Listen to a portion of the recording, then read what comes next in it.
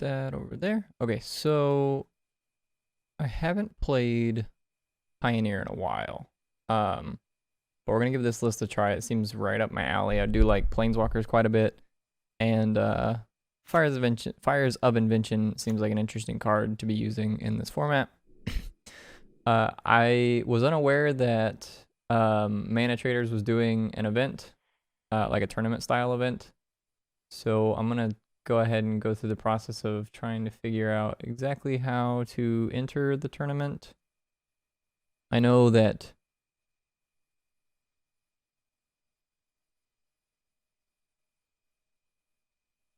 we'll enter.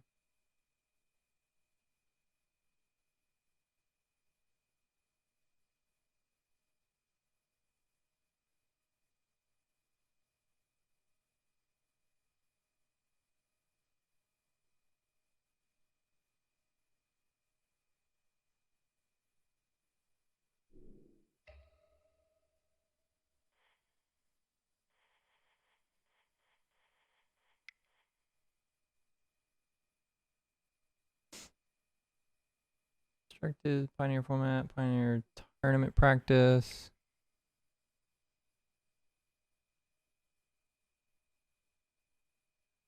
Game night YT is our tournament, is our opponent.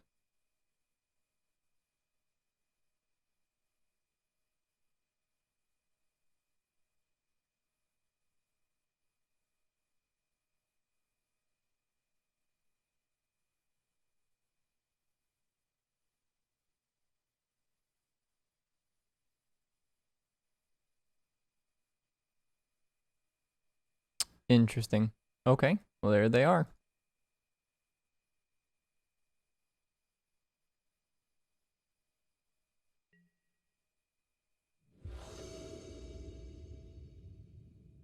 Yeah. Huh. I was not sure how they were going to go about the whole tournament setting, but seems like pretty straightforward. I'm just gonna lead on Mountain. Kind of gives away the least a bit of information, and it also causes these two to come in untapped. So seems like a reasonable play. Again, I haven't played Pioneer in a while, so honestly, not too familiar with all the lines that I could be taking or all of the things that my opponent could be playing. So hopefully we do okay. So we are playing a companion. Our opponent is not.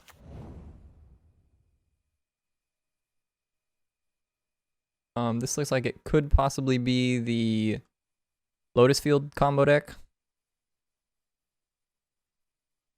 which I was pretty bad at beating. Yeah, this looks like Lotus Field. Whenever I used to play Pioneer when it first came around.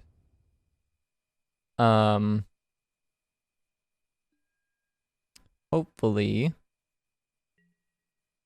we can still have a good game against them. I think that Teferi is like a fine play against them.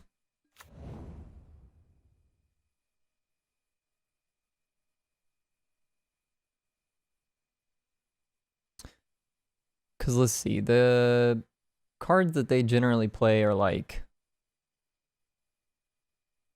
all mostly copy effects and for the land. But then they just try to untap the land a whole bunch. So I'm gonna play the Teferi. There's not really much else I could do this turn anyways, aside from like picking up the Yorion. And I think I just uptick Teferi. I guess I could have picked up the Birth of Meletus, but meh. I have 3 pieces of creature removal, which are obviously not the greatest in this matchup. Even against an Arboreal Grazer, it's kind of whatever. So the opponent's probably going to put, the Lotus Field into play. They might float a mana here. Guess not. And then they're going to play the Thespian Stage and plan to copy it next turn. all of which seems fine. Yeah, we'll gain 2 life. And then I think at this point, it's between... I could bounce the Arboreal Grazer, because their win condition is like Nexus of a... Well, actually, I don't remember what their win condition is, now that I think about it. They used to play like Niv Mizzet.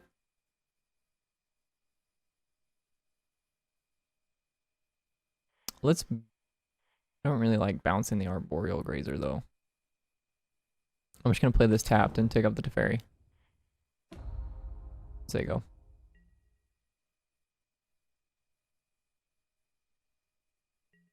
I'm gonna plan to cycle the Sweltering Suns.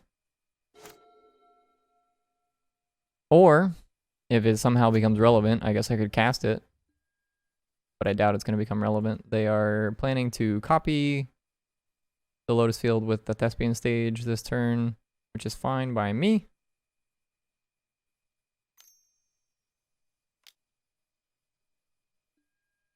Yep, gonna go ahead and do that in the main phase,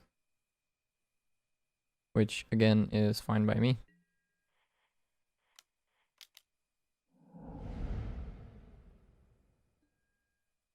Okay.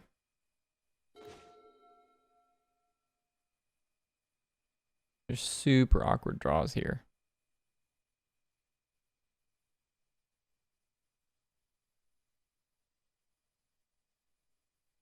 I guess the only real option that I have is just to pick up Yorion. And then...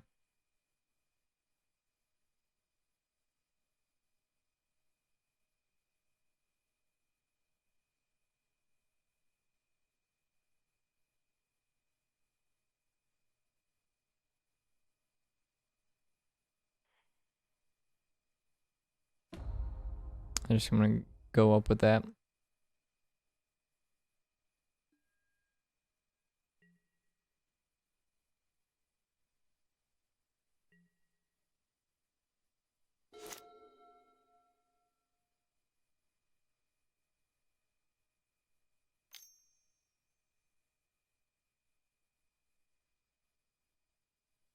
Yep. This feels like the turn that they begin to go off. So we will let them do their thing.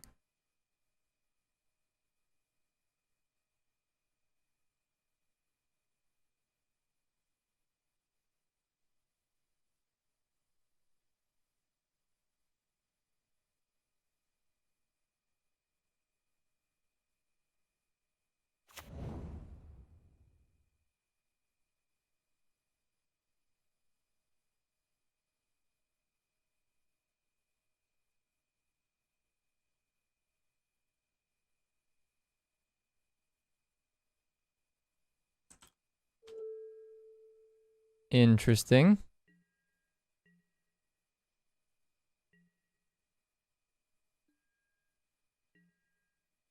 It's possible that the Teferi is just shutting them down far more than I'm thinking that it is.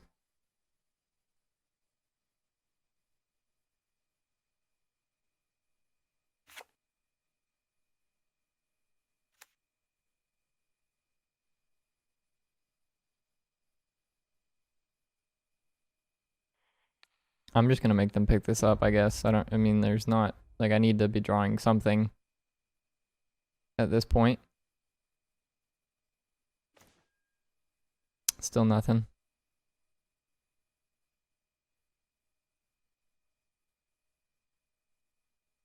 So I'm just gonna play this tapped and then just cast the Yorion.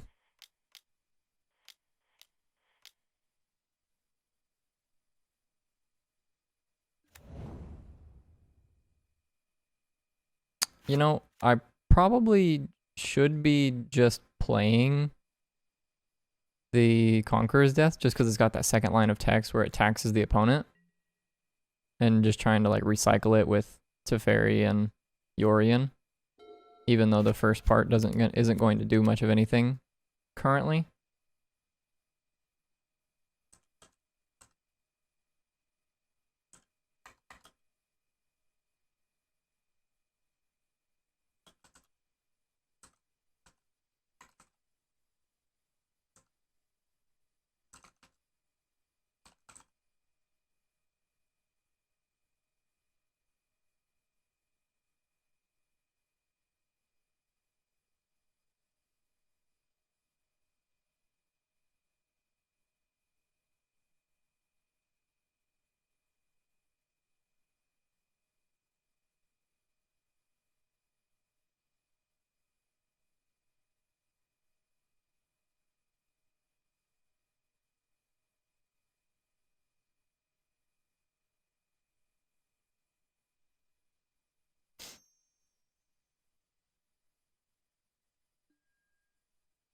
Okay.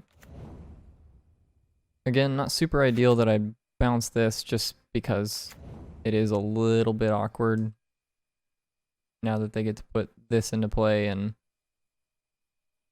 so, I mean, they could have just played it out of their hand, but now they get one extra land drop.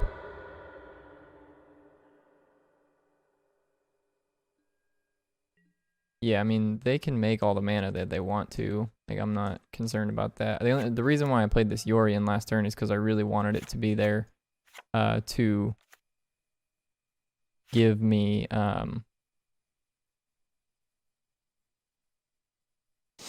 something to attack with.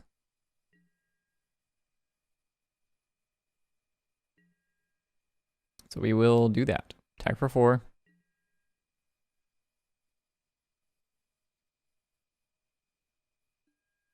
Yep, he blocks the reach creature.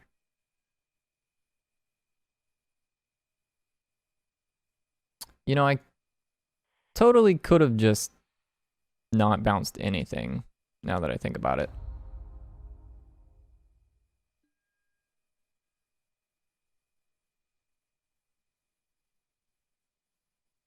So at this point, I actually don't think it's too necessary that we play fires. So I'm just going to play the Elspeth's Conqueror's Deaths.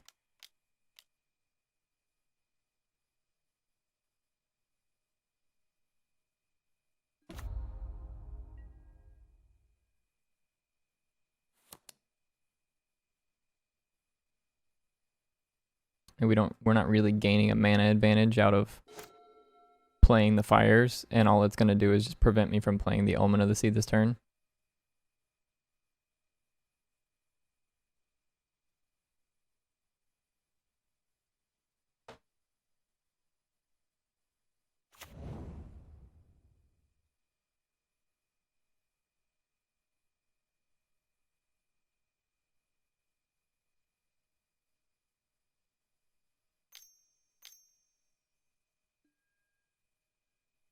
All right, granted.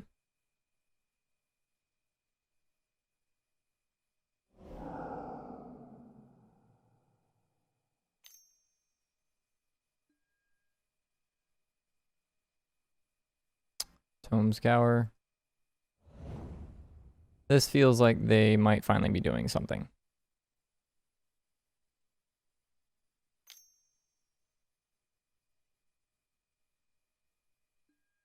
Yep, Underworld Breach.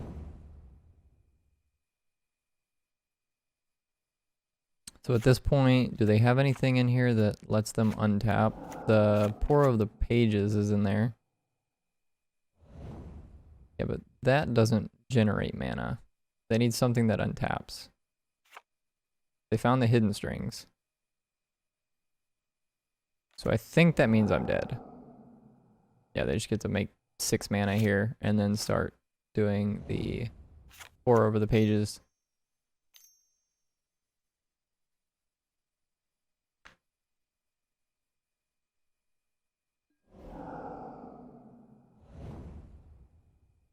So I'll let them go through the motions here, just so I know exactly what the win condition is. Because, again, I haven't played against this deck in a while.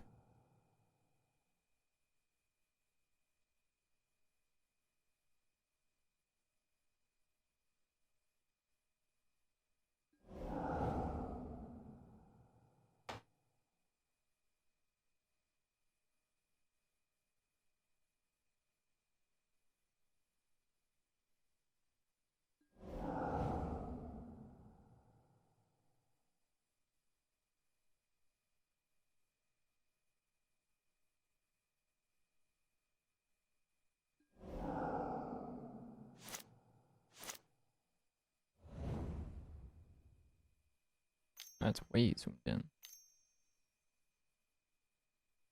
Go right here. Now this needs to come up.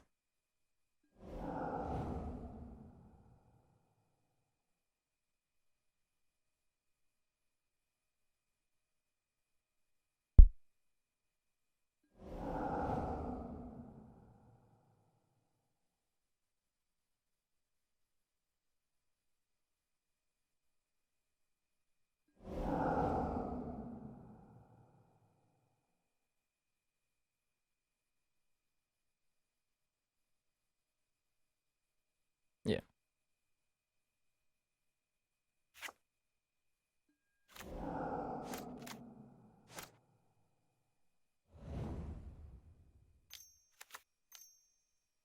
So they've successfully milled themselves out. Yeah, I guess it's just Thassa's Oracle from here. Okay.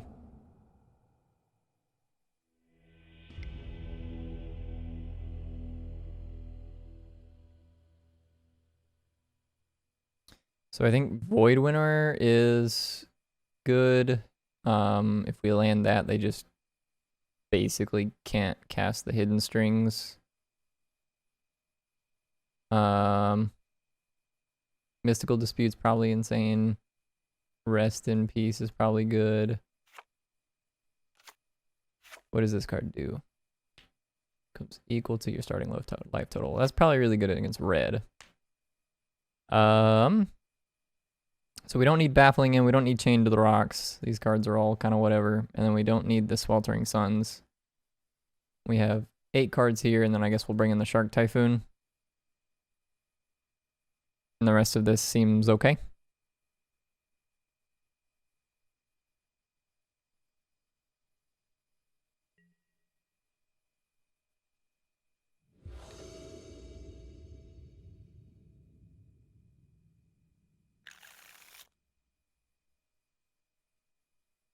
Sure. Not the most ideal hand. We are a little bit light on lands, but if we can get to 4 with fires, then we've got some cards that we can play. Supreme Verdict probably also should have come out, but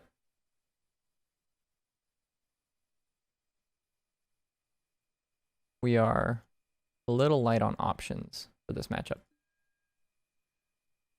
So I'm going to play the Triome. Pass turn.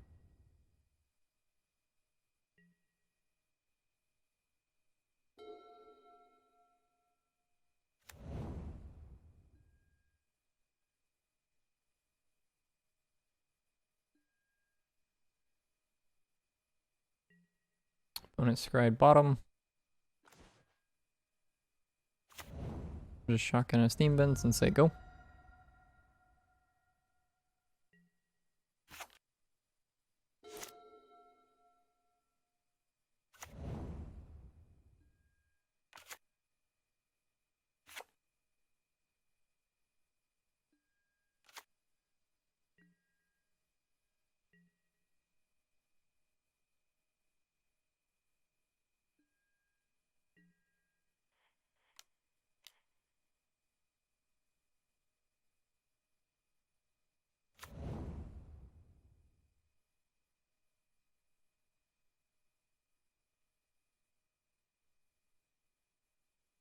And cast Omen.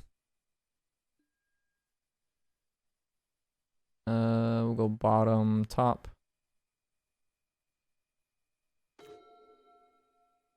And then I'll go ahead and shock this in. My life total is not super relevant in this matchup, and if they play something that's not blue, which seems unlikely, but if it happens, then we can Mystical Dispute it, or I can just crack the Omen.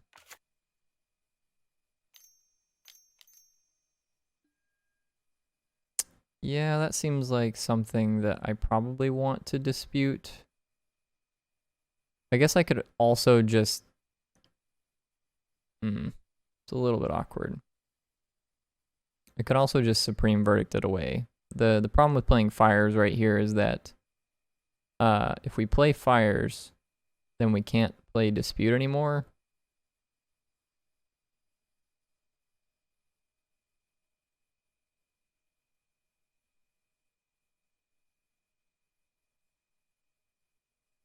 So dispute here, or no, I think I'm gonna let this go, and I'm gonna attempt to supreme verdict it.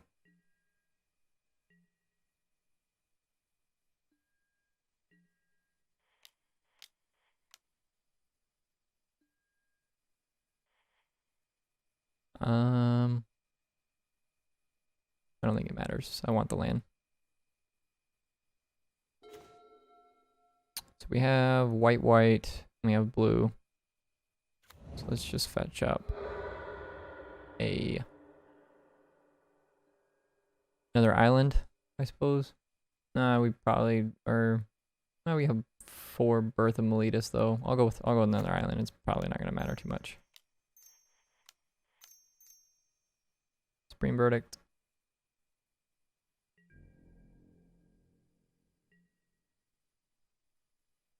Obviously, looking at it now, this should definitely be like Chained to the Rocks or Baffling In, something to that effect, instead of the Supreme Verdict. So, because if we had Chained to the Rocks or Baffling In there, we could Baffling In, Chained to the Rocks, whatever, and then hold up Dispute as well. So, 4 mana sweeper is definitely not the way to go.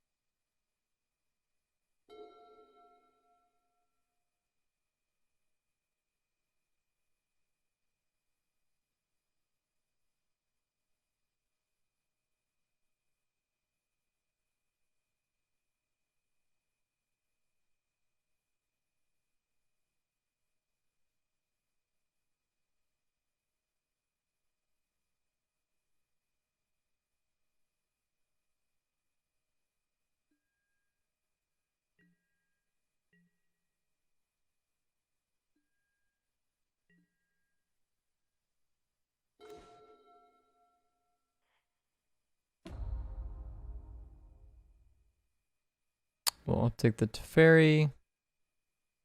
And then I think I'm supposed to shock this in. And question is, do I hold up Verdict, Dispute, or do I just jam Elspeth Conqueror's Death?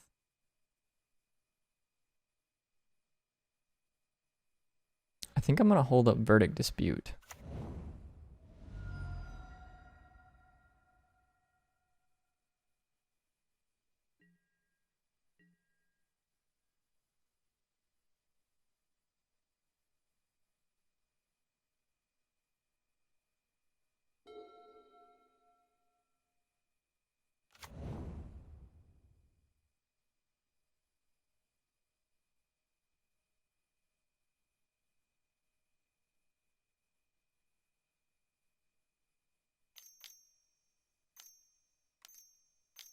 What in the world is my webcam doing?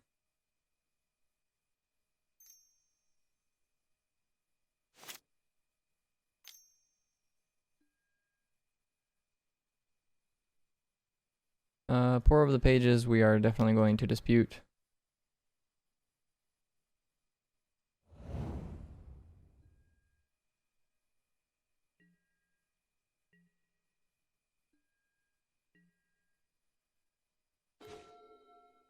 Omen of the Sea. It's a pretty good draw. Step like that.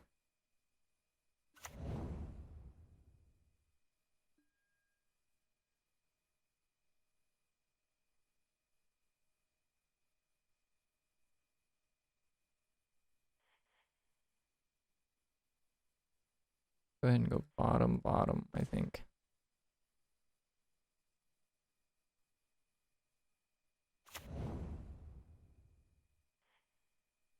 I'll uptick to ferry. The question is, do I just play fires here with the intent of like playing Luca, Elspeth conquers death next turn? I think so. It's kind of awkward, but we're running out of things to do. For some reason, my webcam is freaking out.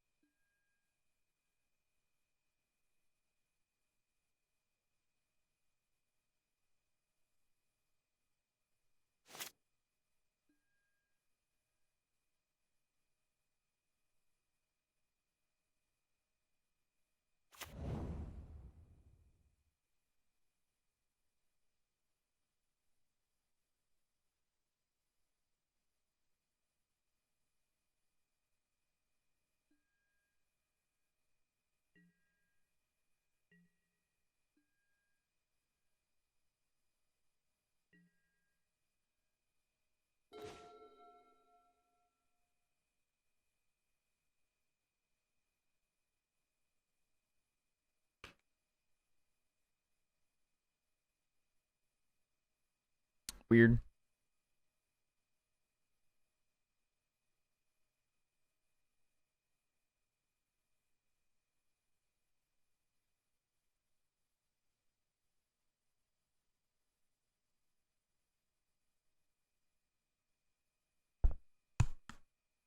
Well, I'm not entirely sure what's going on with the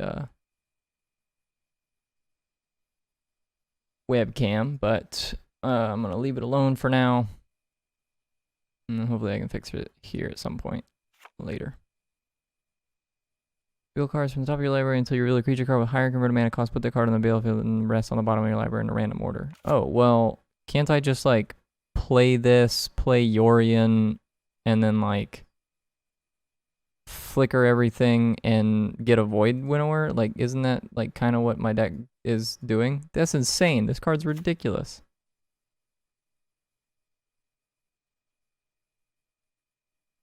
Okay, well, I'm gonna do that. I'm gonna cast this. They can't interact with me because I have a Teferi.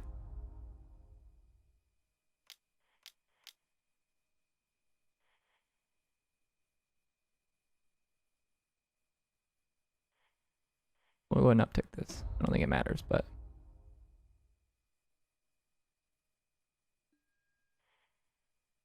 cast this. Flicker all my things. Except for Teferi. I think I'm gonna leave that one.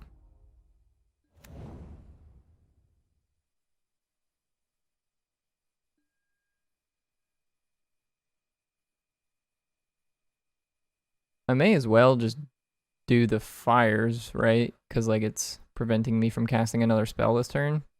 But like, I don't think it's gonna matter too much. Because I don't have another spell to cast. And then I'll just turn this into something else.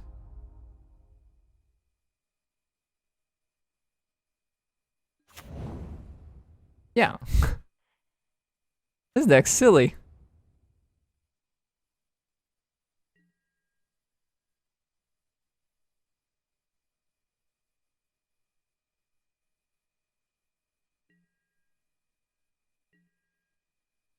Okay, and then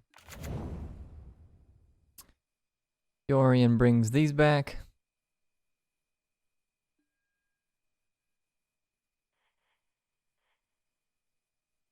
Sure.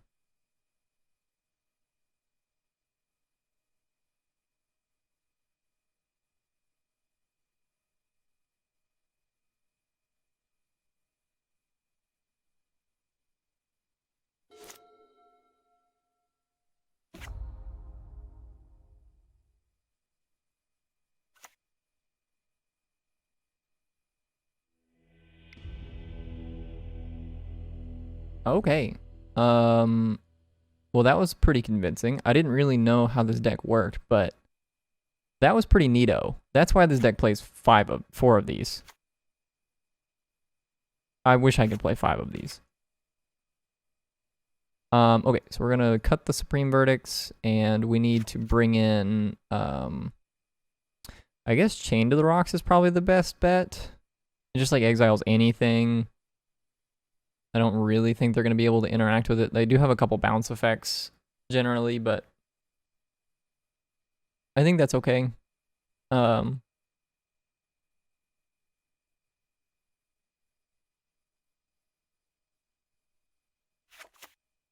Because even if they're doing something silly with like some top end creature, this will still get it.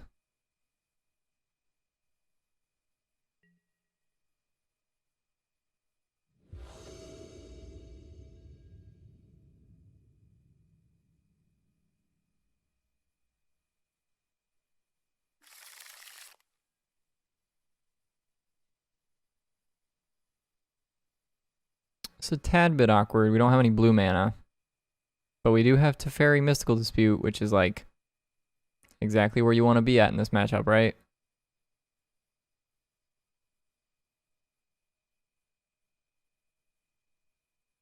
But with no blue mana, I don't want to risk it. This hand's fine. It's got a turn 2 birth. We're going to bottom of fires. But no interaction, so hopefully they don't do anything super silly. Or hopefully we just draw interaction. That's good interaction. That is a good turn 3 play.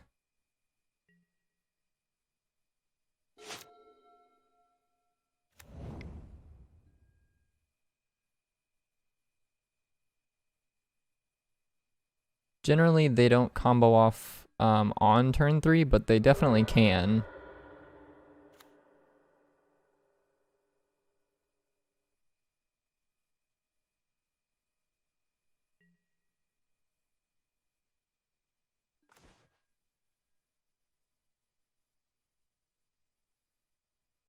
Play a cliff top. Play a birth. Grab a plains.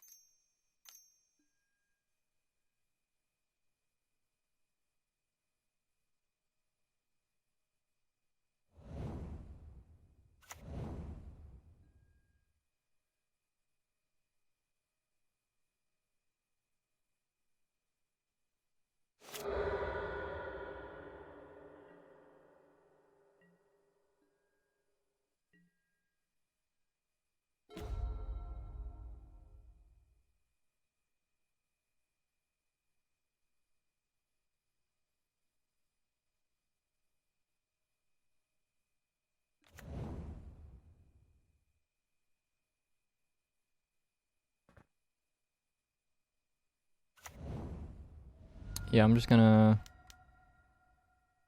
play out the Teferi. And just pick up the Birth of Meletus.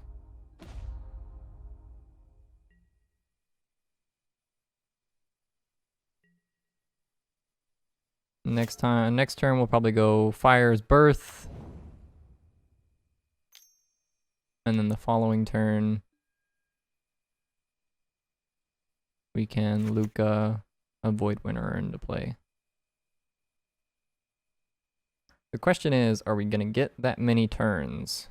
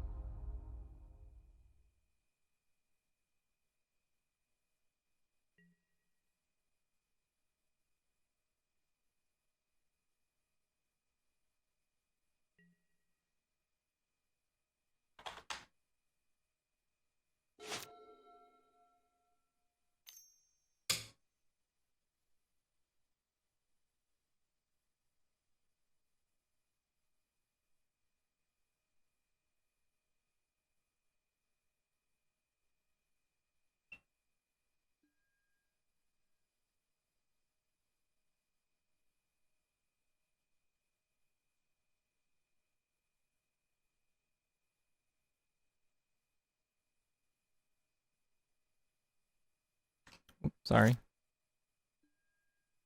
I'm just gonna let them do their thing. So we'll see if this. Yep. Looks like we may be losing this turn.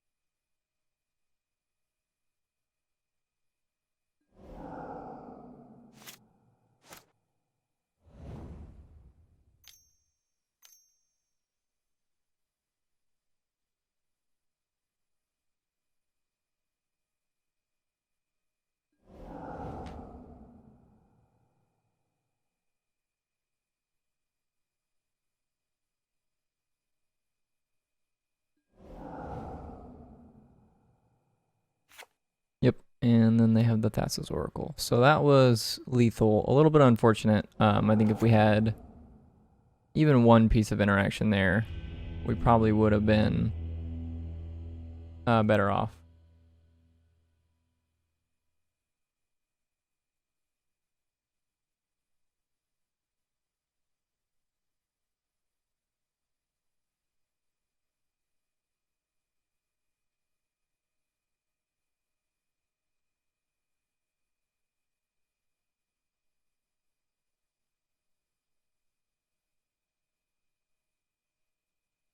We're going to run it back. We're going to get a new opponent, hopefully.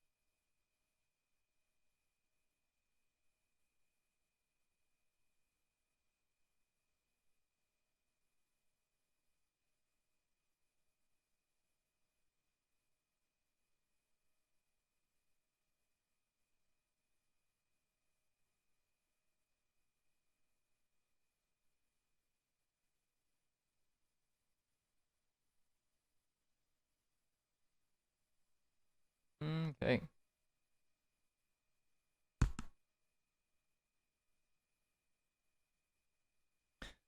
We fixed the webcam issue.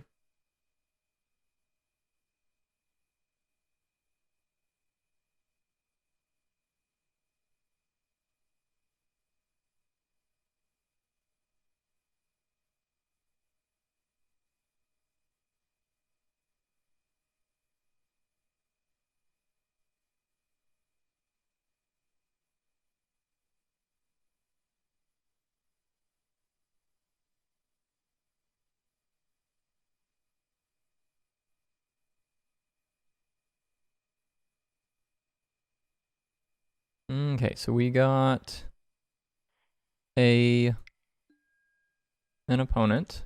Number of players 2. Best of 3, 25 minutes.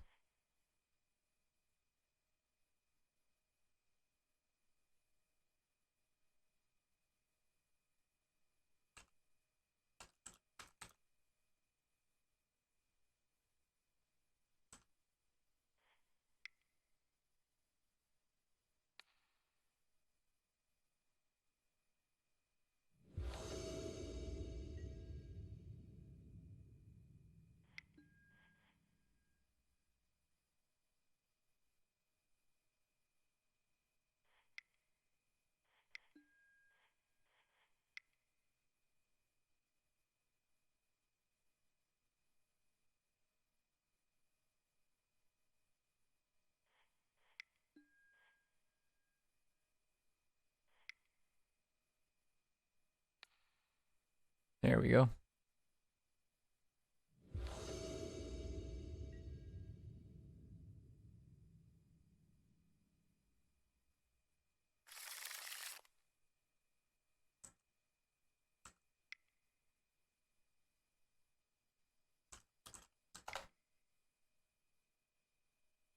This is a reasonable hand. I'll definitely be keeping this one. Turn 2 Birth into either turn 3 Narset or Teferi. It was a little bit unfortunate that we never drew a Narset against the other opponent.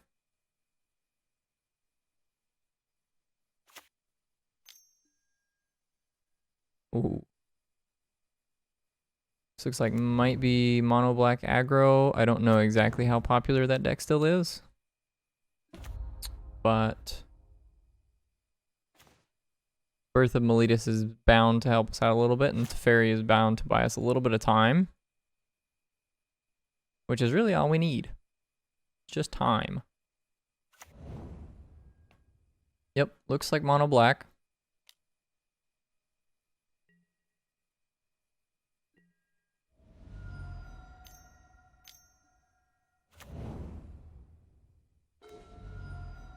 Interesting.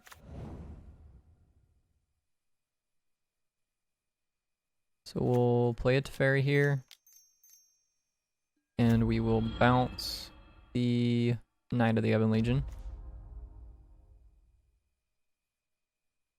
This is where the Sweltering Suns, Supreme Verdicts, Baffling Ends, Chain to the Rocks, all that stuff comes into play here.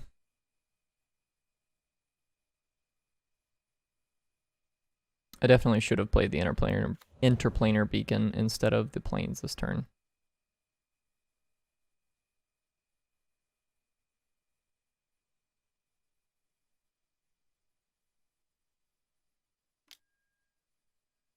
Yep.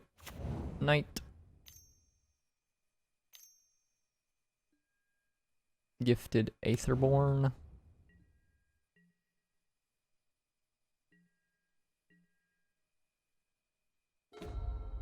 And there's a Narset. So we can go up, we can play Interplanar Beacon and a Narset, and then maybe find a Chain to the Rocks to chain something, and then we probably lose the Teferi, or we can just Baffling in something, and then we still probably just lose the Teferi. If we don't find anything off the Narset, then I block here, I guess. Teferi takes 2, Narset takes 1, or Narset dies. So they basically have the option of killing Narset or Teferi. Unless they activate this, then they've got 4 attackers. I can block the Knight. Narset's going to take 3, Teferi will take 2, so I'll lose both of my Planeswalkers.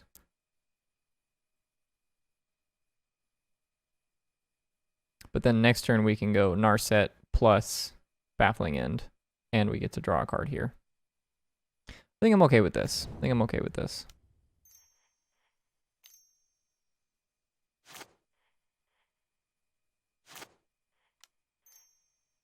White, blue.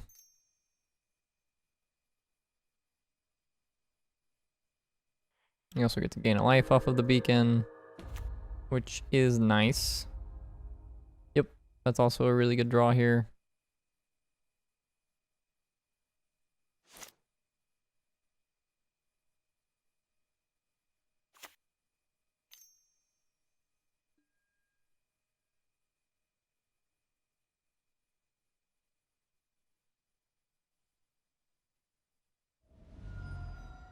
Yep, they took our Luca.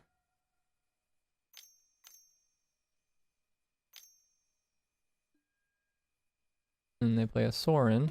Okay, so it looks like mono black vampires specifically.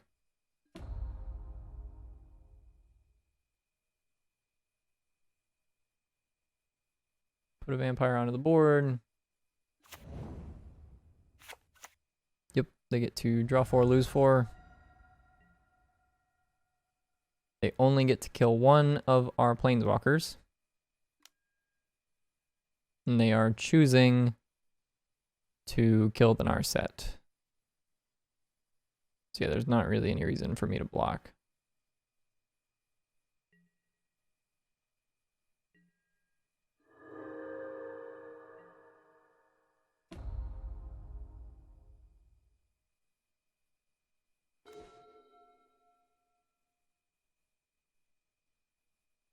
So yeah, I'm probably just going to play the Elspeth here.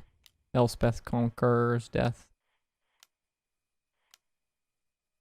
And then just eat the champion. And go up with the Teferi. Pass the turn.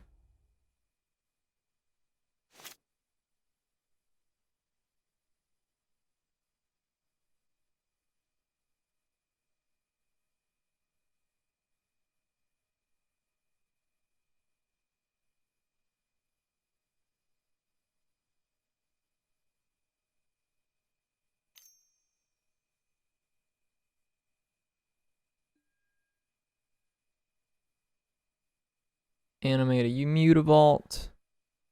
Leads me to believe that they are probably going to attempt to kill the Teferi. Which is fine by me. Yep. Put a 1/1 on the Gifted Aetherborn. Fatal Push my dude. Now they just get to send 3 here and then 1, 2, 3, 4, 5 at me.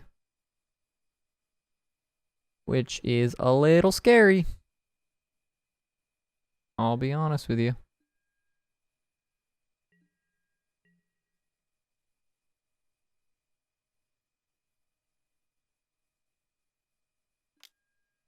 They get to pump both of their Knight of the Ebon Legions.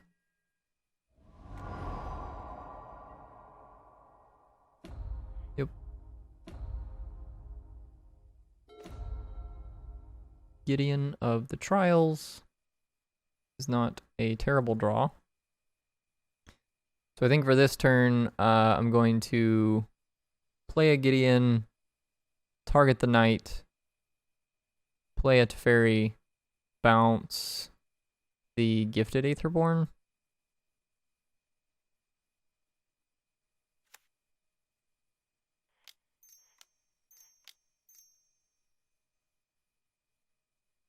Gideon.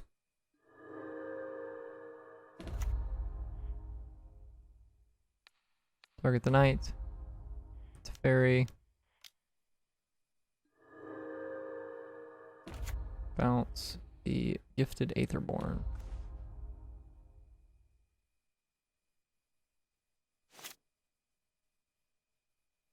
And then next turn, we get to, our Conqueror's Death gets to pick up a Planeswalker of our choosing. Is likely going to be Narset, just because I think we need to dig for Supreme Verdict here. They just played a Mutavault, which is a little scary, because as it is currently, sweeping the board would be quite good, but leaving 2 Mutavaults in play is a little scary.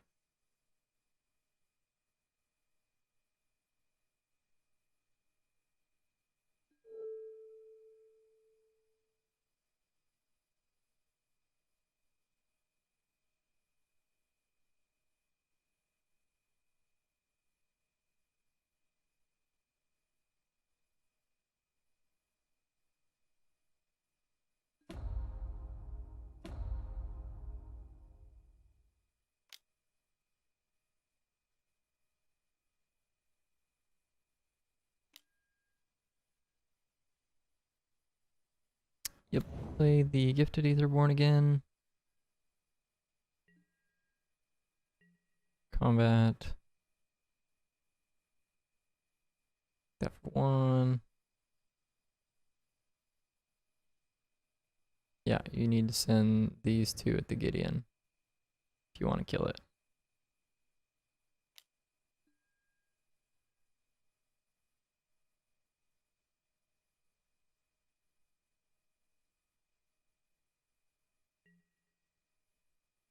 Oh. That's better.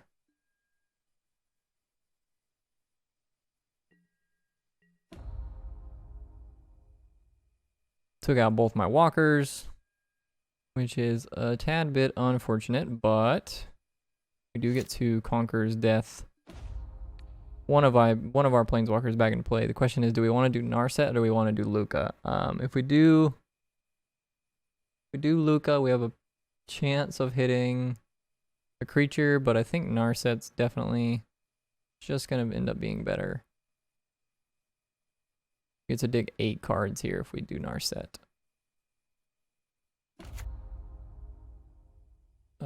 Loyalty counter. I forgot that it does that.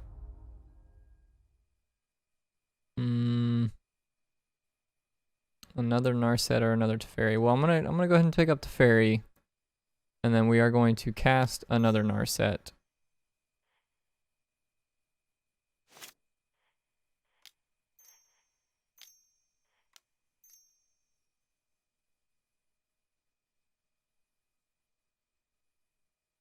Hoping to find a Supreme Verdict here.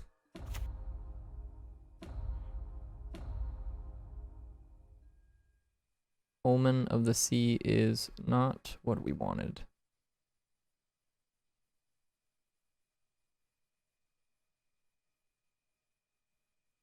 So do we Baffling End? Or do we go to Fairy Bounce?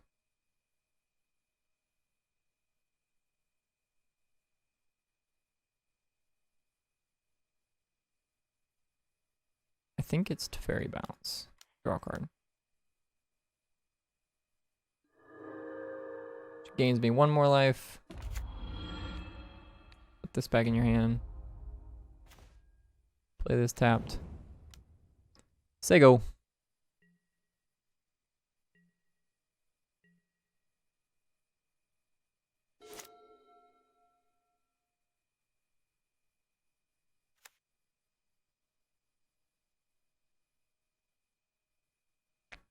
They are going to get to kill both of my planeswalkers here. But hopefully this Omen of the Sea can dig me to something. And if not, then I believe next turn we can still go Omen, Baffling End, pick up Yorion, which is not a bad turn. Still being at 21, I'm pretty comfortable with my life total. But we are going to take a pretty big hit this turn. And lose both of our planeswalkers, so. Yep, they have a 3/3 Mutavault.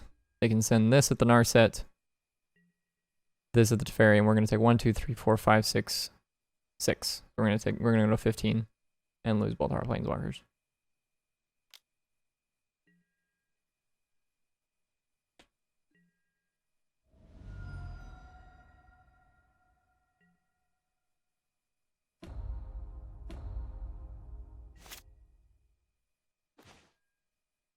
Man. Another land. Well, main phase is Omen. Sweltering Suns.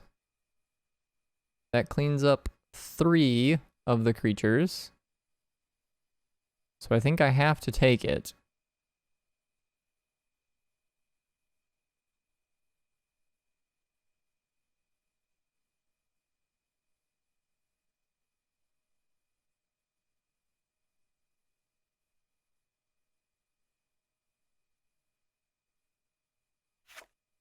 Yeah. And then we'll bottom the Gideon. So cast Sweltering Suns.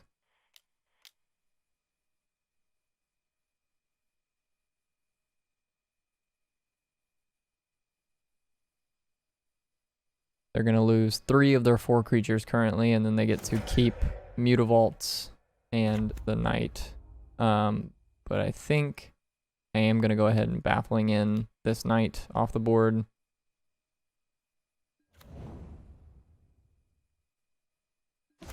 And then just play a Clifftop Retreat.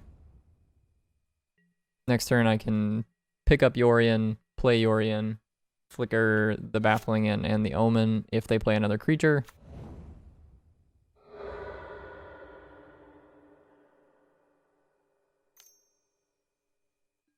Yep, animate your Mutavaults, hit me for 6.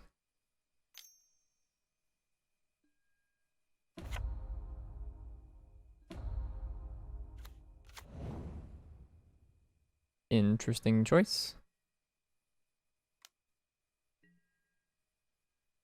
Hit me for 5.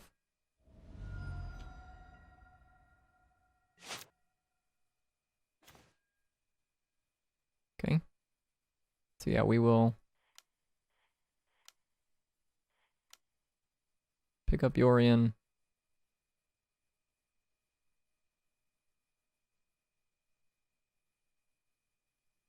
And just replay play Yorion, rather.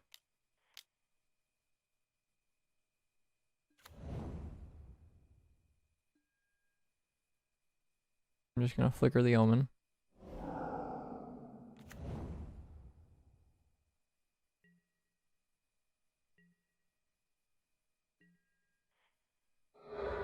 And I'm just gonna go ahead and fetch here.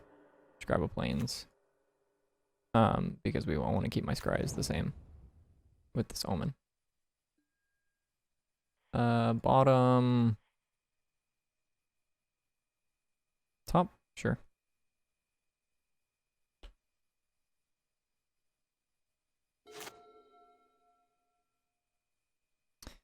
And then this turn, they can...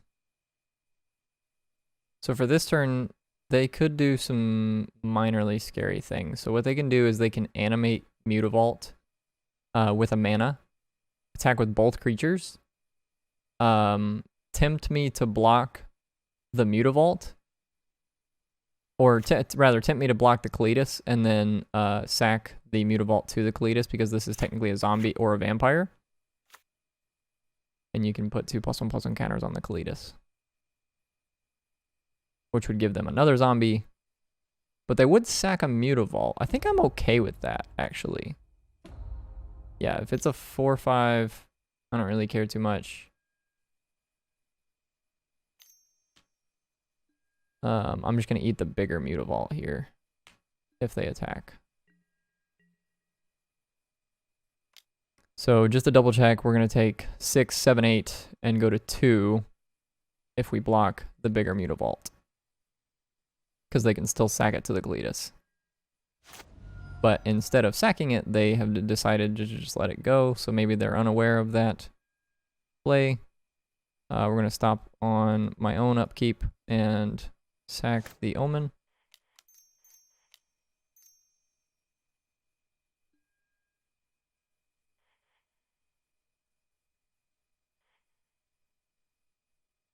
I guess I'll leave the Omen on top. And we'll play Omen.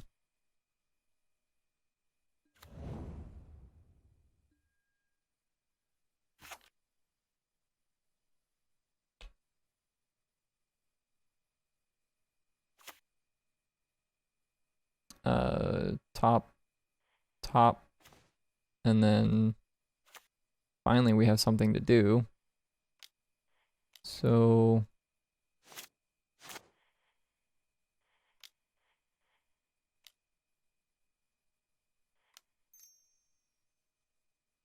wait. Yep. We're gonna make some 1/1s. And then chain to the rocks. Yeah, enchant this mountain.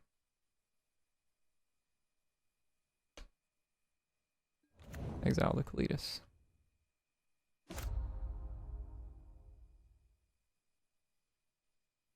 And go ahead and take out the Sorin.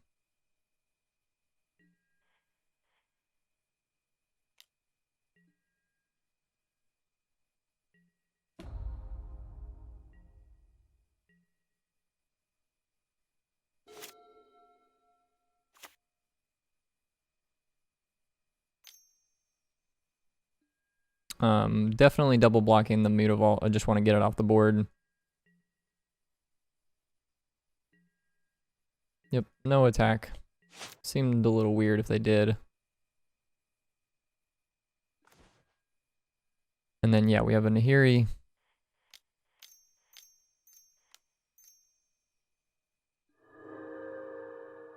And we will loot.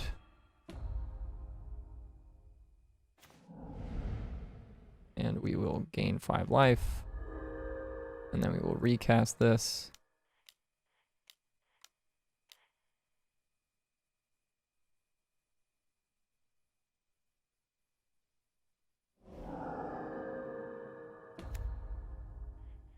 And then give these two guys +2/+1. Attack.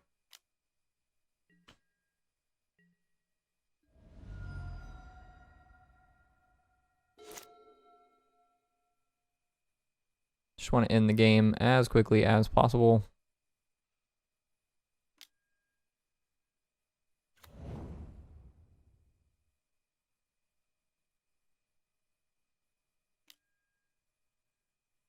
Because we are a little bit behind on clock.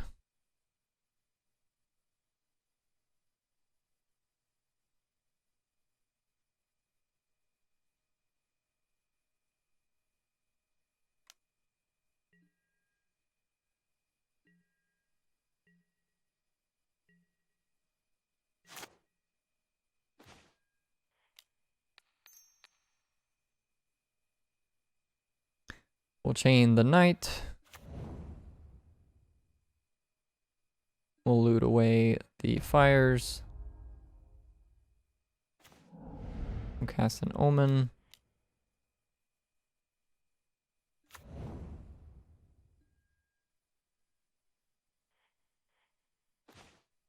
I don't think any of this matters too much anymore. I'm just going to start attacking. Attack for 6.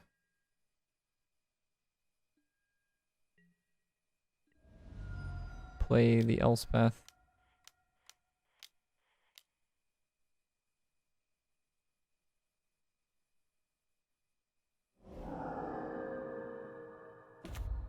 Make 2 more 1/1s.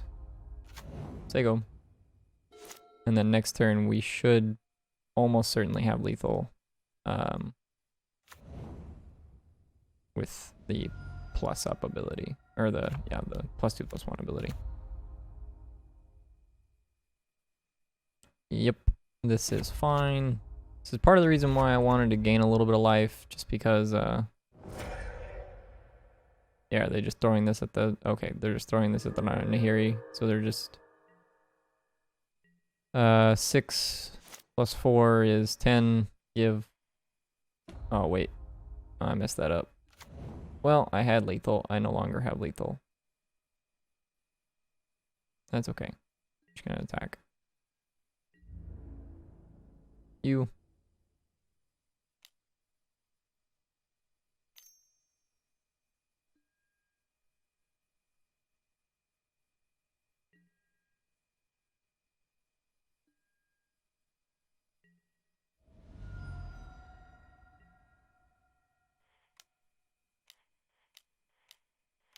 And then we'll just get rid of the Sorin.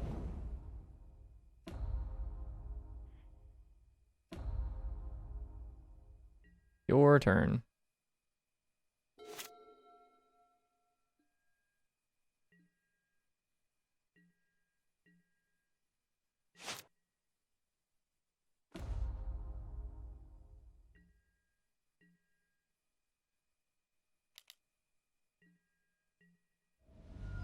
Okay, that's game 1. Moving on to game 2. We probably want Isolate, maybe Resolute Archangel, and then Shark Typhoon seems pretty okay. These other cards are kind of whatever. Yorion obviously stays on the sideboard. Cards we want to leave in. Baffling in, Chain to the Rocks, the Sweepers. all of this goodness, we definitely want to leave in. The planeswalkers are all pretty good. Elspeth Conqueror's Death is kind of whatever. It only really hits the 5 mana creature or the Sorens. So like maybe they're still worth a spot because they're still just removal, and then like Narset and Teferi's really good, like tempo though. Probably just cut. I actually don't really like these too much. I think this is more for the red matchup. Need to make one more cut. So cut the 3 Narsets and cut 1 Gideon. No, we'll cut 1 Teferi. 1 Teferi.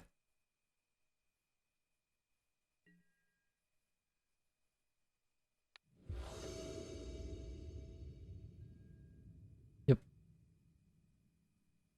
Show you my Pokemon.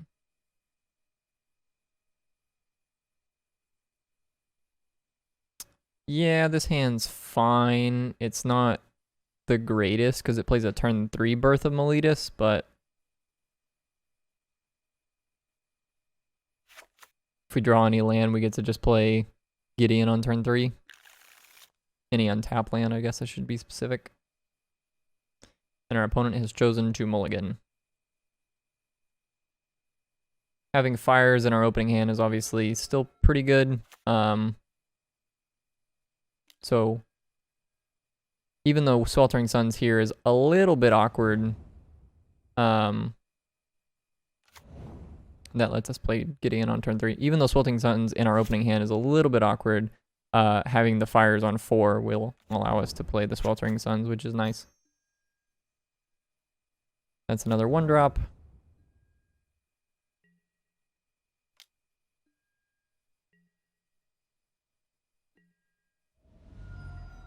Tad bit awkward that our Chain to the Rocks is a white removal spell that does require a mountain. And this Birth of Meletus is going to get us a Plains.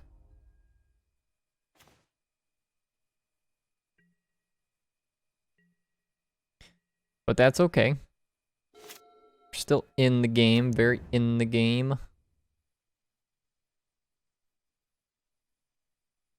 Worst case scenario here, they go Sorin into minus, put the big guy in play.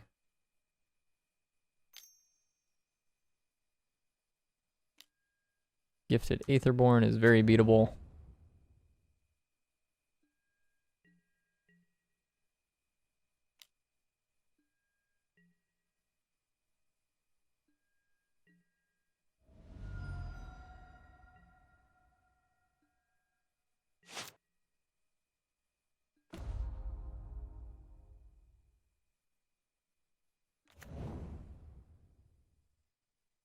So the question is, do I play Rogrin Triome and Chain to the Rocks this turn and plan on Sweltering Sunsing next turn with a Fires of Invention? I think I kind of like that a little bit better, because then the following turn we get to just pick up Yorion, play Yorion. So I am going to play this and then Chains. What I'm changing is probably just going to be the Gifted Aetherborn. This card's kind of annoying just because of the fact that it has Death Touch. It's also the biggest creature. So even though technically if I block Knight of the Ebon Legion and do it that way, they can still pump these guys and get through the wall, but that's okay. We're going to block like this and make them do it. They want to spend their mana like this, it's fine by me. Yep, that's also another line that they could decide to take. Yeah, them having the Thoughtseize here is pretty good for them. They get their choice of either taking the Sweltering Suns or the Fires of Invention, whichever one they feel is more threatening. Personally, I think the Sweltering Suns is It's hard to say though, because like if they take the fires, I just can't cast the Sweltering Suns.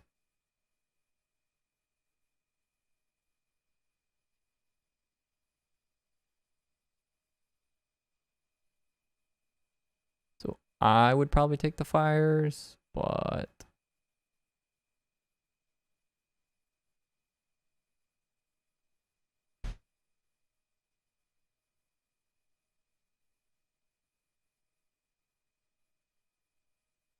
we'll see what they do. Interesting play. They've decided to take the Gideon.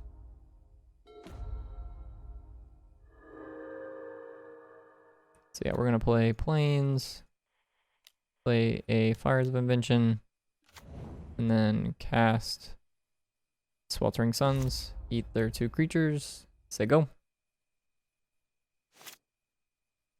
Next turn we get to go pick up Yorion, play Birth of Meletus, play Yorion, flicker Birth of Meletus. Though I don't think it's super relevant because I don't think we have another Plains. Yeah, that you can Thoughtseize my Birth all day.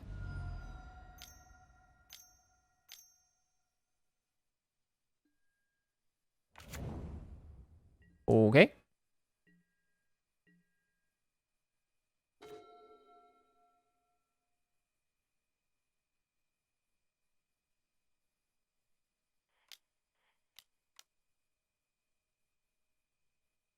Pick this up.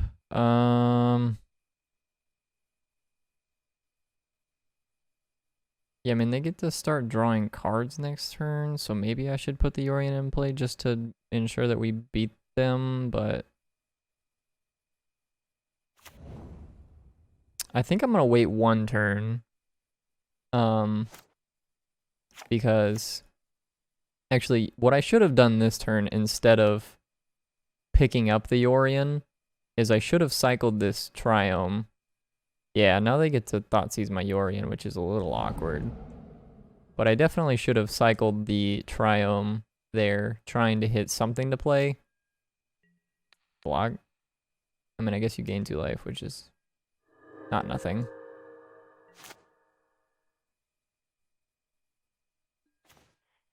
Ooh, Agent of Treachery. I still want to cycle this. Yep. Cast this. If we draw land, we get to play the Agent next turn.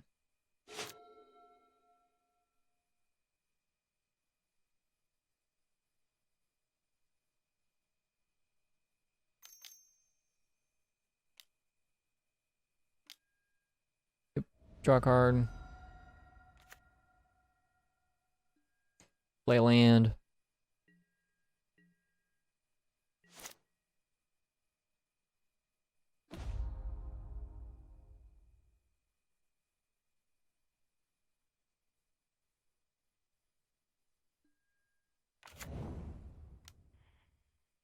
We're just going to play the Agent and take their castle.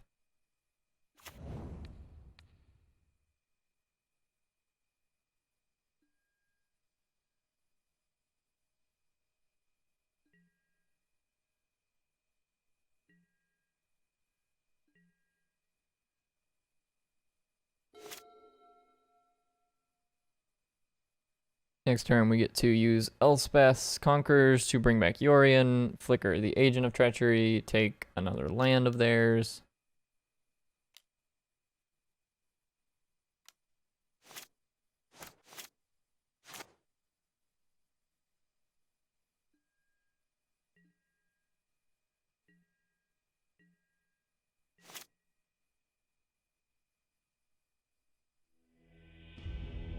All right.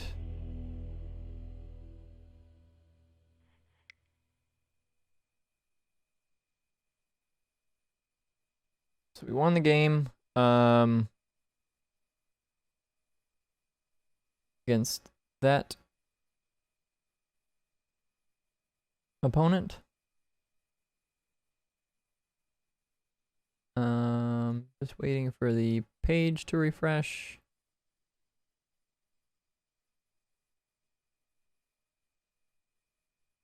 Yeah. Okay, so we won, and now if we want to play again, we have to pair again.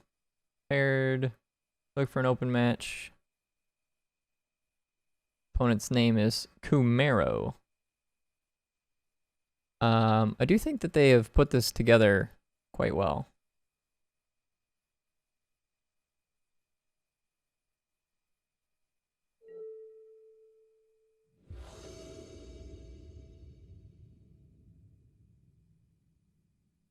Yep, I'll play first. Show you my Pokemon.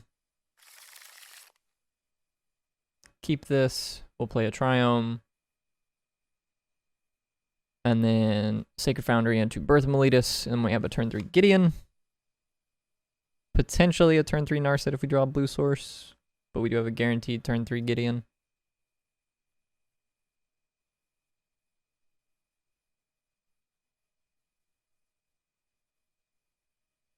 Opponent is notably not playing a Pokemon.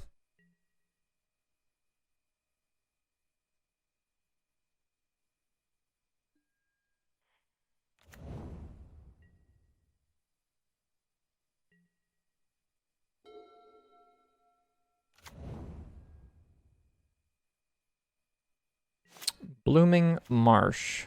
So we're on some kind of green-black pile, I would imagine. Generally speaking, green-black is not the colors for combo.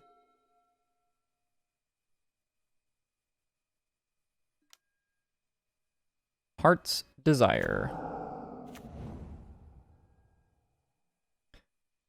Yep.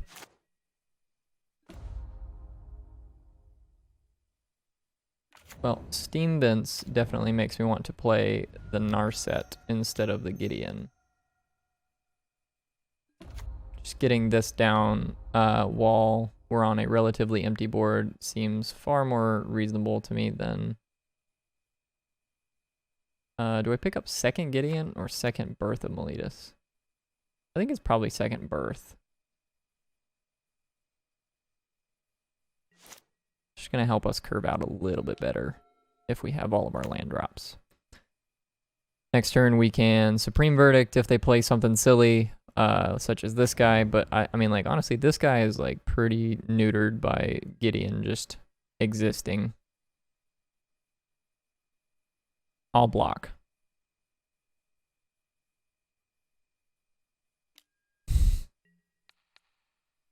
Okay.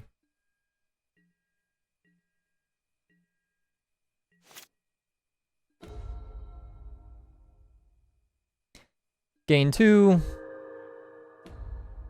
Narset Impulse to Fairy. Yeah,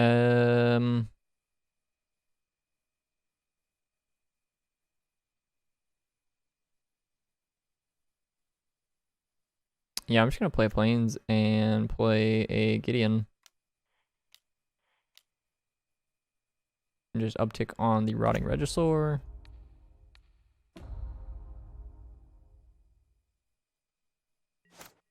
I think this card is better for me than it is for them. Just having this in play, preventing all damage, and they have to discard a card every turn.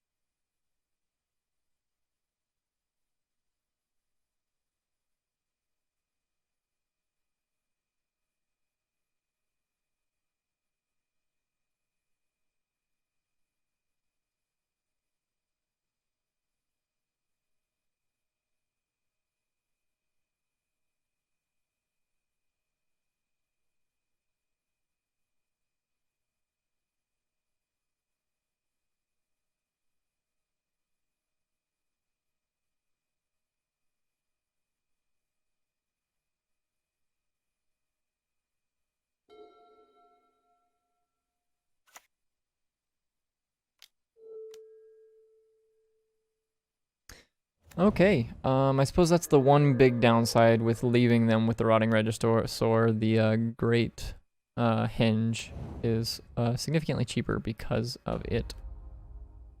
And then obviously the Surak is going to gain haste. They're going to get to kill one of my 2 planeswalkers here. I think I'm going to just block the Surak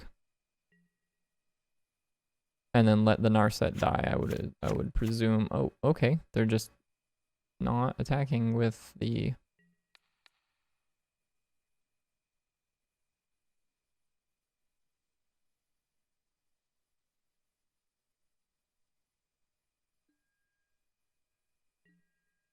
Seems extremely weird because the Narset is the biggest thing preventing them from continuing to draw cards with the Great Henge. So, but you know, I'm not gonna complain about it. So we'll go Sulphur Falls. I think I'm just gonna Verdict here. Seems like the best use of our turn. And we'll just smack them for 4.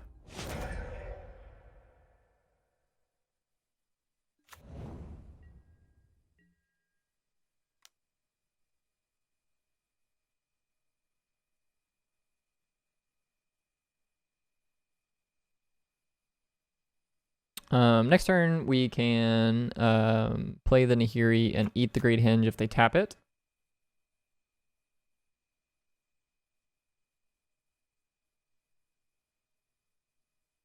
Alternatively, if they do not, we can Birth of Meletus, get a Plains, play the Teferi, and then bounce the Great Henge.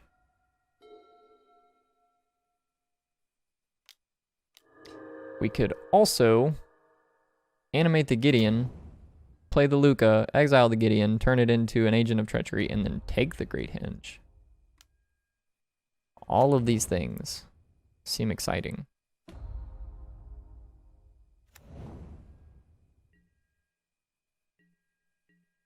Little bit of a nombo there with the Great Henge. This becomes a 2/2, and this can't attack because of that.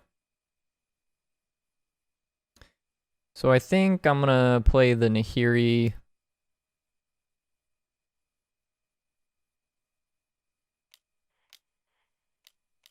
Exile the Great Henge. Use the Gideon to neuter this guy. I meant to play the Birth there also, but not a big deal. Okay. What do we want against this matchup? Chain to the Rocks obviously seems great. Baffling End is fine. Birth of Meletus, Omen of the Sea, all fine. Gideon, the Planeswalkers, all this stuff is fine. Honestly, our main deck is kind of insane against this deck. Like we don't need to change too much. Shark Typhoon seems like just a reasonable value card that we could bring in. Maybe that's better than like Sweltering Suns. Their guys are pretty big for the most part.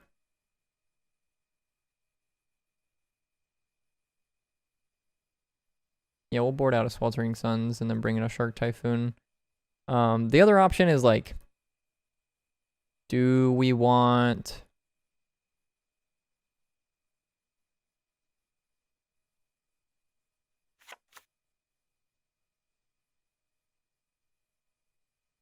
I think this is fine. I think this is fine.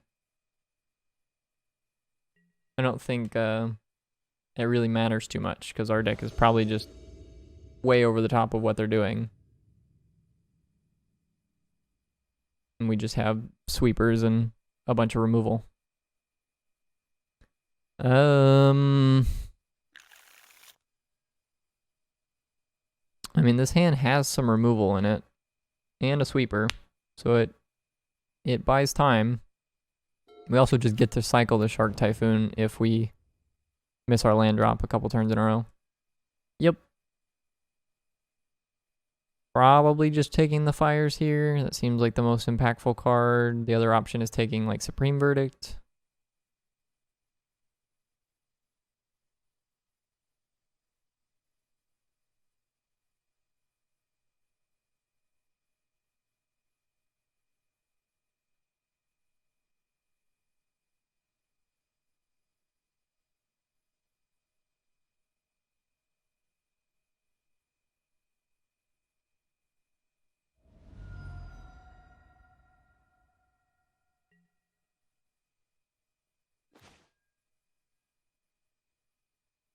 Yep, they took the Supreme Verdict.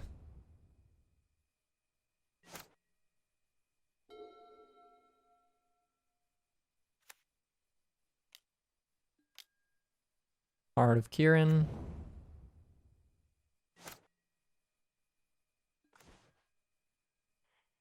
I'm going to play my tapped land instead of cycling the Shark Typhoon. This just guarantees that we play Teferi on 3.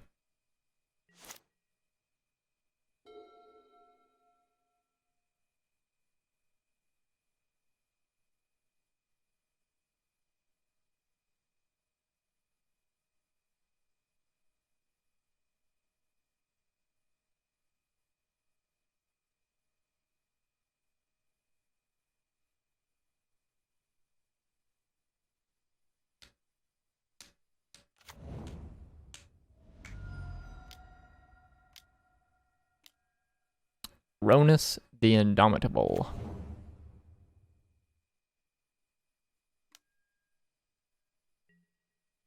So yeah, I think I'm just playing Teferi, bouncing Heart of Kirin next turn. Yeah, I'm going to stick to the plan. I know that Chains of the Rocks is a good draw, but just want to be mana efficient, draw a card here. Next turn, if we need to, we can go Baffling in. Just eat some other dudes.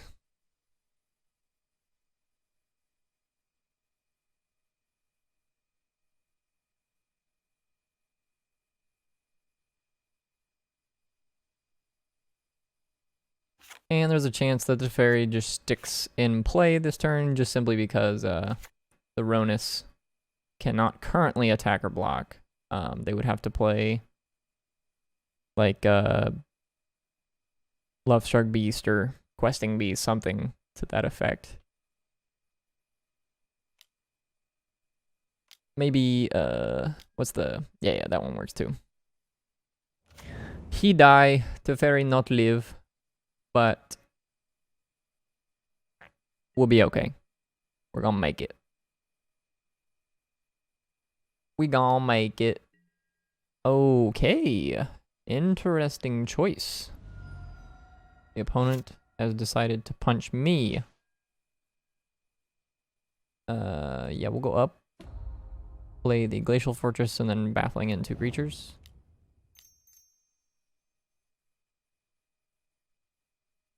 Yeah.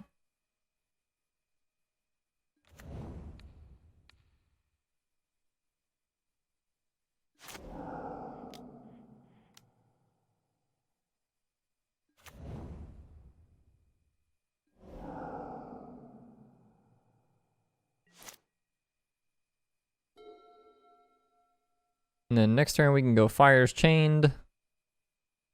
The following turn we can pick up Yorion and then play Shark Typhoon. Obviously they're going to Thoughtseize something here away.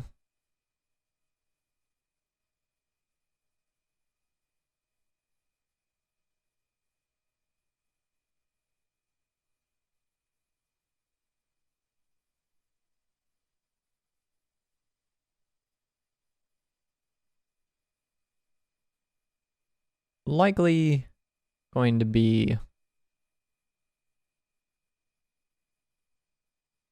the Fires, probably. That seems like the best choice in my opinion again. Fires just saves us a bunch of mana over the next few turns with Yorion being put into our hands.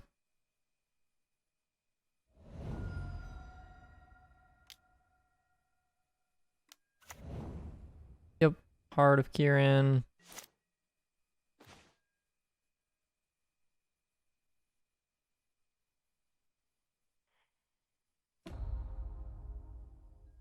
I'm just gonna play the Mountain and say go. Instant Speed Supreme Verdict is pretty good. It's, as the kids say, lit.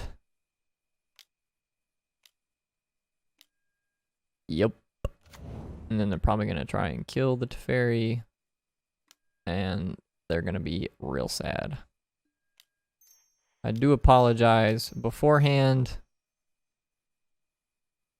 for all of the lives that have been destroyed by instant speed Supreme Verdict. I know it's a tough thing to see sometimes.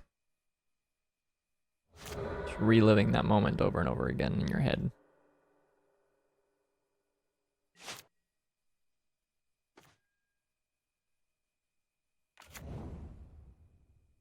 Yeah, just gonna play fires.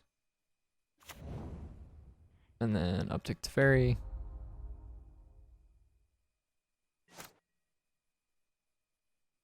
Next turn we can downtick to fairy, play Orion, flicker to fairy, just put it back on 4.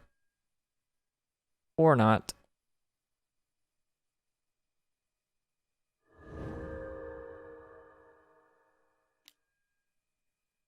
Take my chained.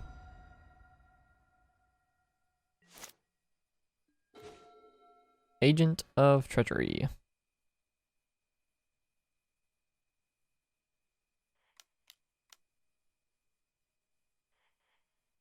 I mean, I'm just gonna go ahead and play this. And I'm gonna choose not to flicker anything.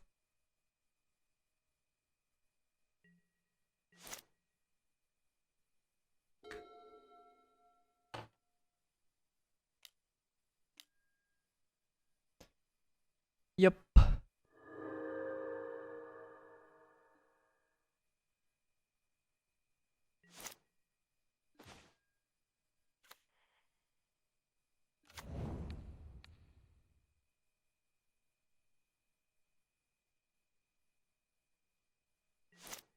Taking their 3rd land when they're missing their 4th seems a little disrespectful, I'll be honest with you.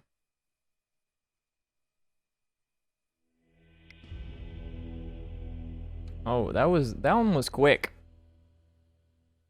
That one was quick. All right, we will reload. Yeah, we won. We'll go ahead and play again. I'm good to go. We've been paired with Jeanrad.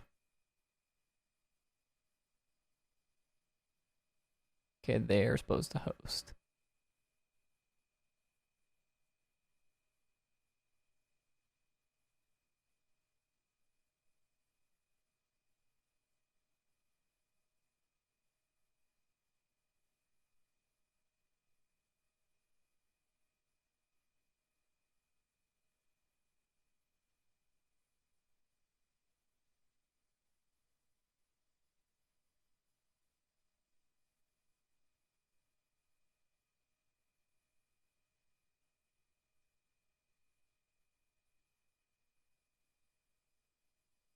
There we are.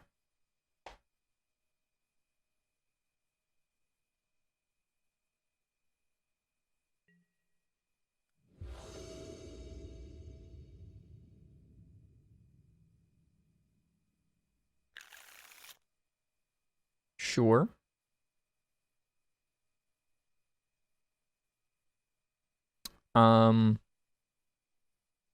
Again, like I was saying earlier, I haven't really been playing Pioneer too much lately, but just with the way this deck feels, I think this would definitely be my choice for as far as Pioneer decks go. I definitely prefer these sort of clunkier Planeswalker based decks.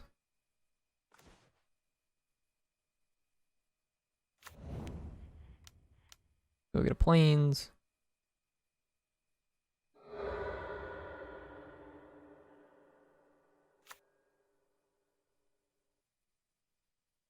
I also just like how smooth the draws feel.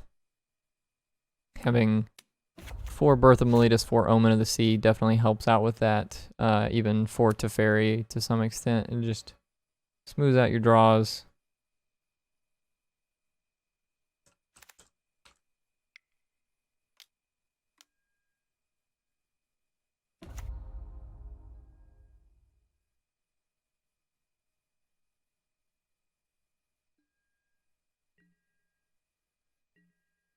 Playing against some kind of Orzhov configuration, looks like. I'm gonna go ahead and pick up my own Birth. here.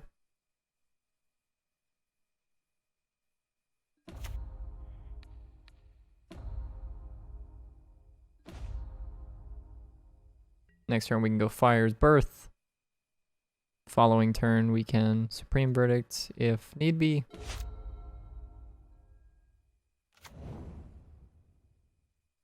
This could be the Doom Foretold deck. I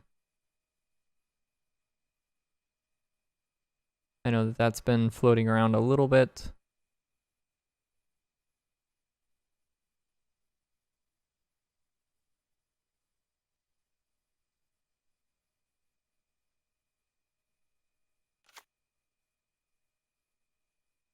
Abzan. Maybe it's Rally. I don't know if Rally plays Birth of Meletus though.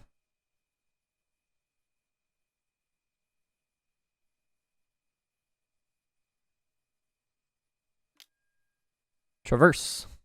Go get you a basic. Go get you another basic, because you've already got 3 in play. This man's wilding out here with all these basic lands. Walking Ballista. Probably just gonna throw that at the fair. Yep. Seems acceptable.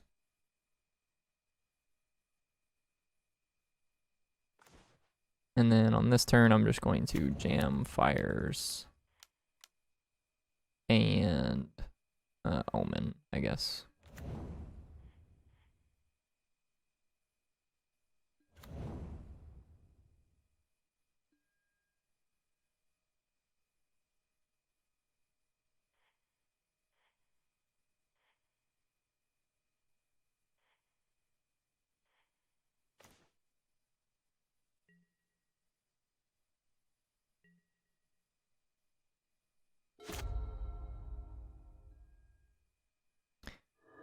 Next turn is going to be quite nasty. I'll be completely honest with you.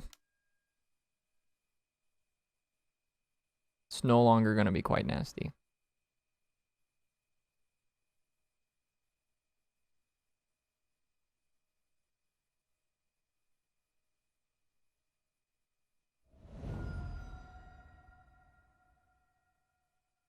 Obviously, I scryed incorrectly with the Omen of the Sea.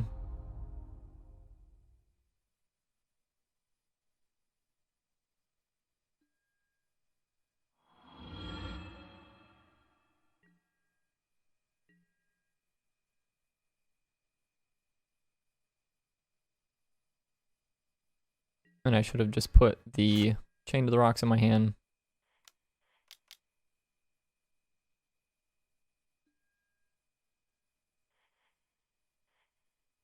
That's pretty good. Pretty good draw.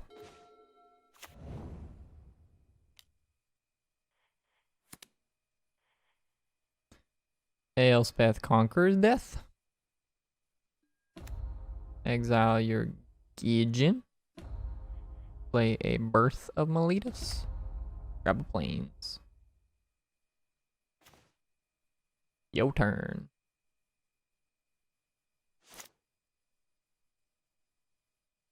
Yo tickety turn.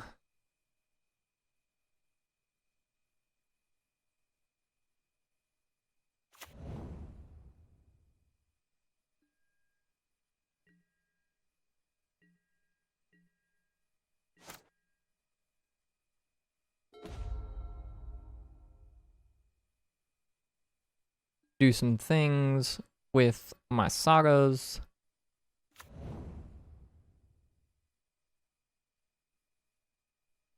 Yeah. So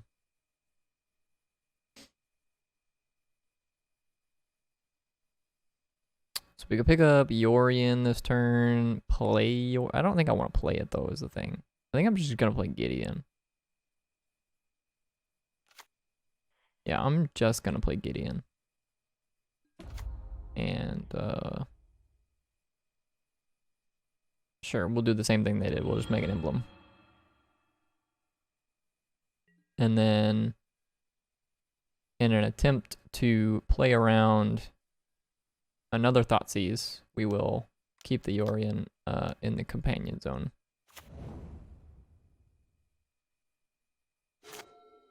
Because next turn, we can do some pretty nasty stuff. If they don't... Okay, the Scavenging Ooze is gonna change up our play just a little bit. Yeah, they get to eat the Luca out of the graveyard. Which obviously means that the Elspeth does not get to bring it back, but we still get to take 2 of their permanents next turn. If they left the Luca in the graveyard, we were going to get to take 4 of their permanents and draw 6 cards on the end step. Actually, never mind. That's not how that works, because these would come back at the beginning of the end step, so they wouldn't get the trigger on the end step.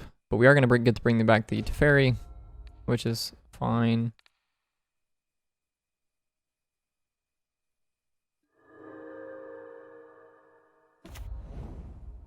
Loyalty. Bounce the Scavenging Ooze, because, like, why not, right? And then we'll just go land. No. Cast Agent of Treachery. I'm just going to take both their green sources and just try and strand the Scavenging Ooze in their hand.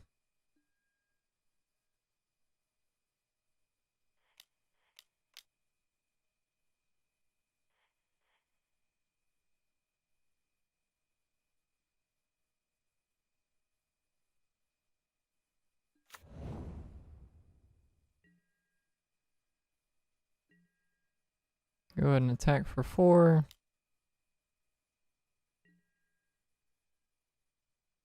Yep.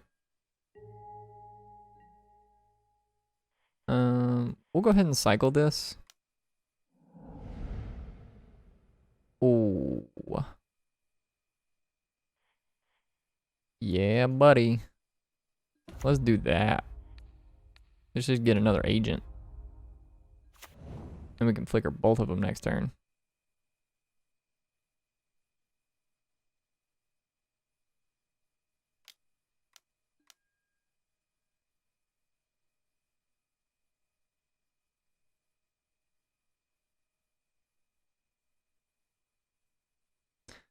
GG, the opponent says.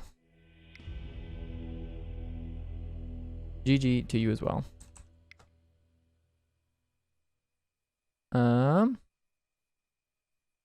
So they are on some kind of Abzan brew, it looks like. It's nothing too familiar to me.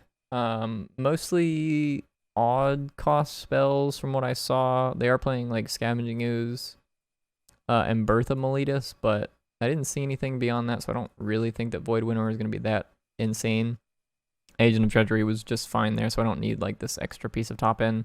Shark Typhoon, again, is just like an extra piece of hate, or extra piece of top end that we could use. Their guys are probably going to be bigger than the Sweltering Suns, so like I kind of want to do this instead of that. And the rest in peace is just there to like kind of mess with their traverse plan. I don't think there's a way we lose this, because like again, they're just playing like green-black stuff, and our deck just goes way over the top of them, so. Based on what I saw, at least. There was a Gideon, there was a Scavenging Ooze, there was a Birth of Meletus, and then there was a Castle Ardenvale. And a little bit of interaction in the form of Thoughtseize. Yeah, this is fine.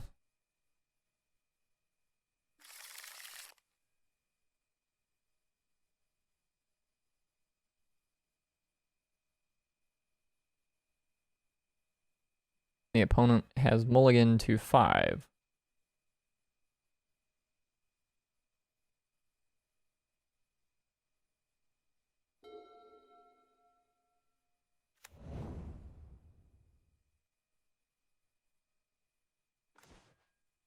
Hey, I was just about to say, I'm going to need a mountain here if I want to play these Chained to the Rocks.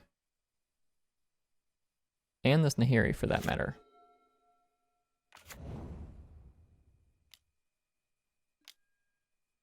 Yep.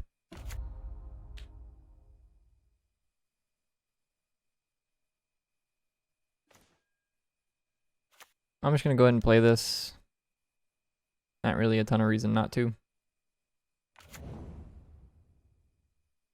Just try and prevent any green-black graveyard shenanigans before they happen. Again, like, you know, shutting off Traverse is kind of whatever, but I didn't really see much else that they were doing. And also I don't really have a ton of other options to bring in, so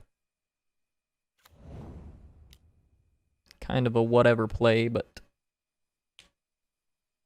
it's fine. It'll make their deck a little bit more awkward, hopefully. They could be playing things like Grim Flare or Rally of the Ancestors that we didn't see in game 1. Infinite Obliteration. Okay. For a creature name. Okay, yeah, so this is gonna take our Agents of Treachery. That is fine. Does mean that we're gonna have to win with like Gideon or yep, gonna have to win with Gideon or some other iteration of cards. We do have a couple of token generators in the form of Elspeth and the Castle Ardenvale, but the Elspeth is not super duper useful when we have a Rest in Peace in play.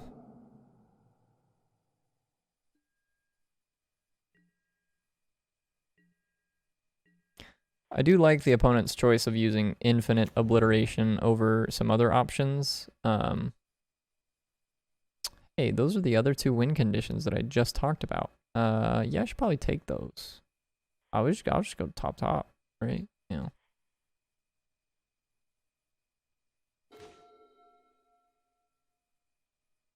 And I'm gonna go Gideon. Actually, this card doesn't get anything else, but it does help loot some things away. But nah, I want to get this down. And then just go up with it, I guess.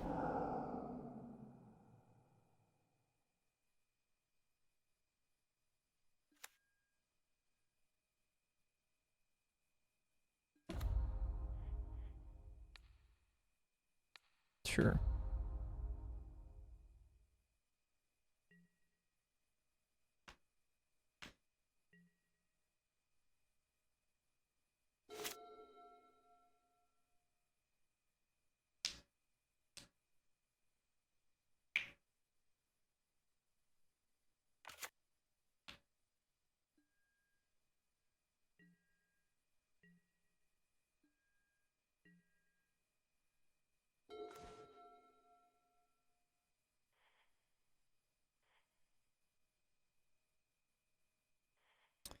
Make him a dude. Tag him for 4.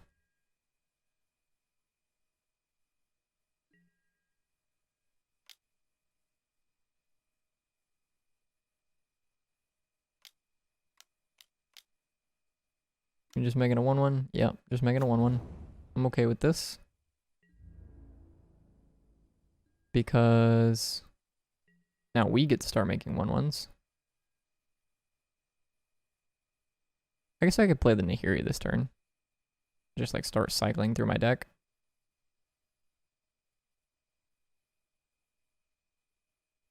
Just try and find some extra Planeswalker. Yeah, let's get the Nahiri down, because like, why not? Go ahead and ditch one of these Chain to the Rocks.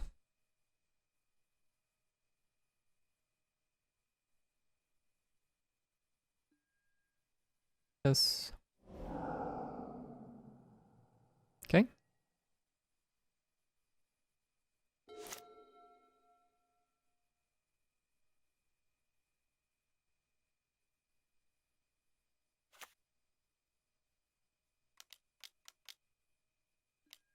Six for an Elspeth Suns champion. Yeah, that's a little scary.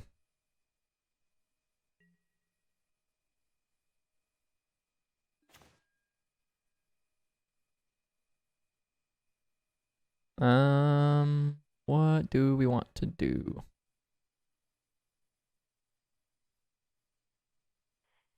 Let's loot with Nahiri first. And we'll ditch this plains. Luca. This card does nothing now.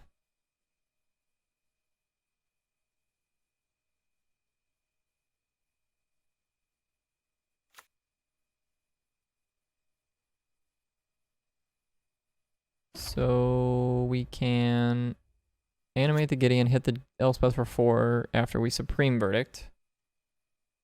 But then the following turn, they get to make effectively 4 more 1/1s.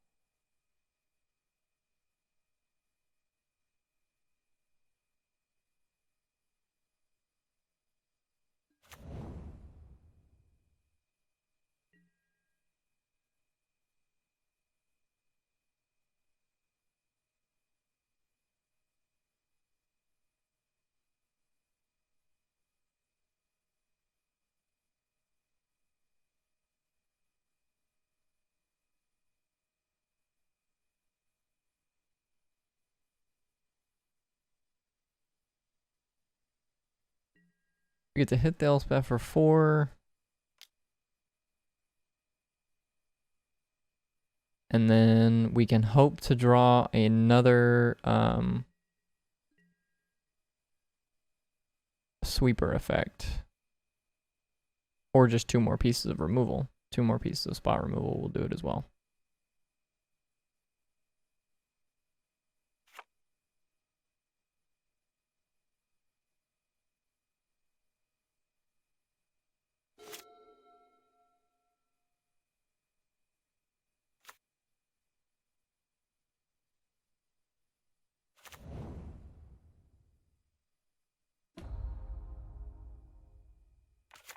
Yep. Make 3 1/1s.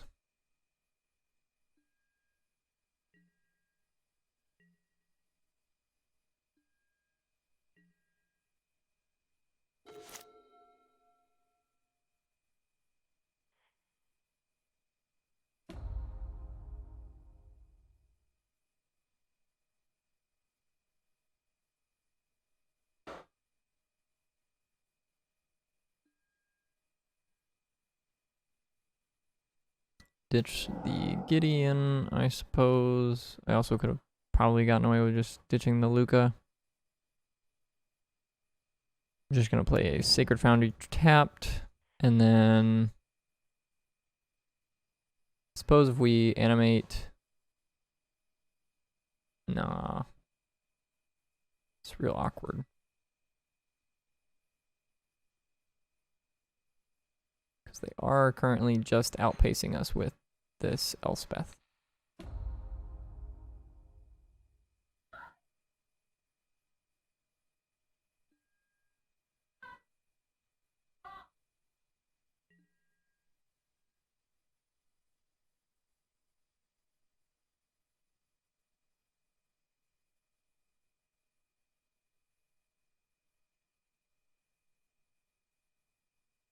I guess we could pick up the Yorion here. Yeah, let's just go ahead and pick up Yorion.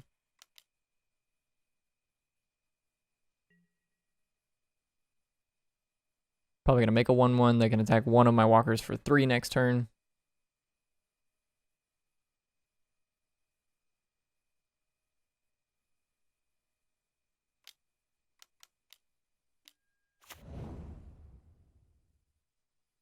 probably gonna smack the Gideon.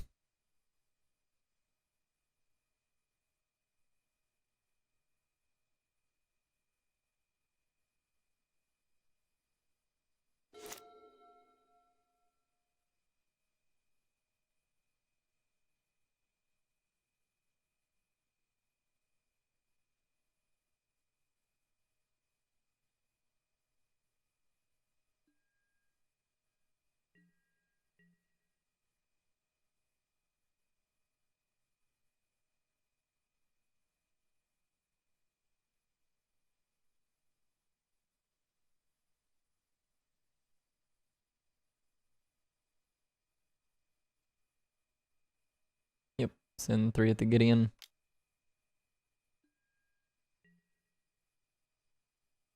This is all fine and dandy. They are likely going to make some 1/1s. We're going to animate the Gideon, attack the Elspeth for 4. They will likely block with 1 of their 1/1s. Beginning of your upkeep, if your opponent controls no permanents with bounty counters, put a bounty on target, whenever permanent, you gain 3 life and draw a card. Okay.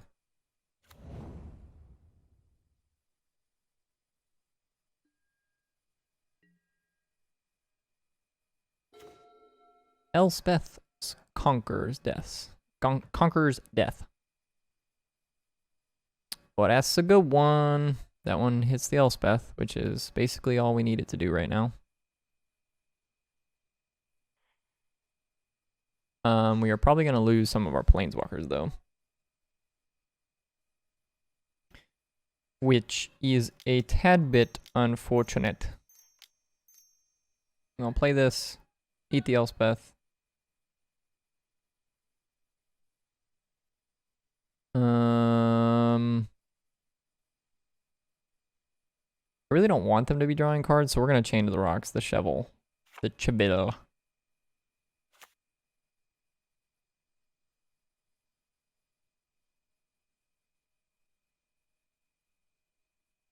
What is this? 6, 7 1/1s right now? They're going to go to 8 1/1s. Yep.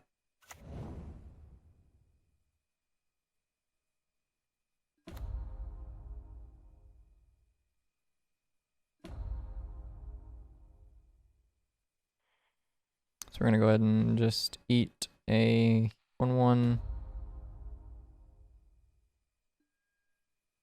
Plus on another 1/1. Chain to the rocks the Cheville. Cheville. This thing. And then just play an interplanar beacon.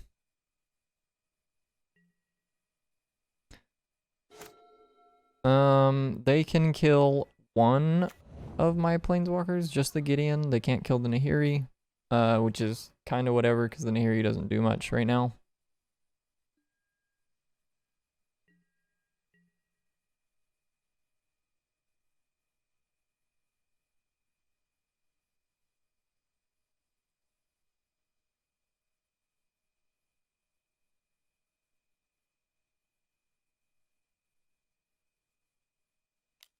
Yep, send 4 at the Gideon, 2 at the Narset. Nahiri, sorry.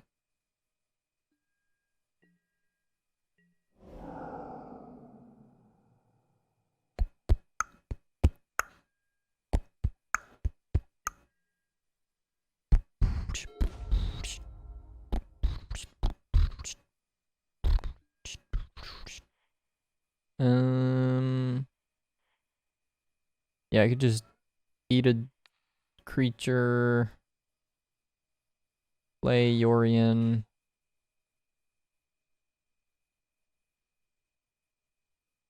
Flicker my stuff.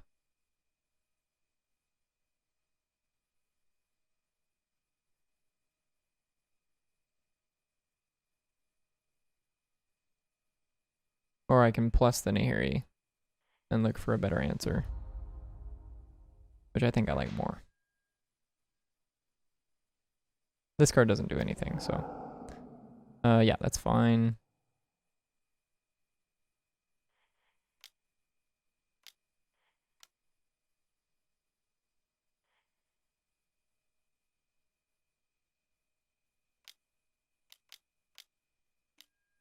Mm-hmm.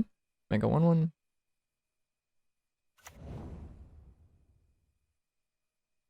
Gain 2 life.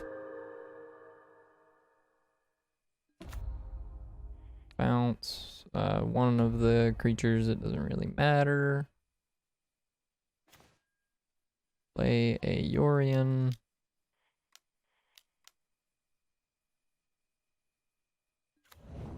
Flicker my stuff. Just gonna flicker those 3. And just play this tapped. Say go.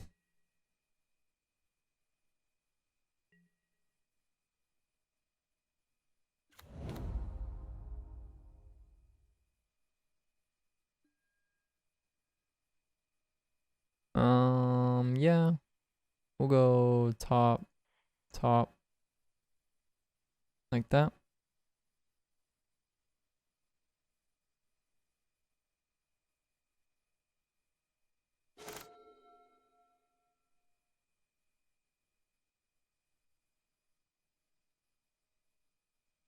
And I think, literally speaking, our only win conditions are... How many castles do we have?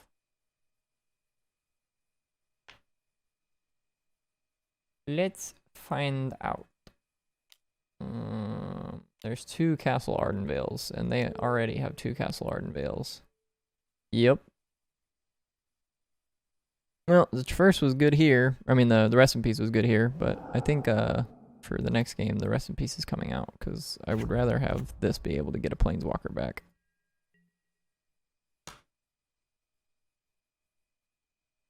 Oh wait, didn't I bring in Shark? Yeah, we brought in the Shark card. So we've got 1, 2, 3. Everything's going at the Teferi. Well, I'm just going to block one of them just to eat one of them.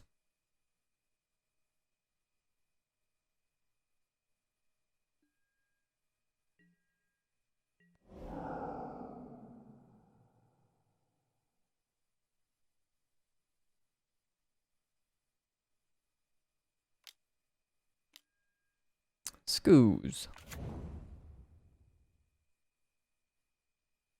It's a little bit awkward. Actually, no, it's fine. This is actually totally fine. Yeah, your stuff costs 2 more. We're gonna hit them for 4. And then we are going to cast Supreme Verdict. And then we're gonna play Teferi, pick up Rest in Peace.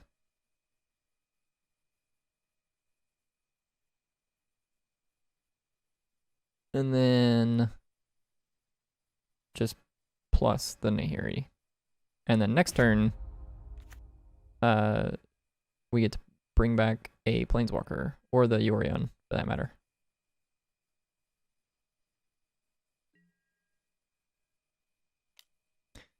Smack you for 4. So we're gonna do it in this order specifically.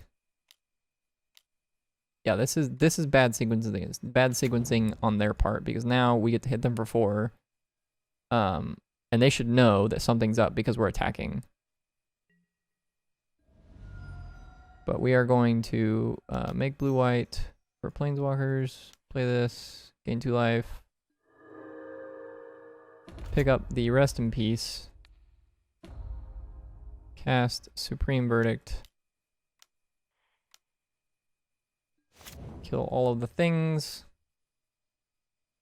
And then uptick Nahiri. And I'll just discard the Rest in Peace. It's kind of like not doing much anymore.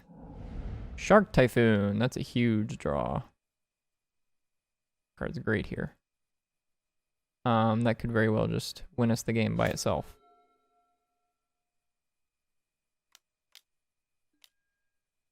Nissa Vastwood Seer. Well, that card's gonna flip. That is a little bit scary, I'll be honest.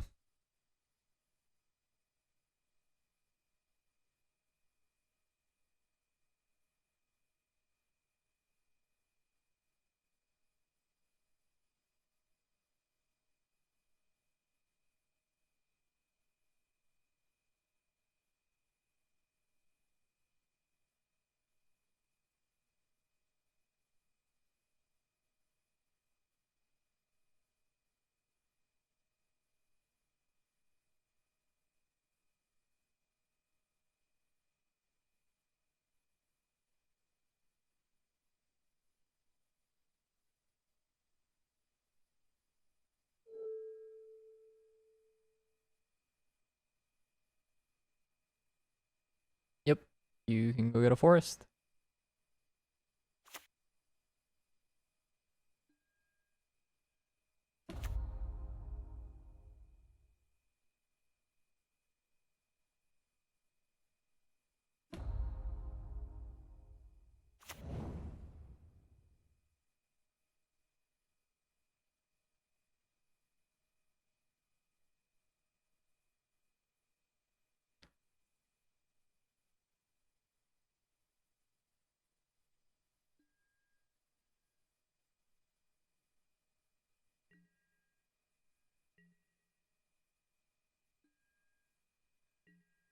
Okay, so this becomes relatively easy at this point.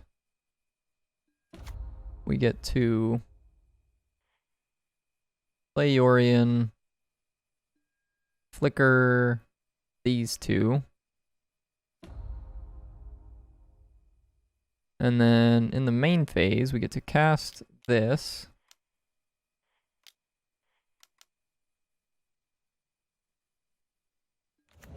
And now we're going to cast a Teferi.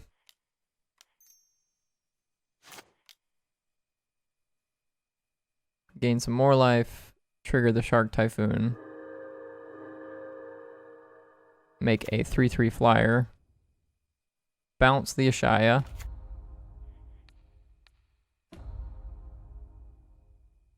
Draw a card. Again, the opponent is missequencing here, because if I have another Chain to the Rocks or something to that effect, then they would get punished. Currently I do not, but I mean, we could definitely draw one here. Birth of Meletus. I'm just going to play the Clifftop Retreat. And then we get to bring back our guys, bring back our stuff. So I'm going to keep the one with 4 loyalty. Scry some, draw a card. Bottom. Actually, it's possible I should have just gone top because those are still just non-creature spells that just trigger the Shark Typhoon. I know they don't do much, but not doing much is... Oh. That's an... well, that's not too bad, actually. They don't have Delirium. They're not going to get Delirium.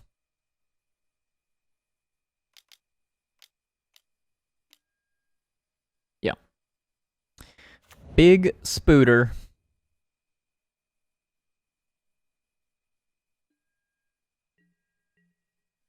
A big Spooter that I get to just make them pick up.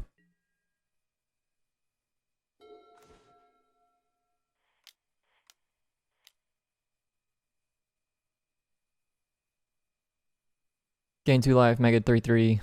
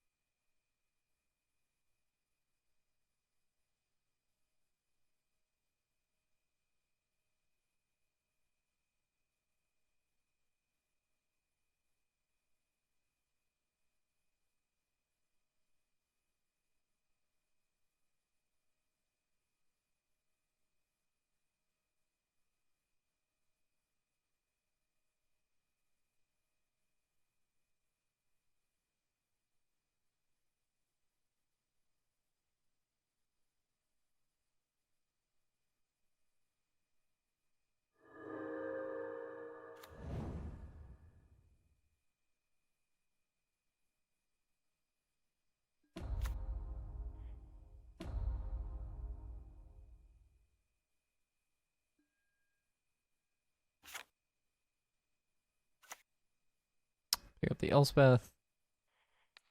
I'm gonna make them pick up the Ishkana.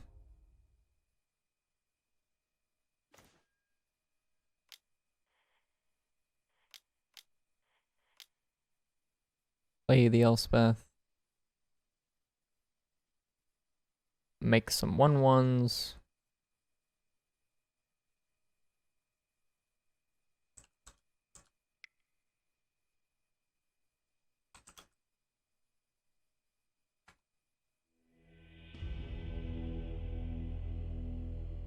Okay.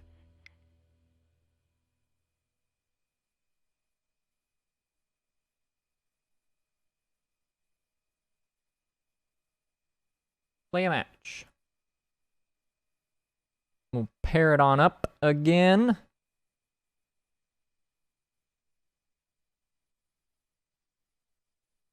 And we shall see how it goes.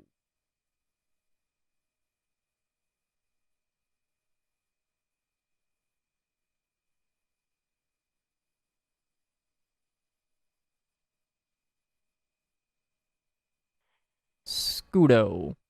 Scuddo. Scuto. Scataz. Scudados. I found them. Scudo Z. Scuddo Z.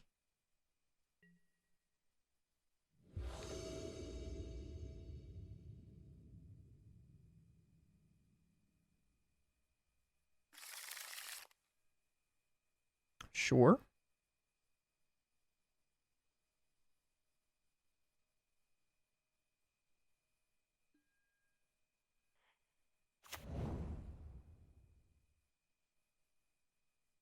It is worth noting that obviously I could hold this for a little bit later and then cycle it, but I think it's fine to assume that we're not going to draw a bunch more lands.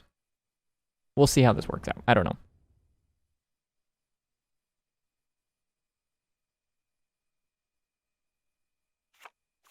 Inspiring Vantage. Vantage. Burn. And all of a sudden, I'm terrified. I think I'm just supposed to Baffling in this.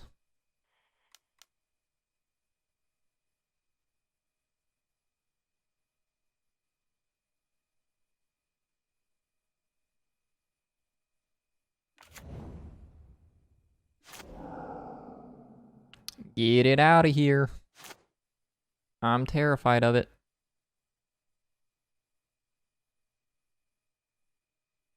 Next turn, we get to go Birth of Meletus, play a Steam Vents tapped. And then the following turn, we can play our Gideon.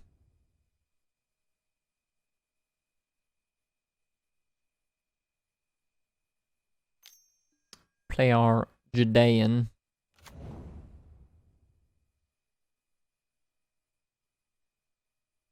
Swift Spear.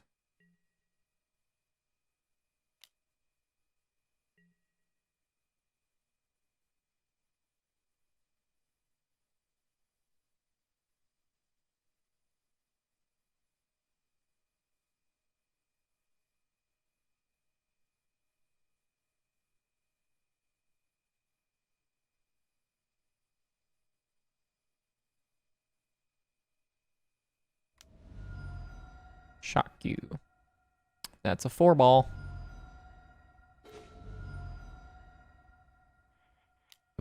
I'm just gonna stick with the line that we had. Play a Birth. Go grab a Plains, play a Steam Vents. And then next turn we can go Plains, Gideon.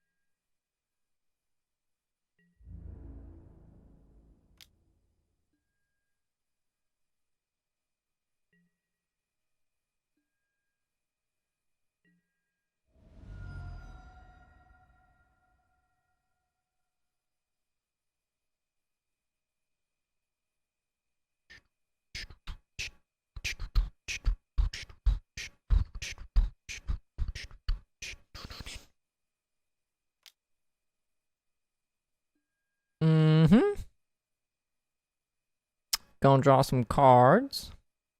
Gonna go draw some cards, hey? Gonna go draw some cards, hey?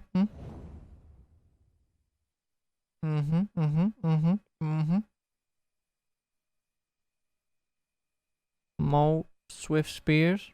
Scary time. Scary time to be alive.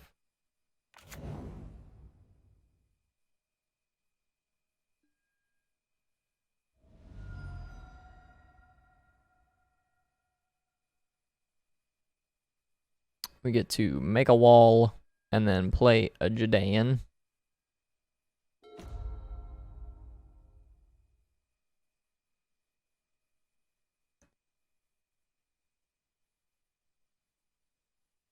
And I think we're gonna plus the Judean on the Swift Spear, even though the Viashino is technically bigger right now. The Swift Spear is obviously potentially a larger creature, which scares me.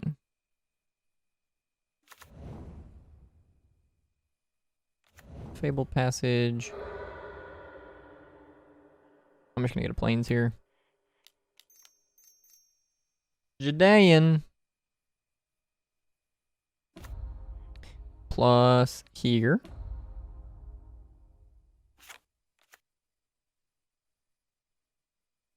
Yo turn.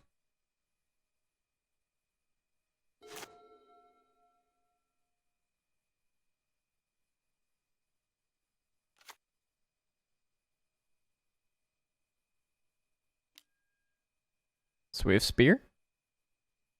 As expected. Lava Runner. That boy's hasty. I ain't even gonna lie to you. I'm a little scared. I'm a little scared.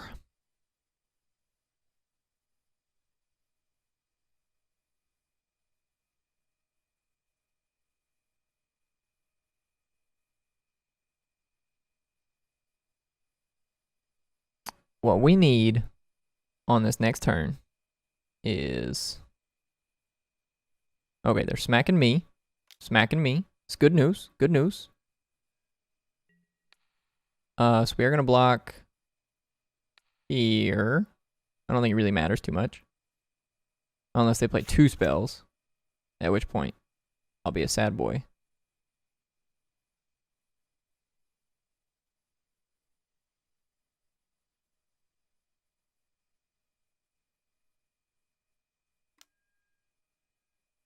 This could very well be 2 spells. I could, in fact, be a sad boy here. Nope. Just 1 spell.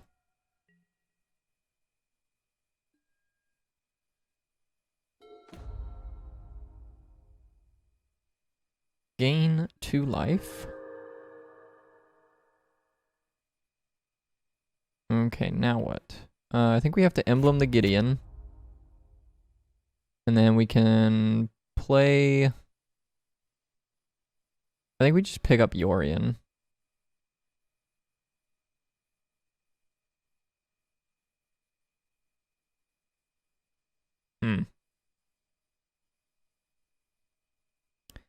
Little bit of an awkward turn, but yeah, I think that's the line. And then emblem the Gideon. And that forces them to point some of their spells or things of that nature at the Gideon.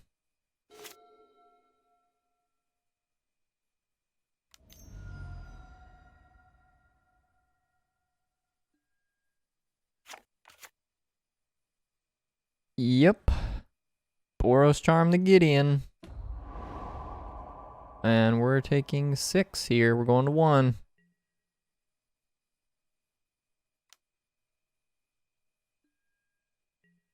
Block here. I don't think it matters. Like if he has another spell, I'm dead. I'm at 1.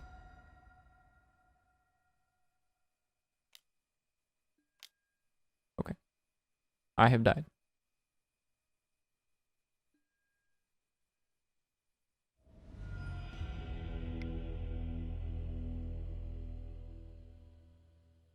All right. So we need some things that are going to keep me alive. Keep me from dying. So obviously these cards are great. The 3 mana walkers are pretty good. This card's great. All of these are great. Supreme Verdict is kind of whatever. Elspeth Conquers Death is really not too great. And Agent of Treachery also not too great. I think we're bringing in these. And probably just trimming a Verdict. Actually, let's trim a Narset. I think I like that better.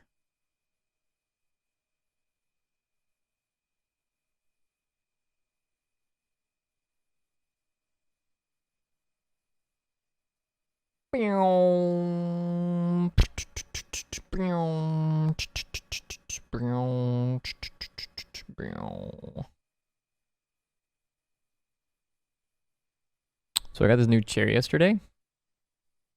Pretty sweet.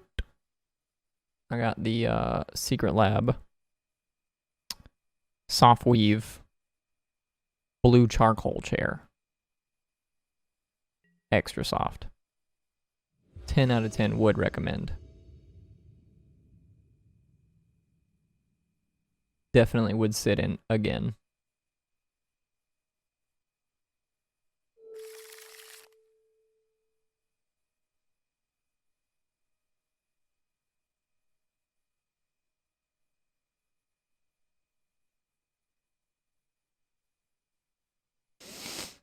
Yep. We'll keep it.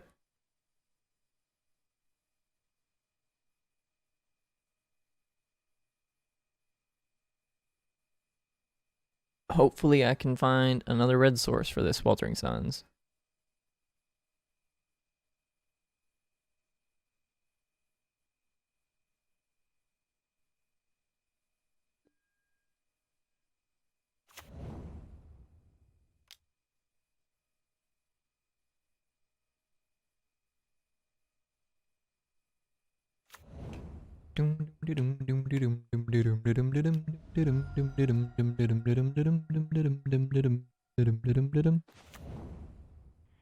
Yep. That's another red source for my Sweltering Suns. Please just play like 2 more Soulscar Mages. Like you could play like Gitu Lava Runner or Soulscar Mage, that's fine too. Just give me the nastiest 3-for-1. I want it to be so nasty. So nasty. Alright, alright. Dude, I'll take this all day. I'll take these. Kabam, kabam. Blam. You never stood a chance. Never stood a chance. He's gonna end up with less life than I am with this pain land just constantly dinging him in the face. Yeah, I'm gonna play this.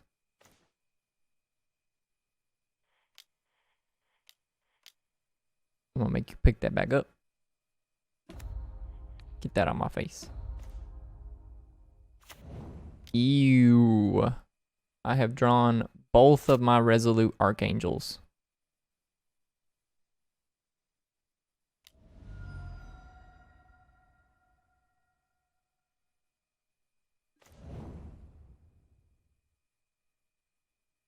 Though I'll be honest with you, I don't really think it matters if my opponent just keeps doing nothing. We're gonna do this. We're gonna do this. We're gonna do this. Go get planes. Go upstairs. Say go. I mean, he's got to have like some ridiculous combination of cards, right? There's a reason why he kept this one lander. Probably just a bunch of 1-drops, and he was like hoping to find second land, and he just gets to deploy his whole hand.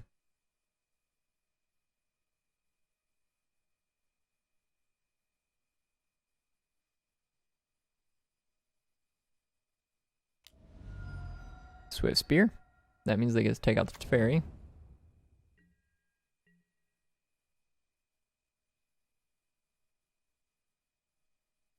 Yep.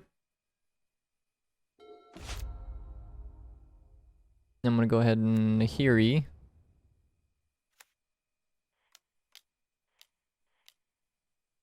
And just exile the Swift Spear, and then chain to the rocks the Lava Runner.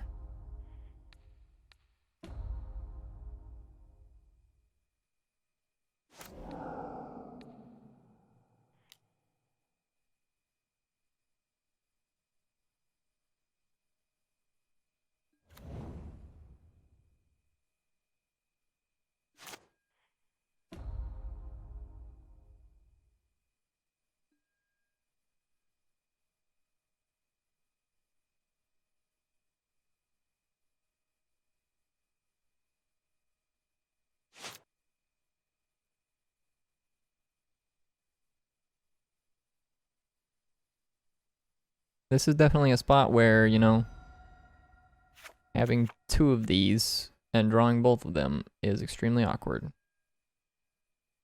But it's not the end of the world.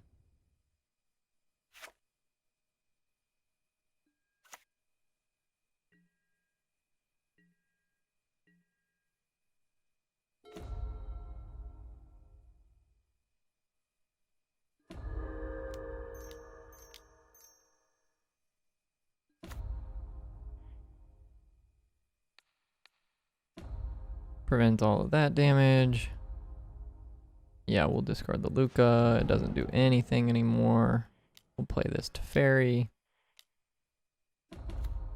We'll make you pick up your only creature. And I'll pass the turn.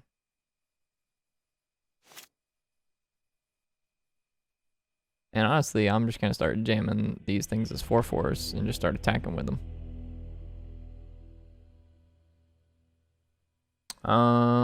Yeah, I think I like the way we sideboarded, so I'm just going to keep it the same. I know it was a tad bit awkward there that we drew both of our Resolute Archangels, but ideally that doesn't happen. I don't think it's correct to keep in multiples of like these other creatures, the Agent of Treacheries and the Void Winnowers, unless you think it's going to be like a really long drawn out game, and I don't think these are going to be long and drawn out. I think it's going to be like the opponent is going to try and put a lot of pressure on the table. I'm going to either have a sweeper or some way to put the Archangel into play, or they're just going to stumble and die like they did the last game. Something to that effect, rather than, you know, me just overpowering them with multiple 7-mana cards.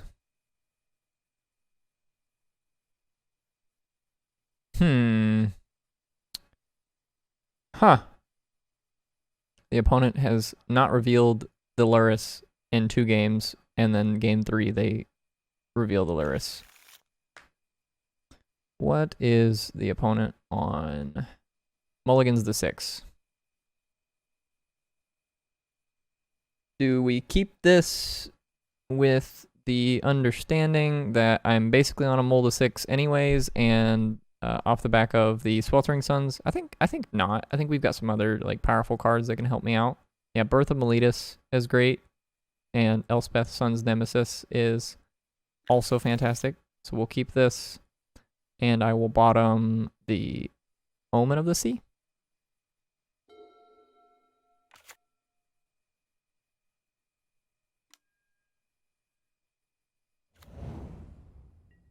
And like, if this hand pans out, then we have a turn 5 Archangel thing. Archangel dude.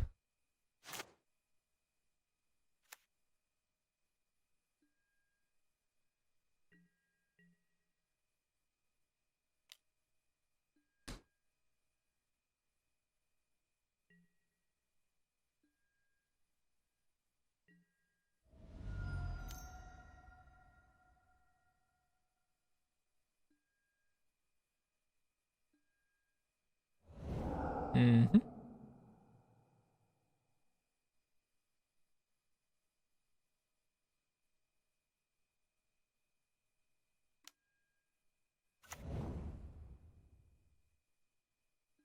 Soulscar Mage is a little bit scary here, I'll be honest, because go ahead and do this. Grab a plains. Soulscar Mage is a little bit scary just because once I make the 0-4 wall, that he can easily like power through it with a burn spell and not.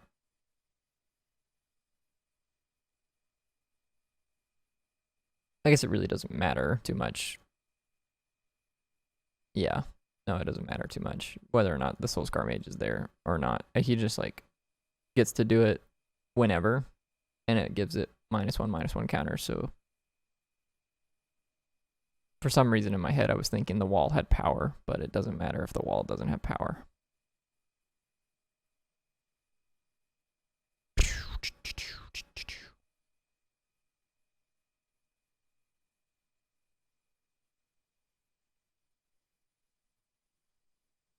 So we're going to make an 0-4. We're going to play the Sacred Foundry tapped. And actually,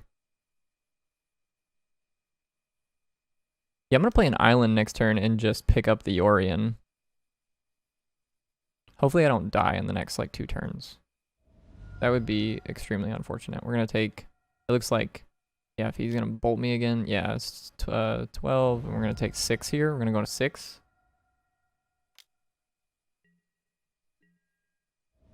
Yep, this is scary.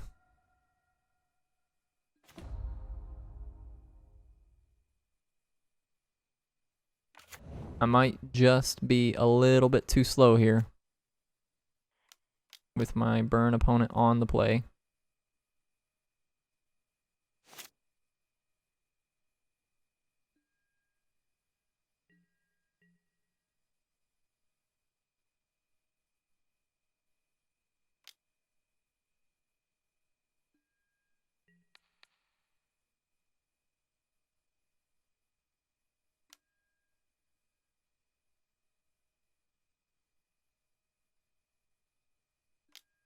Yep. Oh, wait. Oh, yeah. 3. 3 plus 3, yeah. That is lethal. It's a little bit unfortunate they didn't draw any white sources and they didn't draw any white cards. So I do think we probably win the game if we get to untap there, just because we go Plains, Fires of Invention, gain 5 life with the Elspeth, and we gain 2 life with the Birth of Meletus. We also were drawing Sweltering Suns, which is insane. So we were 1 card off of just like Sweltering Suns and winning that game, but it is what it is.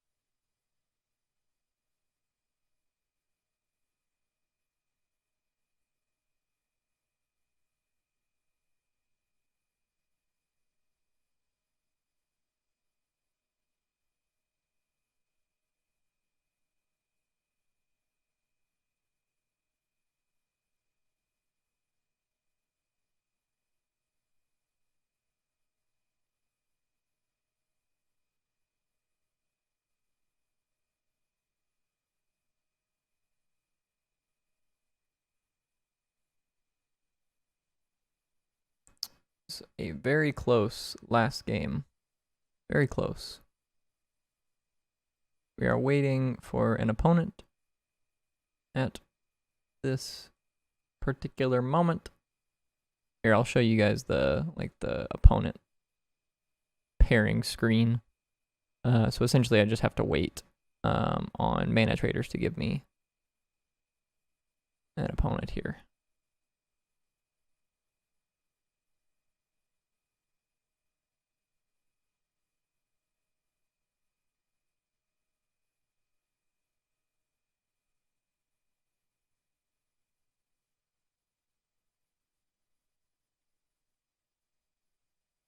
Okay, we have an opponent. Create. Waiting for Daniel Stallone. Interesting. Username?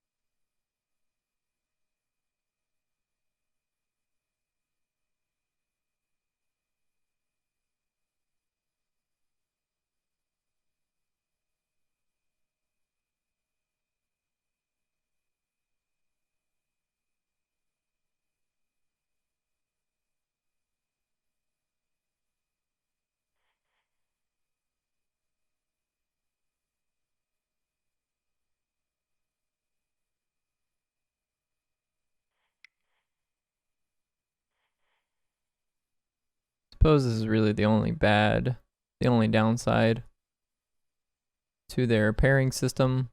It works, but it is based on when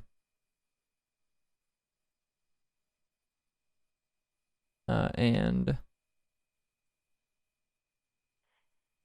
where an opponent joins you.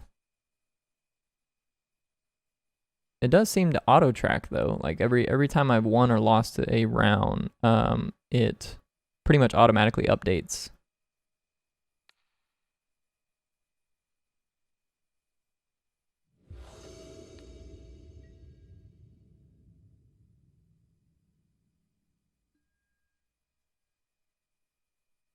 Wait, this is not my opponent.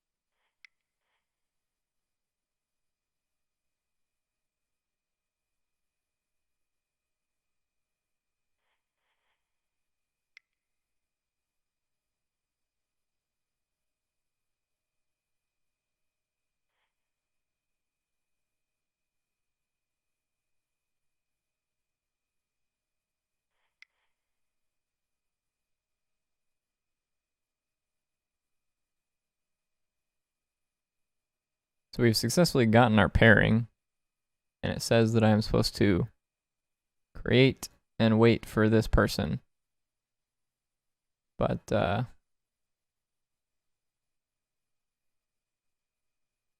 are not joining.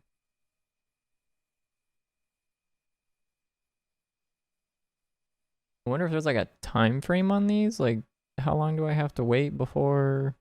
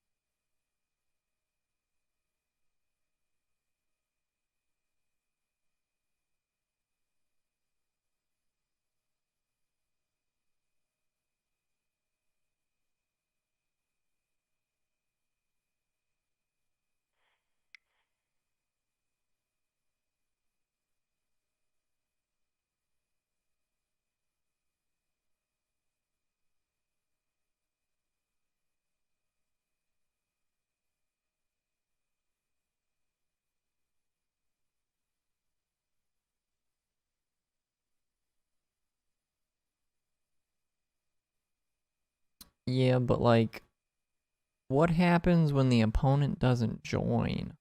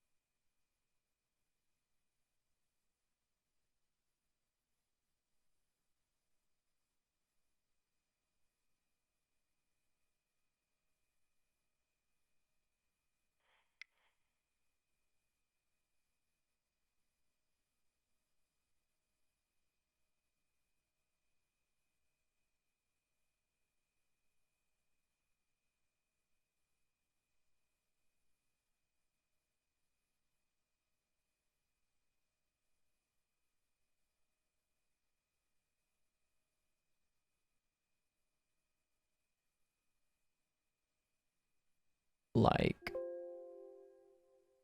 can I message them? I don't actually know how MTGO's messaging system works.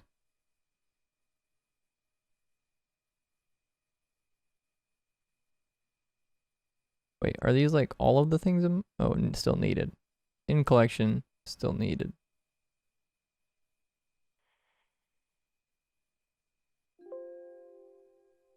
How am I using Nahiri then?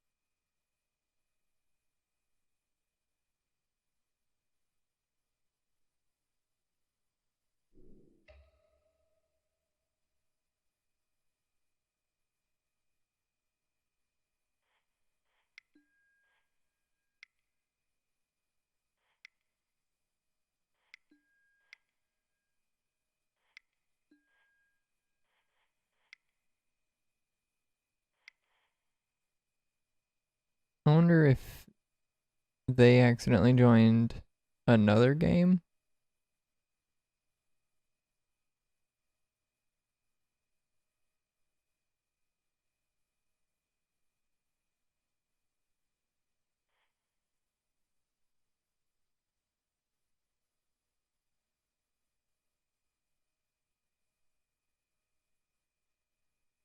I love that there's just no instructions on what to do if your opponent just doesn't show up.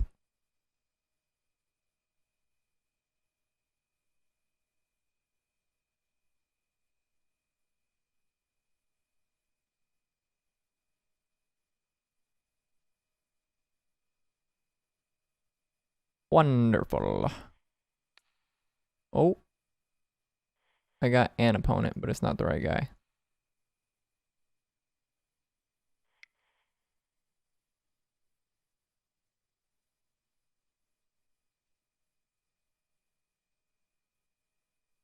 Okay.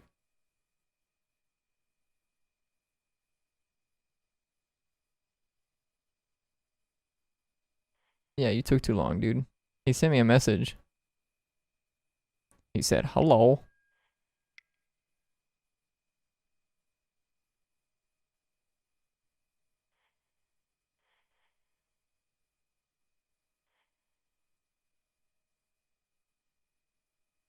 You're supposed to join me, dude. Yeah, the instructions are like pretty well laid out. Like,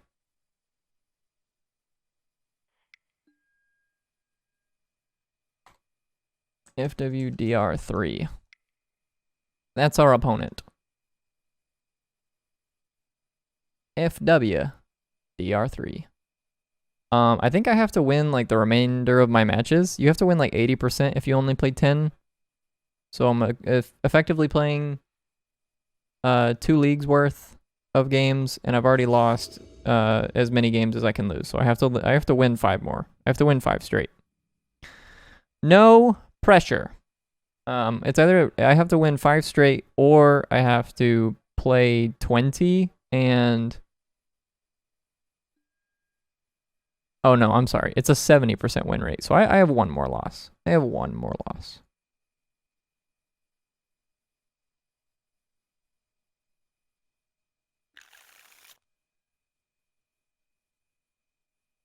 But I ain't gonna lose. I'ma win. I'ma win. Right? What's my opponent's Pokemon? My opponent is playing Luris. Are we playing as Burn again? No. Yeah, Elspeth's gonna be pretty good though. We just have to like actually get around to playing it. Oh, but interplanar beacon. That car is bubba bonkers here. I just get to go planeswalker, gain a life, planeswalker, gain a life. Do it again, do it again, do it again.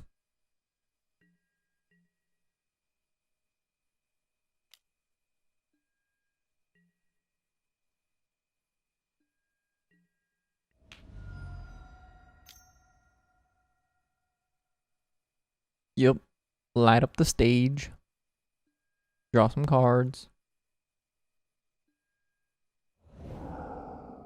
Vantage and light up the stage. They're gonna do it again.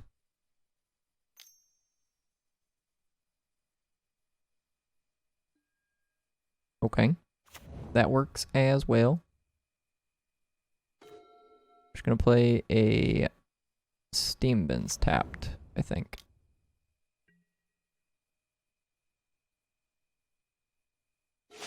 Next turn we get to go Interplanar Beacon, play its fairy, bounce a thing.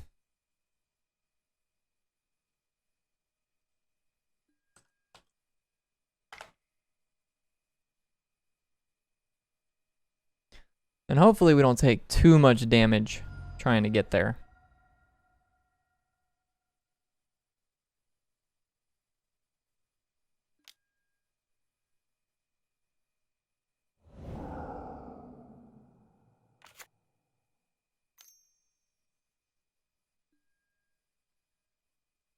Yep. 2 me, 6 me.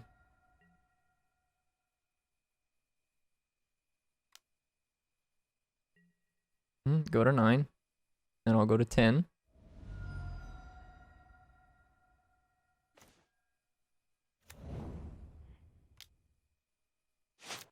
White, blue, 1. Gain a life. Bounce the Soulscar Mage.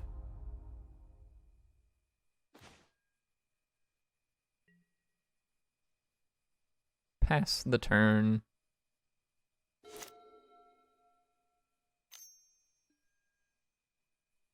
Ash Zealot.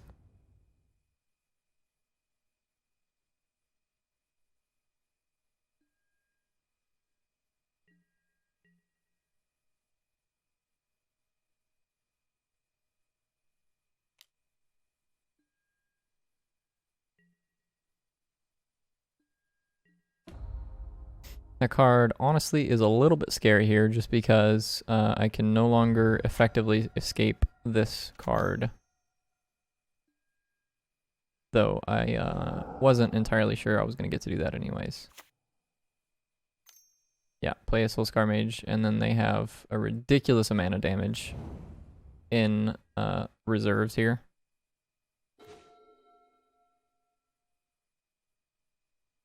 So I can play the Elspeth, make 2 1/1s, block, and then they're going to Boros Charm plus Viashino me, and I'm going to take 4, 5, 6, 7, 8, and I'm dead. If I play the Elspeth, gain 5 life, then I'm going to take 1, 2, 3, 4, 5, 6, 7, 8, 9, 10, 11, 12, 13. So I'm dead either way. Right? Did I do that math correctly? If I make 2 1/1s, I gain 4 effectively. If I gain 5, then I'm still taking 6, 7, 8, 9, 10, 11, 12, 12. So I'm not dead based on the public knowledge that we have. I actually am going to gain 1 life from the Interplanar Beacon as well. And then, like, I have basically no idea what I could possibly draw after that. But by gaining 5 life here, I think it incentivizes them to want to attack the Elspeth. But probably not, actually. They're probably just going to point the Viashino ability at it if they feel it's necessary.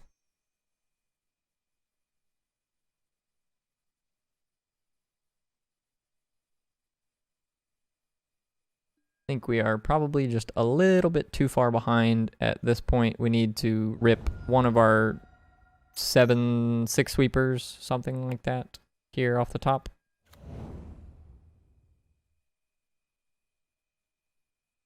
Two damage at me. And I am not dead unless they go land plus spell.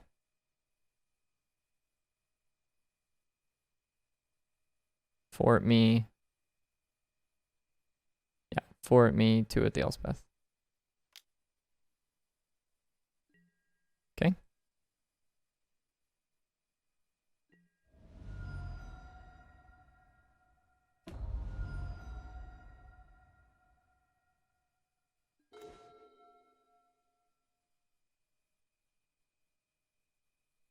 Yeah, that's not gonna do it.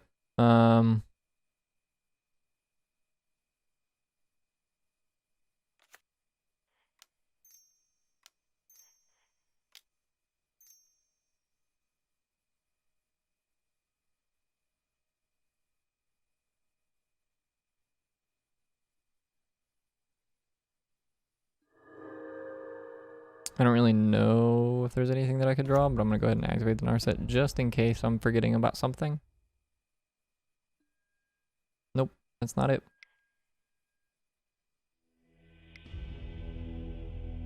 Okay, so same way we boarded last game. No, none of this. And we're bringing in the Resolute Archangels and the Isolates.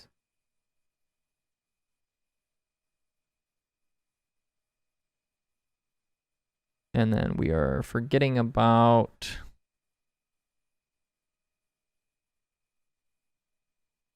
a Narset.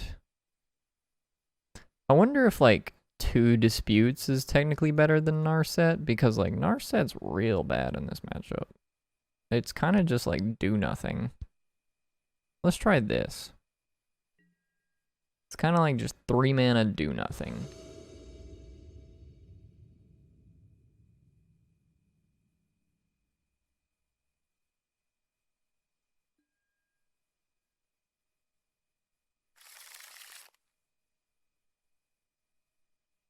Yep.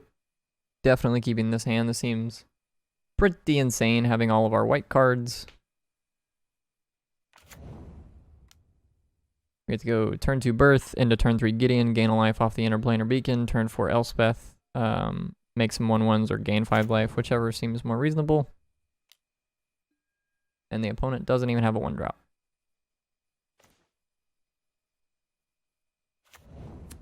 I go ahead and get the Birth down.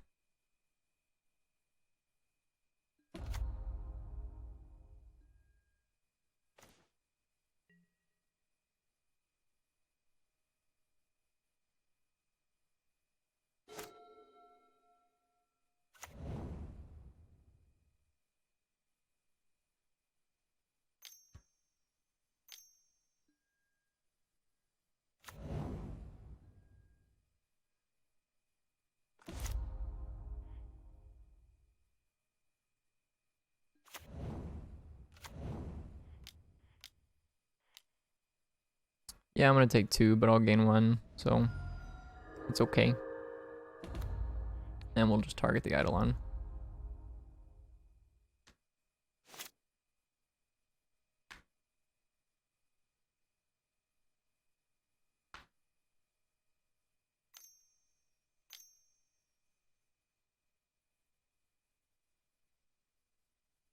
Boros Charm my Gideon, probably. Yep.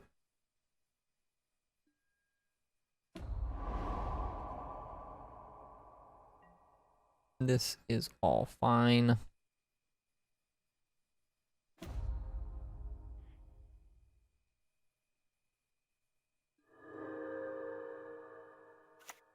Play an Elspeth. Make a couple of 1/1s.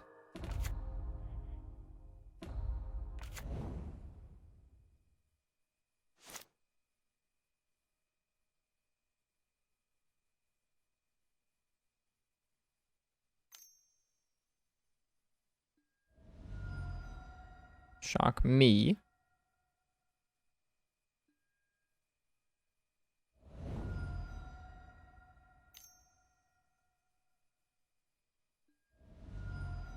and then light up the stage.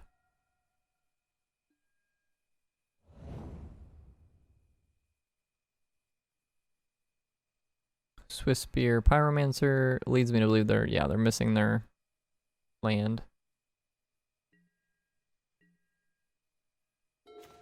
I think I'm okay with this. I think I'm actually just gonna go plus up on these guys and then like start attacking and make their whole situation kind of awkward with the Eidolon. They can choose to block and trade for a soldier, but then they lose their Eidolon.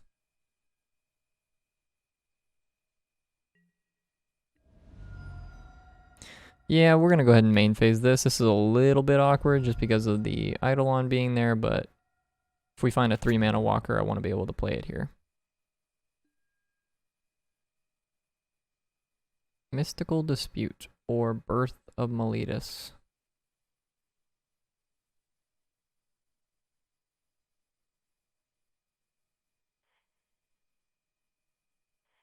We'll bottom top and just play this out.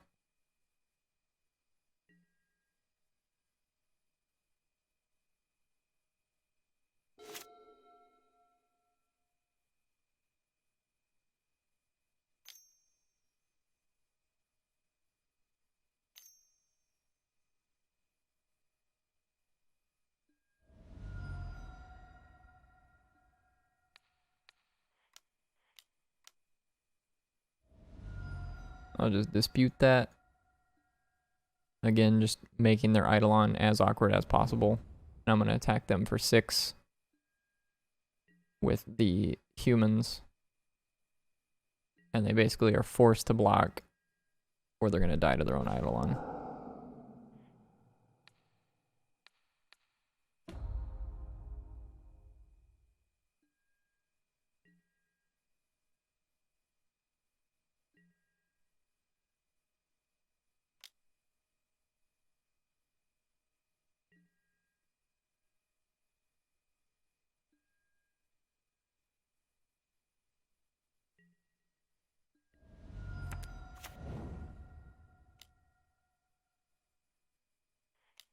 You see, originally, my opponent had thought they were the aggro deck, but in fact, I am the aggro deck.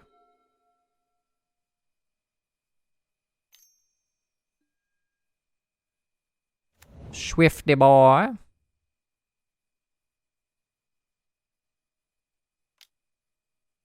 Wild Slash. Sure.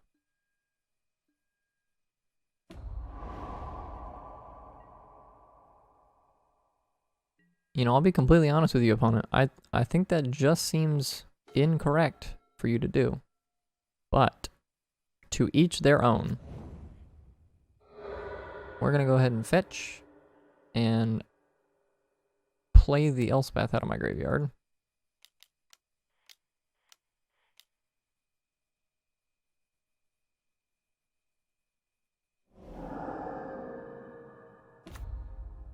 And then I'm going to make some more 1/1s.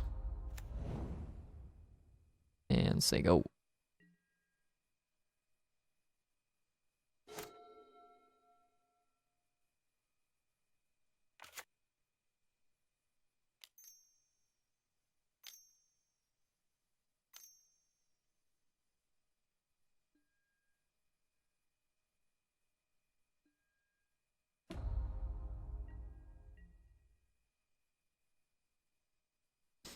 Yeah, now they're just choosing not to attack. So we're going to Baffling in the Swiss Spear, attack for 3.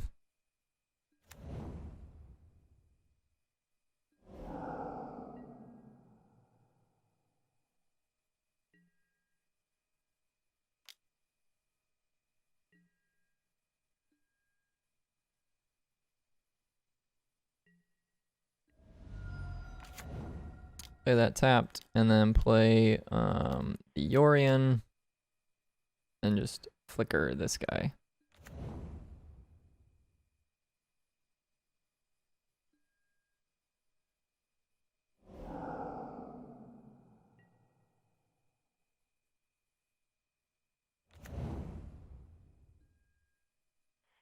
Bottom, bottom. Your turn.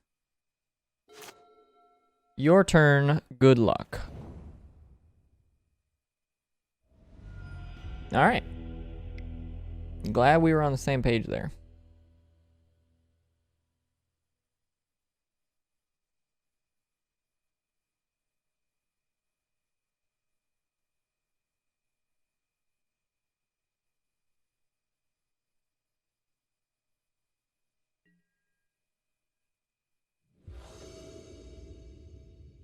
It was definitely quite relevant there that their Luris was you know, we have to pick them up now. That ability of Luris of being a companion is a tad bit awkward from time to time.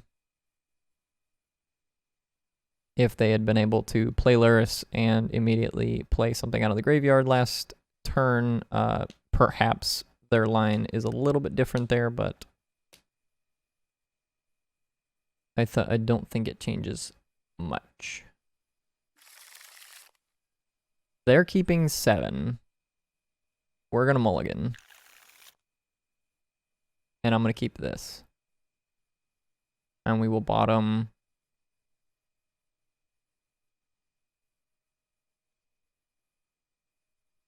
an Omen of the Sea.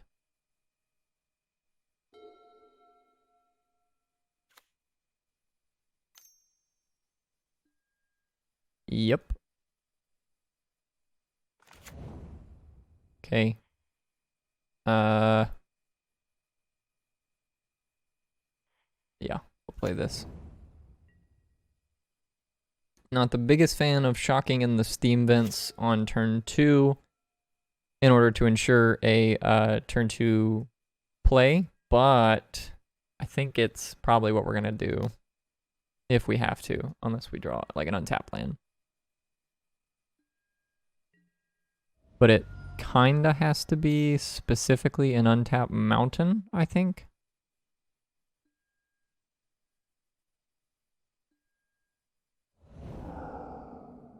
Vantage Mountain. I don't know if 2 lands is good for me or bad for me. If their hand is just loaded up with spells, that's probably bad for me.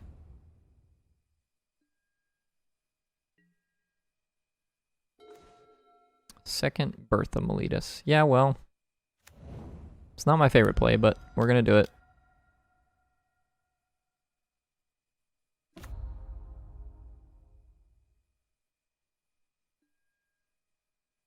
Give me the plains.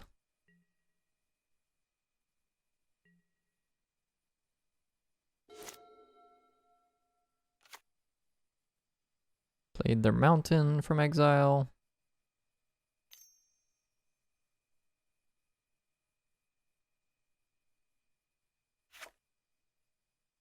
Okay. Think I'm okay with that. It's obviously not ideal for me, but you know, because the 4/4 just being there is quite good, or the 0/4 rather.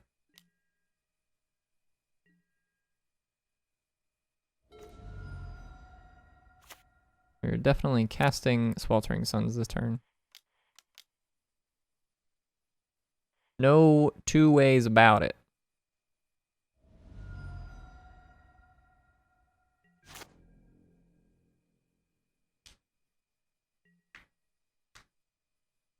And then the following turn, we can go Birth of Meletus and Omen of the Sea.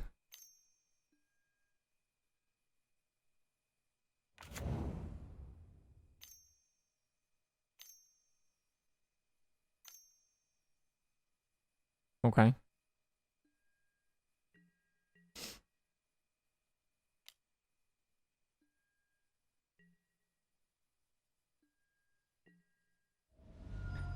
They chose to spend 3 mana picking up the Luris, and they do not currently have double white to cast him, so hopefully it stays that way. I think based on that draw, we're gonna go Birth and Isolate this turn instead of, yeah.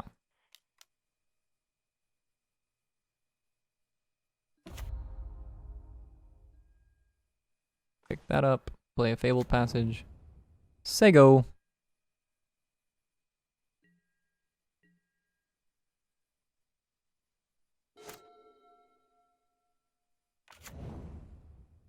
Tapped Inspiring Vantage is good for me.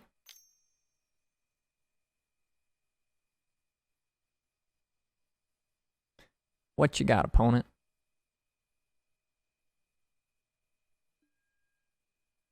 Four to you.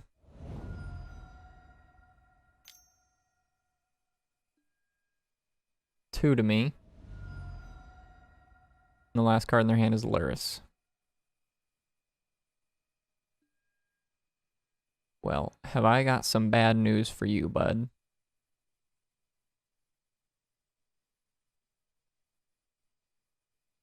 It might even just be worth it just to take this and just keep the Isolate, because I'm going to gain as like all of this life back next turn.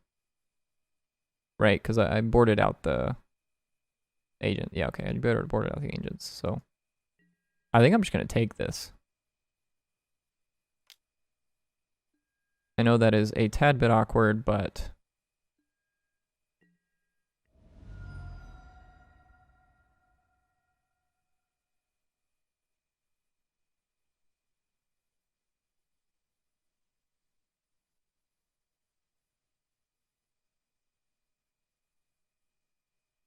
it's extremely relevant that this is not an actual fetch land here, and does not cost me a life.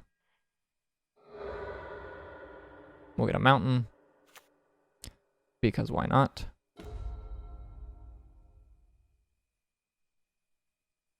Make an 0-4, play a Plains, play a Luca,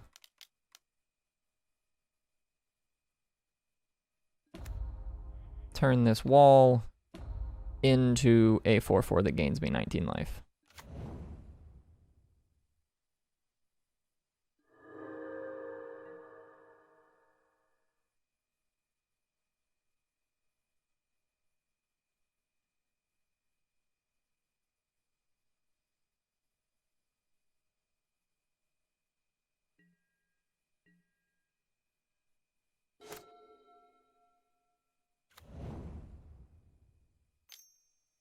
And then obviously this turn, you know, they get to go Luris and then like recast the Eidolon, but I don't think that matters too much.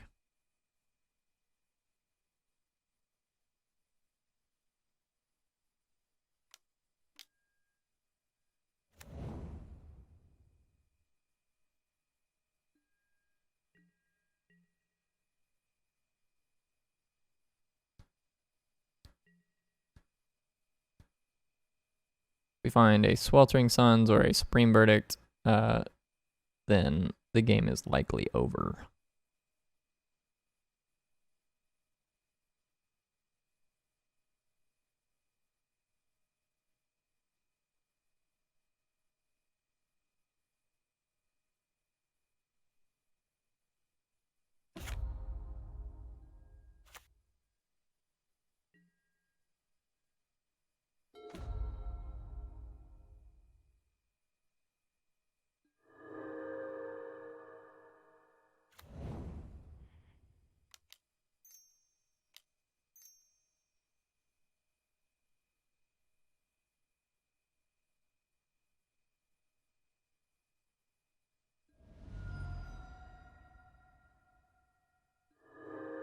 Just gonna gain a life, and then I think I'm just gonna make them pick up the Eidolon just to save me a little bit of life in casting these next few spells.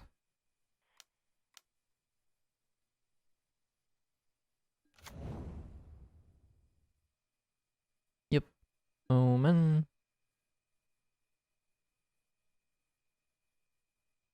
We'll go bottom, bottom. Yeah, and then I'm just holding Isolate.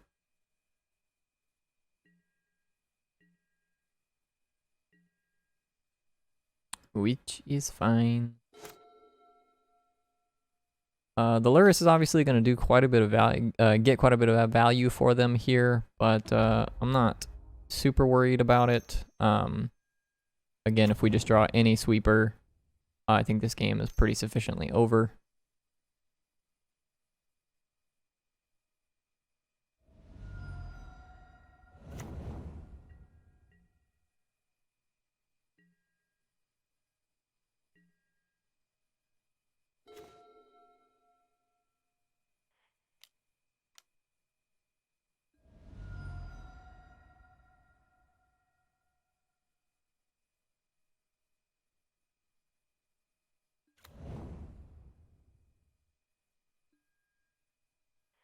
Go bottom, bottom. Sure.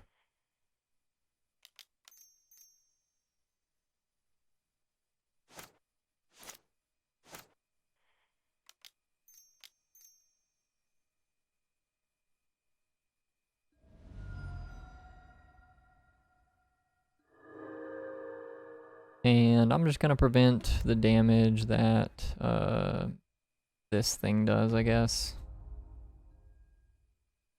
Play a tap land, and yield through the turn. If at any point my opponent starts to build too big of an army and I don't have the resources to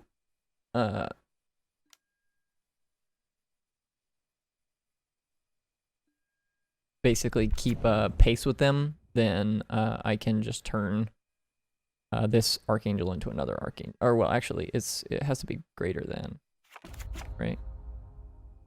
Higher converted mana cost, yeah. So that doesn't actually work.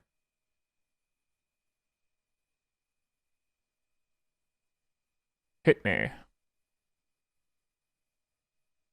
I mean, in order for this to be, like, even a little bit profitable, they have to attack with these two creatures and not the Laris, and nah.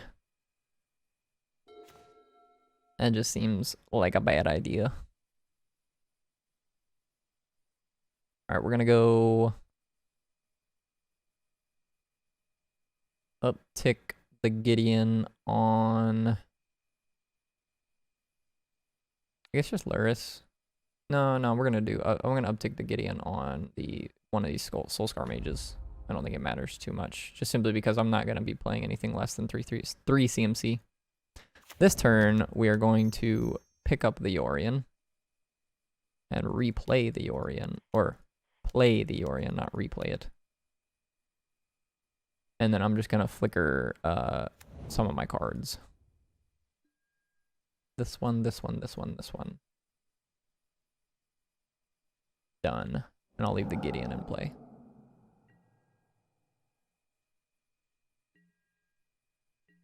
The Angel gained me 2 life, and then I'll get to draw some more cards. And the Luca just being on 5 is like probably better than it being on 3. Again, it doesn't really do much once it's done its thing. That's what we want, is a Supreme Verdict.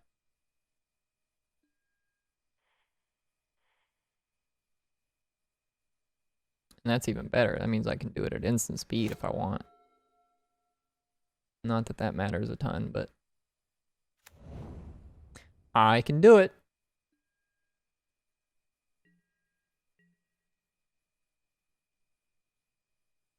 Yeah, I mean, at this point, they should attack with 1 creature just to see if I, you know, bite. But like, I'm just gonna attack for 4.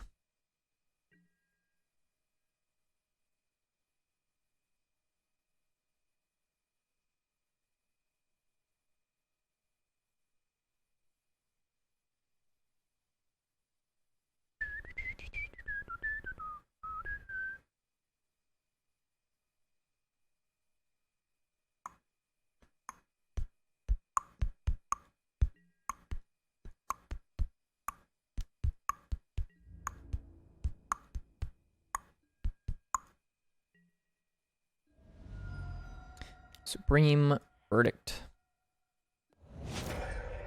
Everything gone. I'll get an emblem. I'll play a Teferi.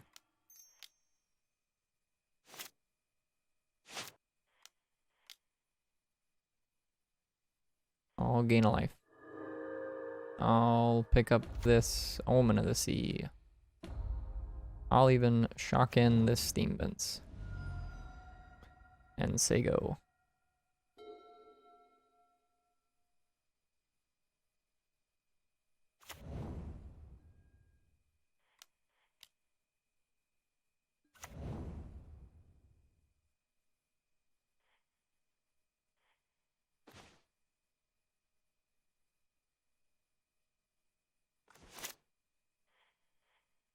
Make him a 4/4.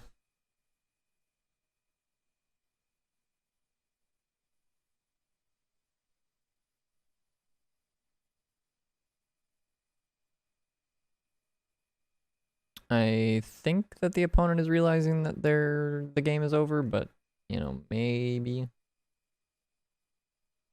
they want me to just take my time here. Not entirely sure why, because I'm up on clock and there's 11 minutes left I have to kill you in 3 turns.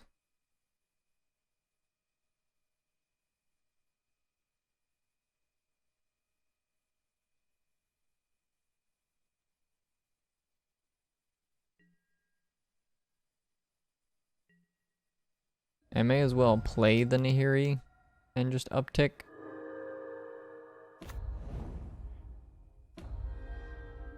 Your turn.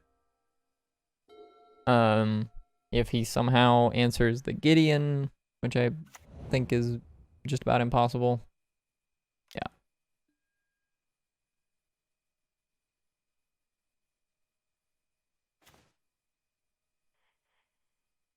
Make him a 4/4. Uptick, uptick. Attack for 4. You go to 2. Pass the turn. This would be so much faster if you would just hit the OK button. Or like the F6 button.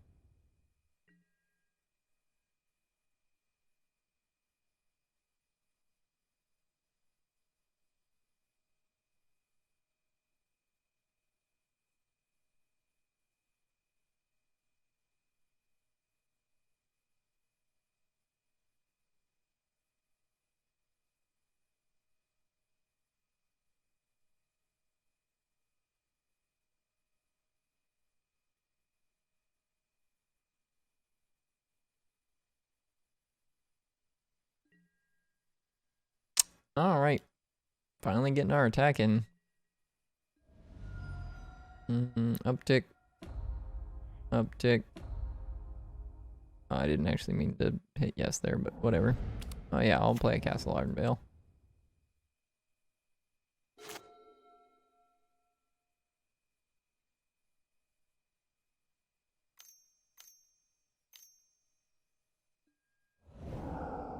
Light up the stage into light up the stage into. I don't think there's a combination of cards that win you the game here, dude. Wizard's Lightning, Boros Charm. I mean, those are good. You know, those are good cards. But I'm at 20 life. I think that Wizard's Lightning is more profitable just being pointed at yourself. I mean, technically, he gets to kill the Gideon here. Turn off auto yields. I'm just gonna make a 1/1. No, I'm not. I'm just gonna ult the Nahiri and put a 4/4 into play. I may as well make a 1/1.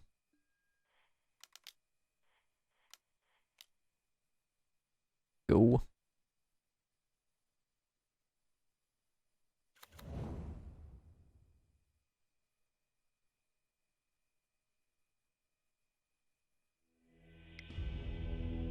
Okay.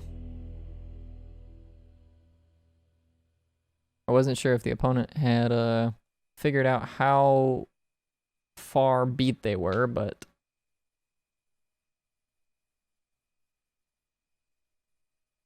House of Mana, MTG. That's our next opponent. They're supposed to make the match.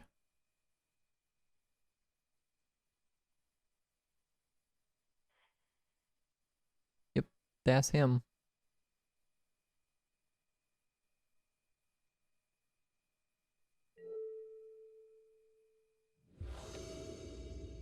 I'll go first. Here's my Pokemon. Keep. Keepity sneepity keep. No Pokemon for the opponent.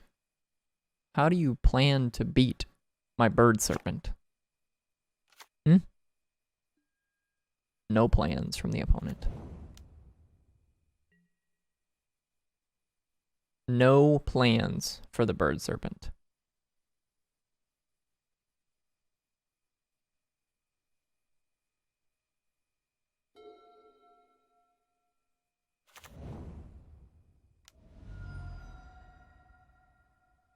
I will be honest with you. I have no plans to beat what you're doing over here, so, you know, it's probably fine that you don't have any plans to beat my bird serpent.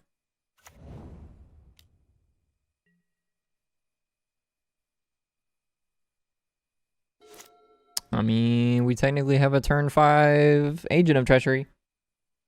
Hopefully that's good enough. With Teferi as sort of backup.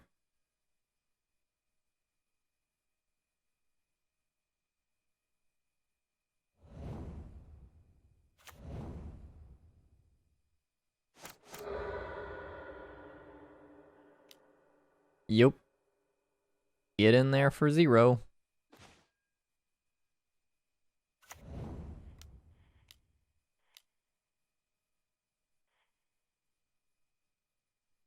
Teferi? Tefra?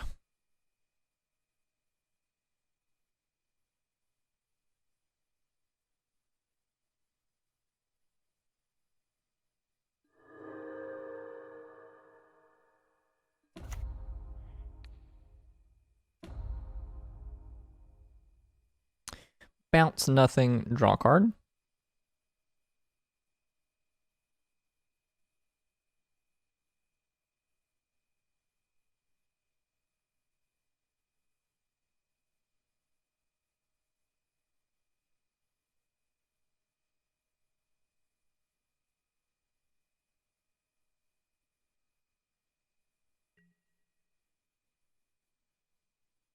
I am sort of hoping that we draw a Fires of Invention here soon.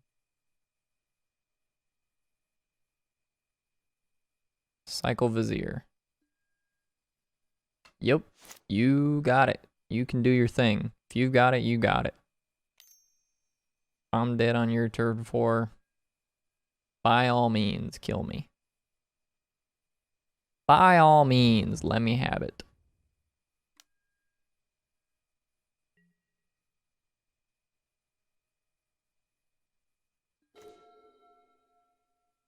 Looks like a no.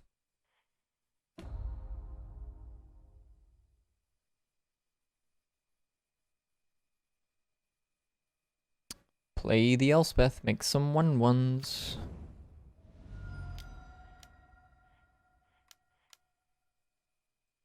Almost certainly dead on this turn. But I ain't going down without a fight.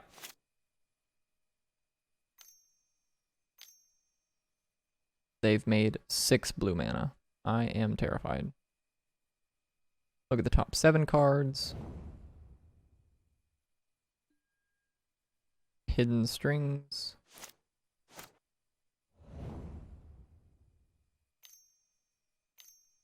You may go.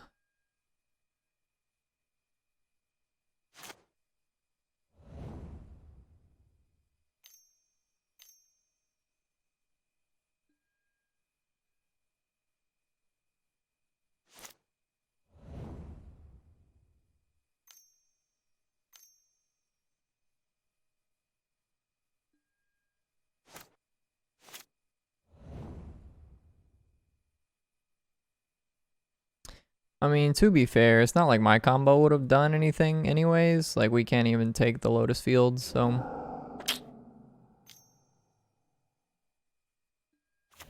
yeah, we'll concede to the Underworld Breach. Alright, we are taking out the agents. Putting in the Void Winnowers. definitely want disputes and also want the rest in pieces.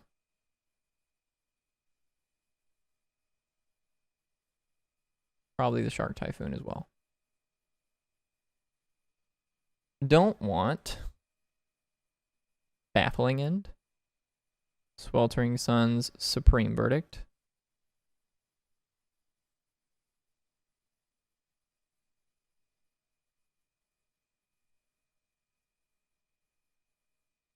and I guess we leave in one agent.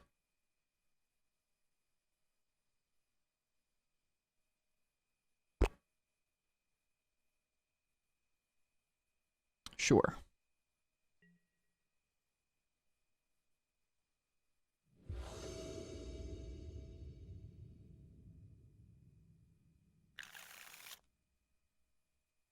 Yep, we'll keep this. This has a turn 2 Rest in Peace, which is enough to substantially stop their Underworld Breach combo. I think I'll do it on turn 3 though, just so I actually get some cards out of their graveyard. And we'll play a Birth of Meletus on turn 2.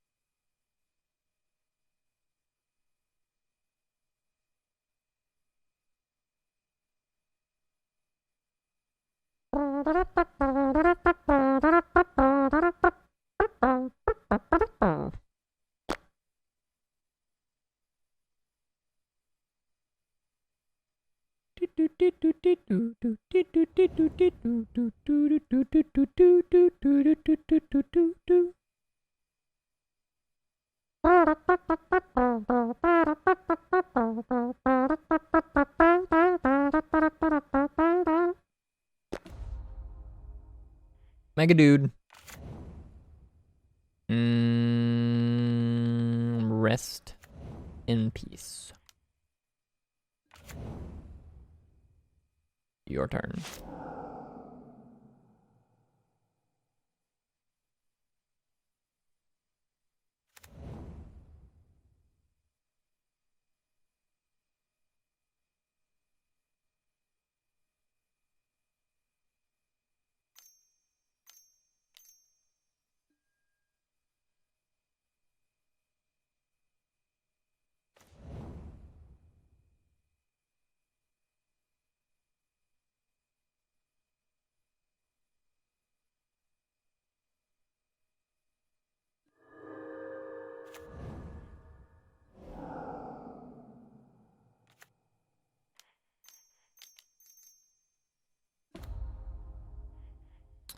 Make a couple 1/1s. We could very well be dead this turn. Yes.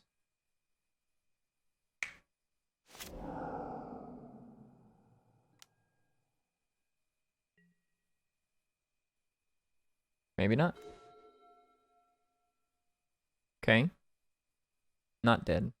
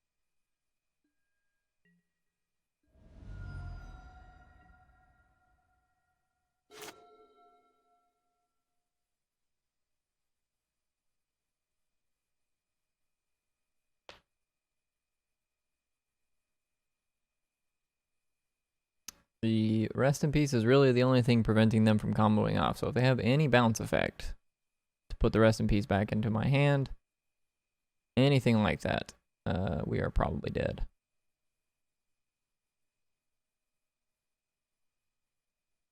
And I'll be honest with you, I don't think I'm actually going to cast the Shark Typhoon. I think I'm just going to cycle it.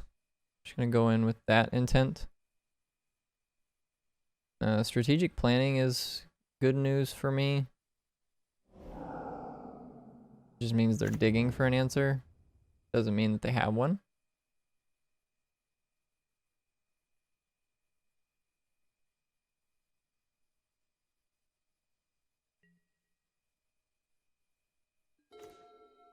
The Luca's real good for me. I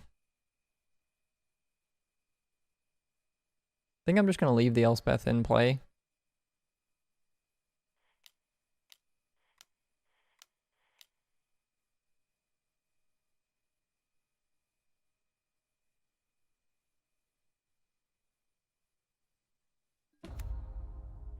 We're going to turn this wall into...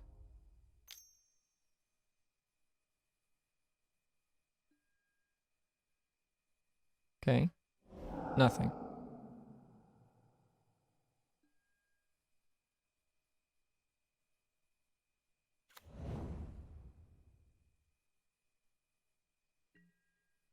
Forcing them to use the blink of an eye on the wall is still good enough for me.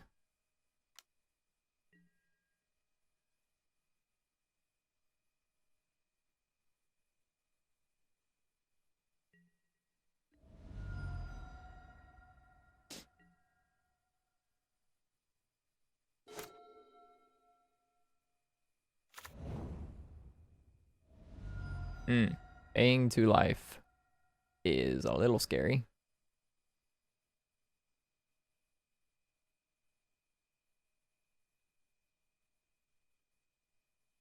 I mean, they know that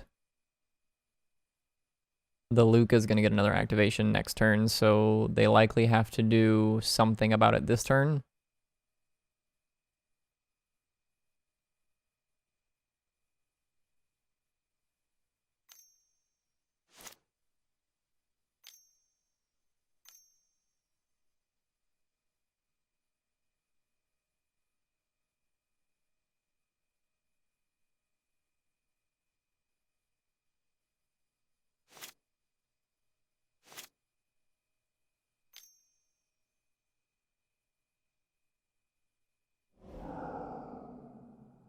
Cycle Vizier.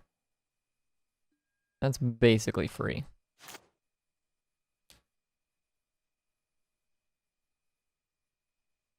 It's more than free. It actually nets them a little bit of mana.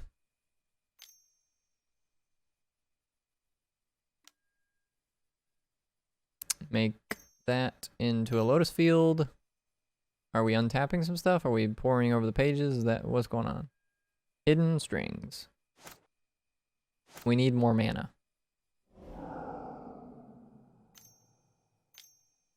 Uh, 10 blue mana.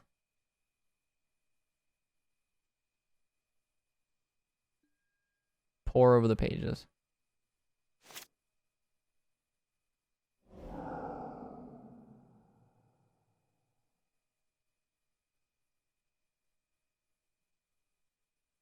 Did we get anywhere?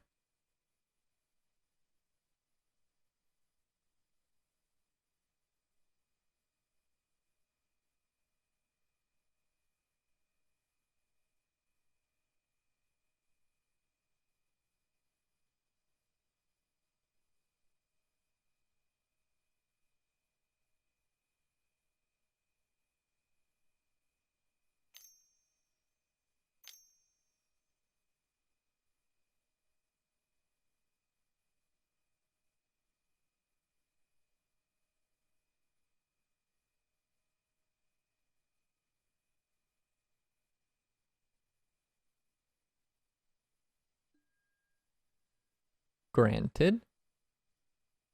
That's a little scary. That gets them Displacement Wave,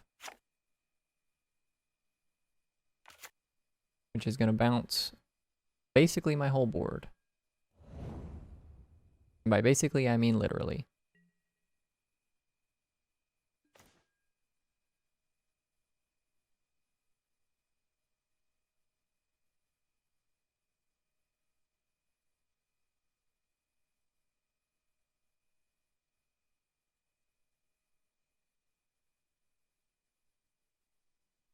So I think we are chained to the Roxing again. So we've got 1, 2, 3, 4, 5, 6, 7 mana.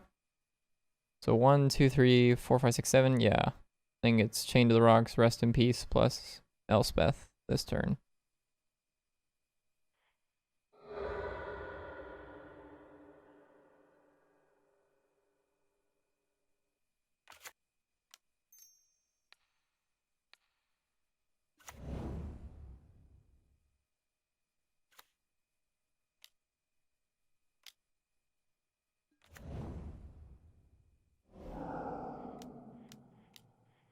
And then the following turn,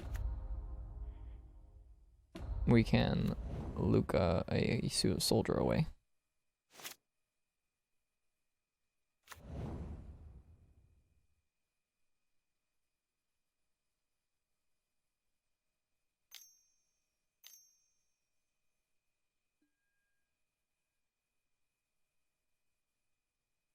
Playing granted again. Getting Ugin.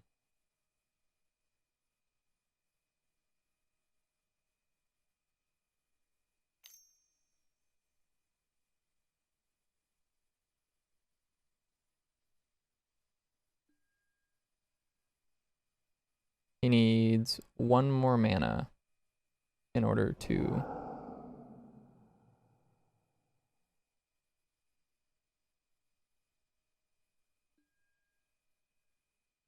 All right.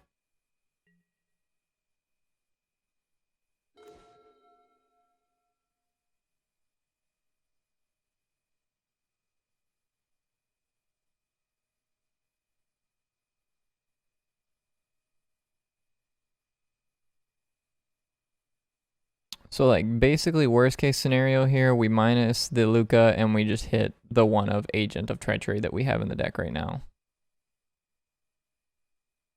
And then they just get to play Ugin and -5. I guess they could -7 and just even eat the Agent of Treachery.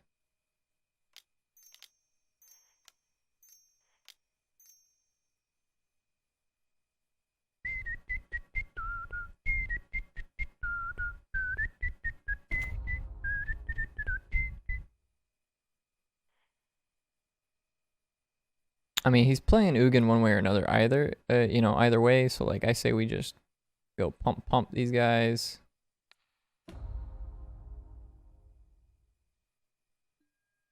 And then attack for 6.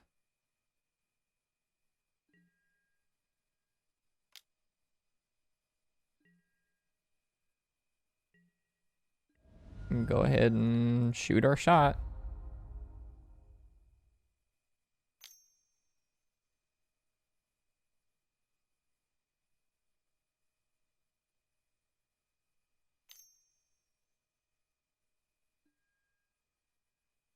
They kick the blink of an eye.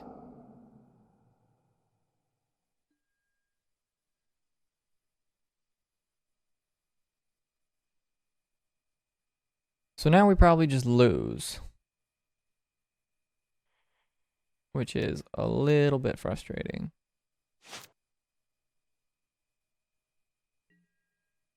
I guess I'm going to hold on to this because realistically, like, if they just play an Ugin and sweep the board with it,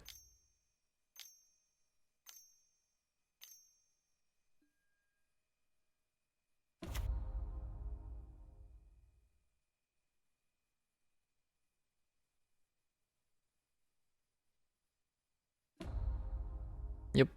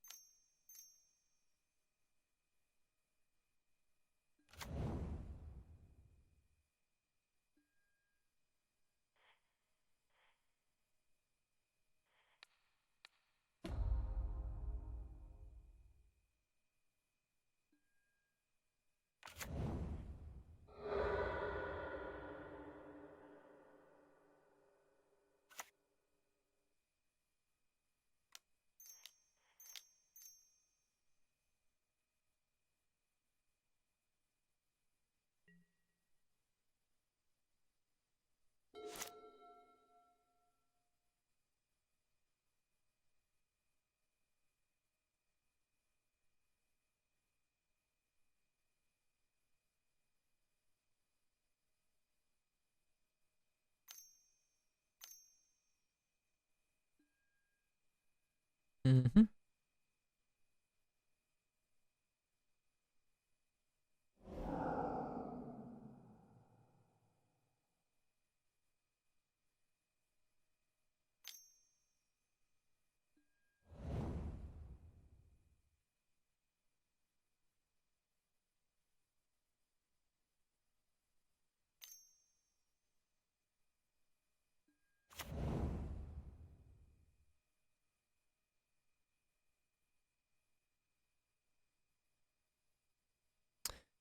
Yeah, with the Underworld Breach, I think I'll concede that one. It's a little bit unfortunate. We were really close to winning that second game. I know we had to have won a game 3, but it seems to me like that's probably the deck's worst matchup. And we've had to play it twice now.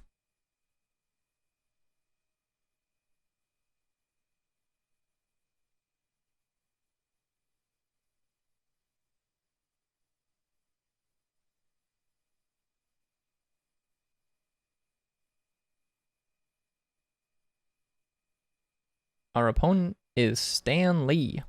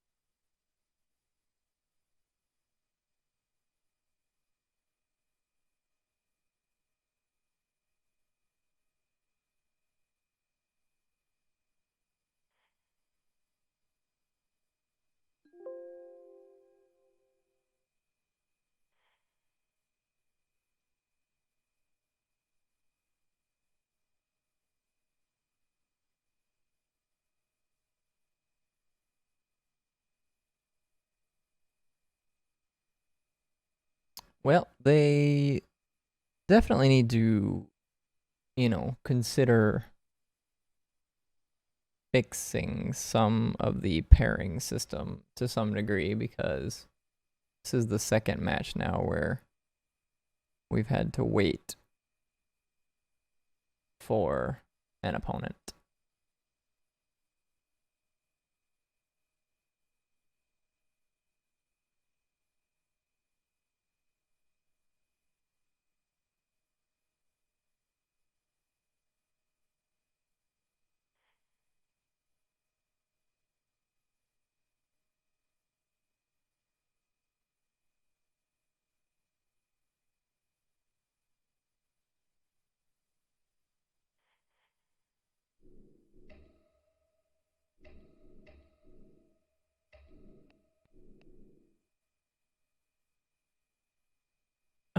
How does one message people? Oh, there we go.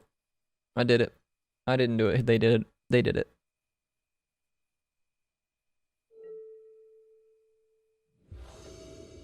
I'll play first. Here's my bird serpent. The opponent is not playing with a bird serpent.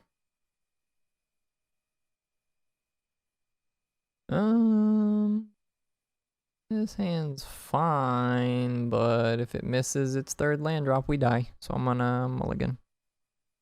This hand doesn't have a second land drop, so we're gonna die. We'll keep this one. And we'll probably bottom. I'll just keep the combo. The wombo combo. Keep. Done.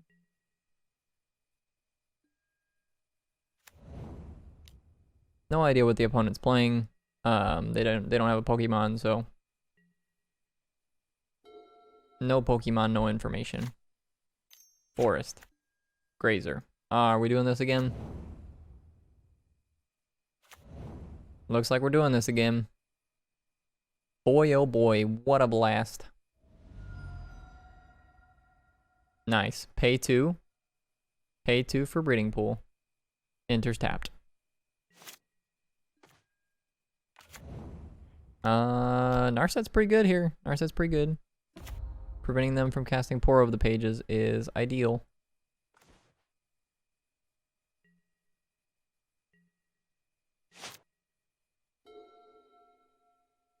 Last piece we need is like a Fires of Invention, and then we can like Yorian and Flicker the thief, or the whatever, the Agent of Treachery. That's what it's called. That's what that card's called. Narset.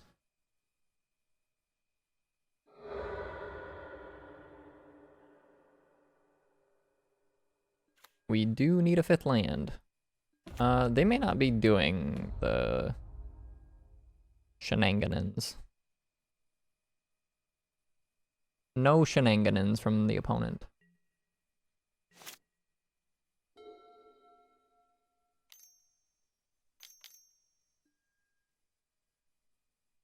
Undergrowth Champion. Hmm.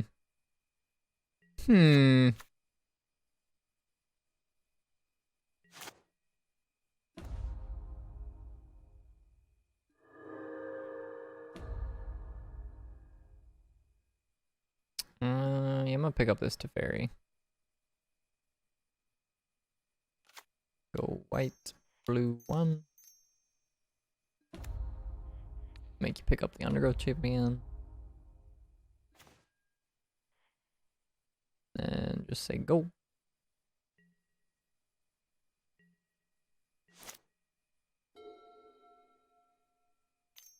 I don't remember what land I played this turn, but minor misplay on my part by my sequencing. Means I'm not gonna get to play a turn 5 guy unless I draw an untap land. And I'm so good at this game, so obviously I did. See, I'm just gonna play this Luca. Uptick this guy.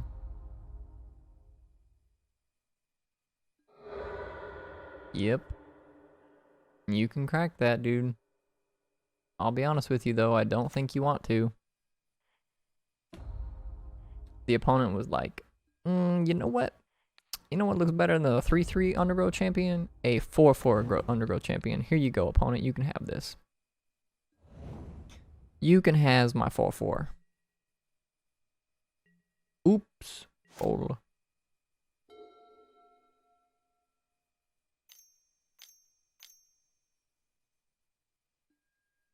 Risen Reef. I like the brew. I'm about it. Let's do some elemental things. Opponent draws a card.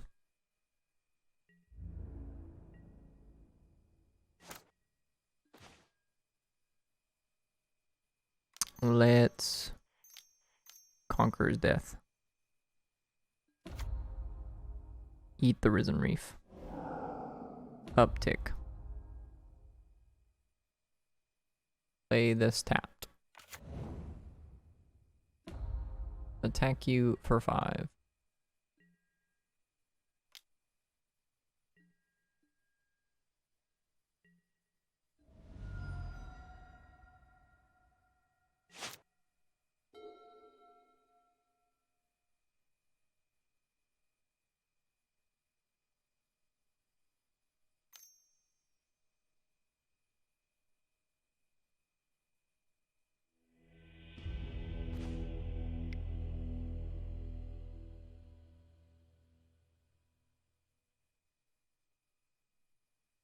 I don't have any clue what the opponent's doing, really.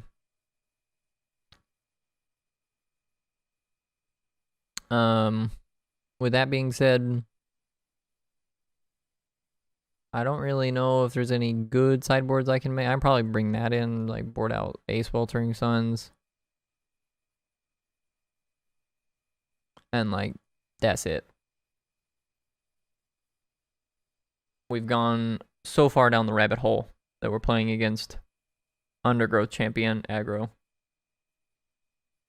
Undergrowth Champion Risen Reef aggro.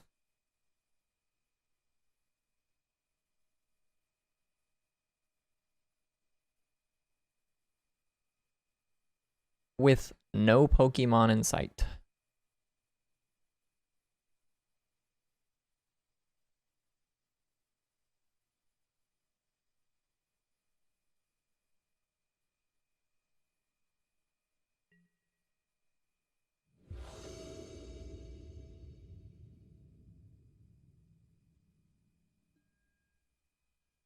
Yorian. Ew. Nasty hands are nasty. We put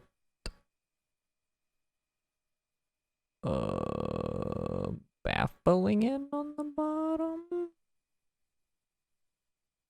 I guess.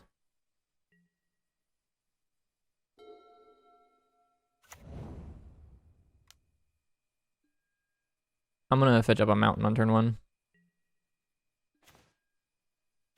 Just so I has red mana.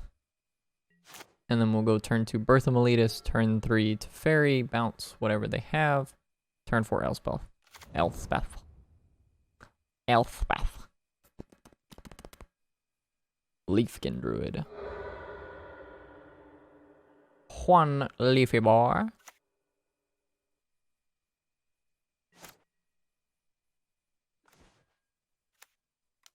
Not the most ideal draw.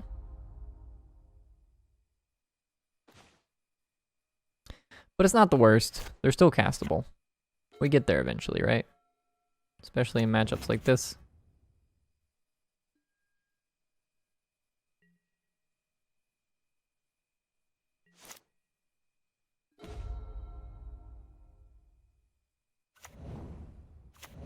Tefra. Bounce this one. Draw fires, draw fires. Double fires. It's a combo. We can use fires to cast the second fires.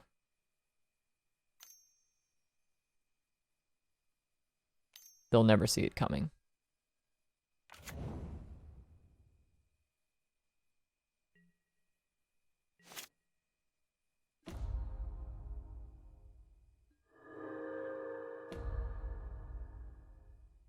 I think I'm going to just play the Nahiri and loot away the second fires.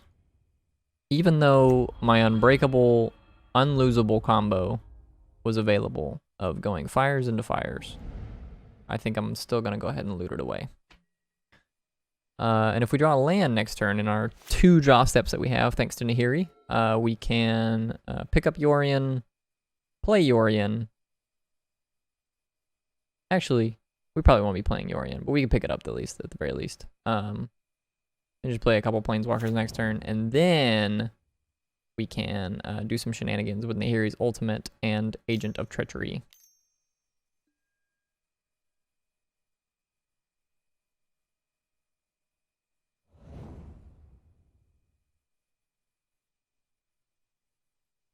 Did not put a land into play with the Growth Spiral, I don't think. Second Leafkin Druid.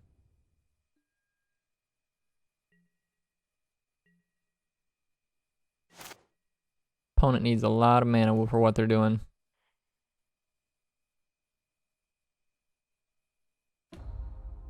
Whatever it is that they're doing, they need lots of mana for it. Yeah, we're just gonna play this. And make some 1/1s. Play this. And uptick this. And make an emblem with Gids. Play my Sacred Foundry tapped. And pick up Yorion.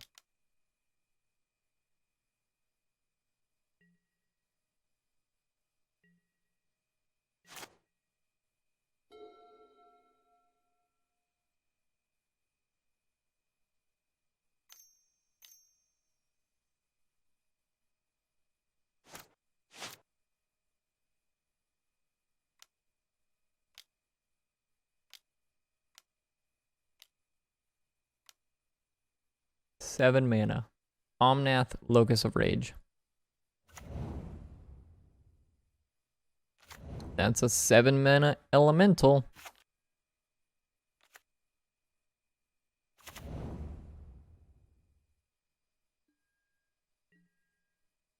That I'm gonna get to take with this Nahiri. With this Agent of Treachery that's in my deck.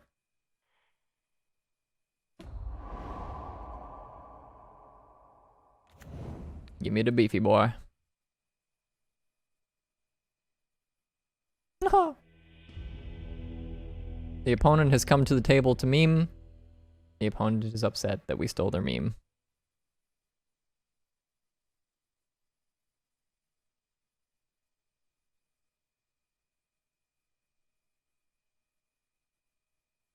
I'll be completely honest with you, Stanley. I'm sorry.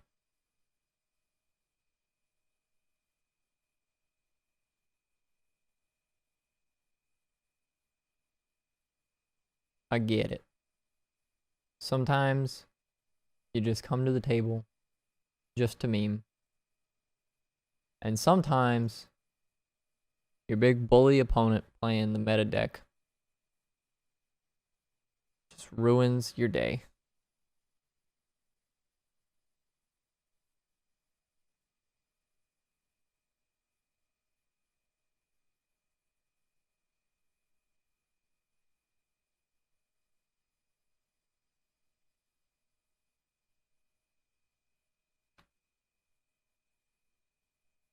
Okay, have to create.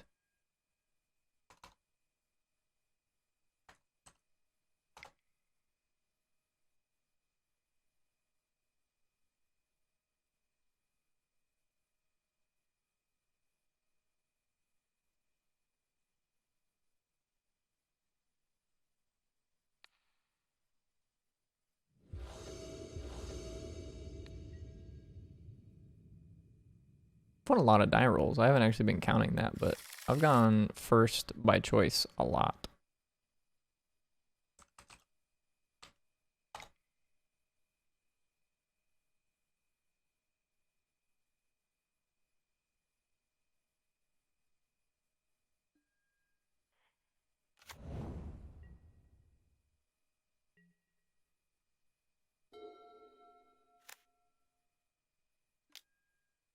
Llanowar Elves.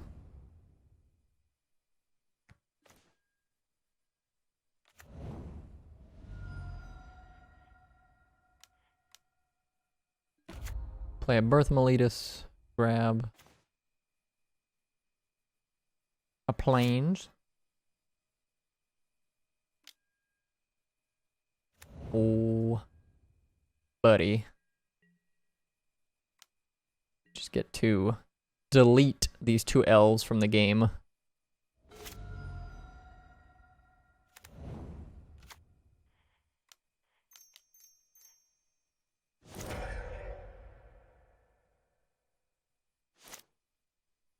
There it was. There they went.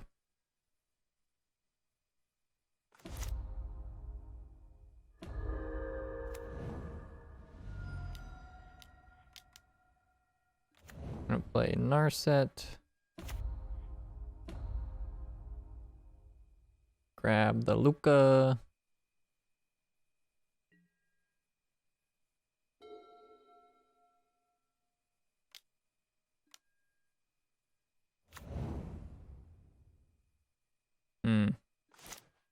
Little bit awkward for the opponent. Hopefully we find like an Omen of the Sea. This is fine. I was hoping to find a 5th land, off of either my draw step or like a card we found off Narset. But this is fine. Have a land, you win. Yeah, I don't have the land, so.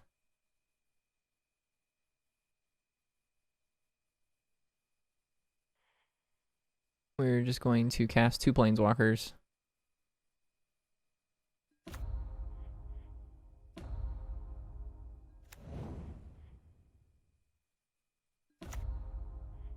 Just make an emblem.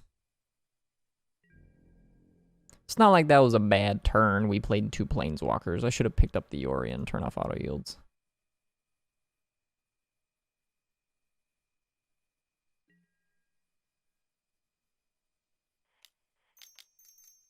I'm gonna pick this up. Here you go.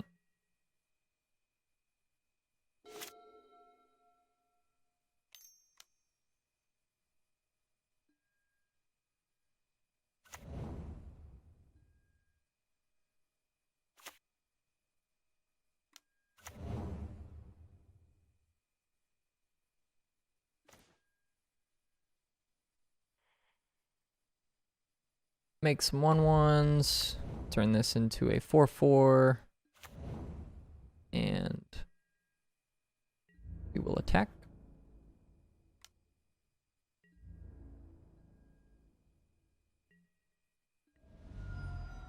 And we'll cycle this. Play a land. Cast this. Turn this wall. Yeah.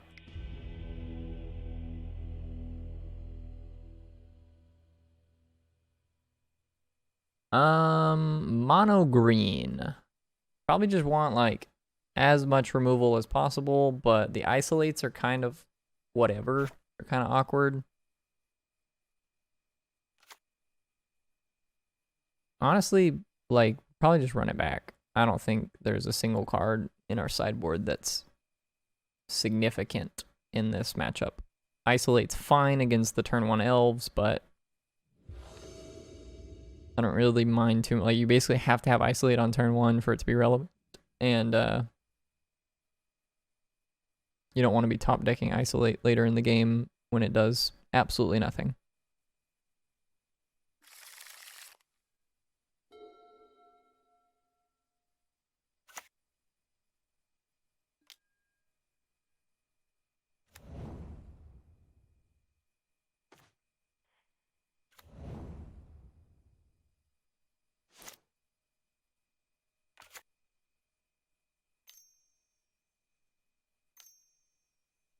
Looks like, oh, okay. Wolf Willow Haven. Elf. Okay. I'm just gonna play a Steam Vents tapped. We're gonna go a turn 3 Sweltering Suns. Hopefully that's impactful. And they don't just run away with something silly here. Even if they play something like a Nars or a Nissa, turn 3 Sweltering Suns still going to be quite effective. We get to kill their land and 2 of their elves. How much mana do they have? 1, 2, 3, 4, 5. Yeah, 5 mana, so they could play a turn 3 Nissa here.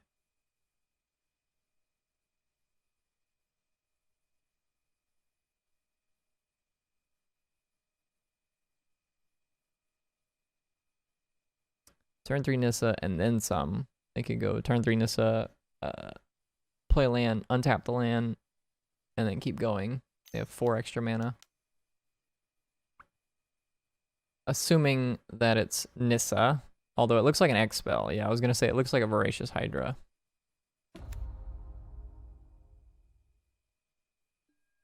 Yes, sir. You have a 6/7. Still going to go ahead and... the Gideon makes this tempting.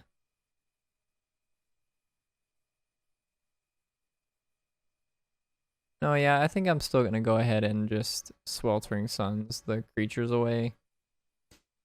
The alternative is that we play the Gideon and we uptick on the Voracious Hydra, but to doing that, the Gideon's going to take 2. If they play a Nissa, then it takes a little bit more damage, but I don't think they can kill the Gideon regardless because of the way they have to tap to play a Nissa. Ooh.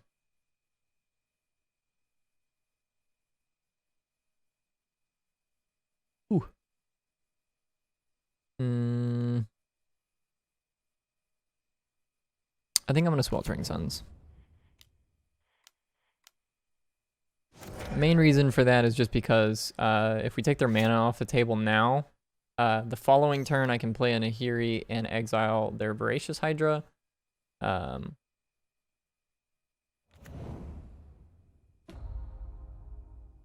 Elvish Mystic on top, Nissa who shakes the world on top. Both to the graveyard. Yep. Gonna take 6 here.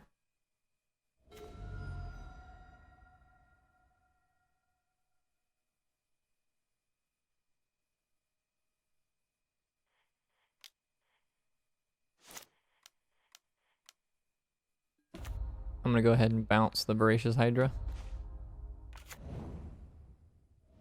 And I was going to just pass the turn, play a tap land, but we drew Chain to the Rocks, so makes my turn much easier. They can play a 1/2 Voracious Hydra, which becomes a 2/3. And I think my next turn is play Nahiri, exile the Wolfwillow Haven.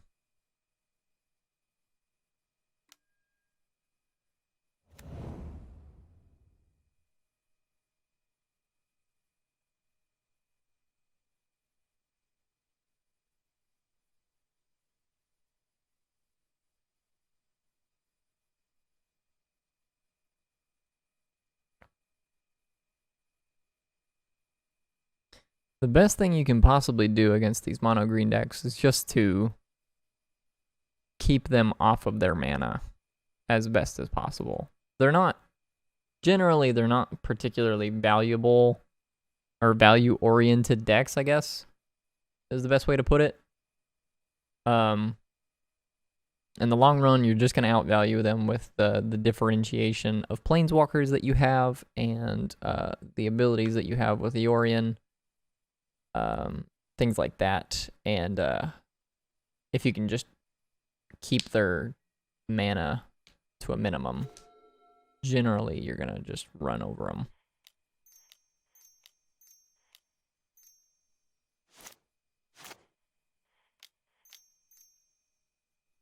Hiri, we'll exile this. Plus play a Sulphur Falls, say go.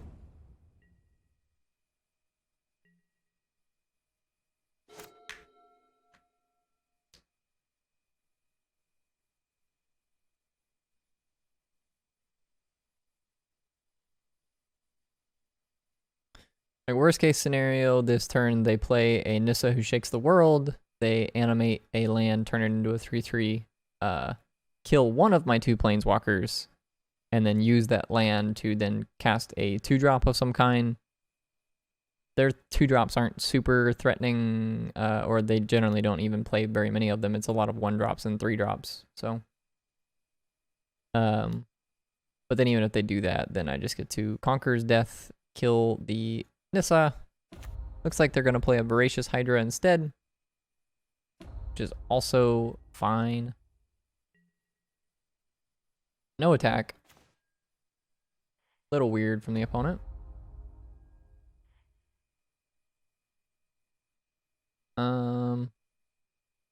Should play Gideon.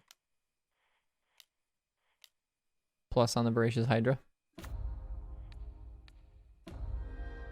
And then we'll plus here. Discard this mountain.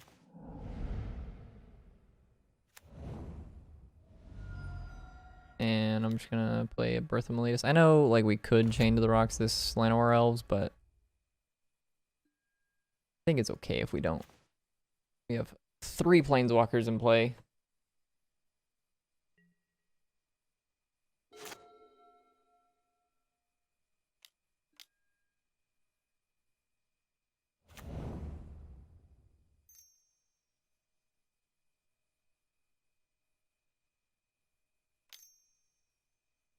5 mana with the Nykthos. 6 mana with Elf.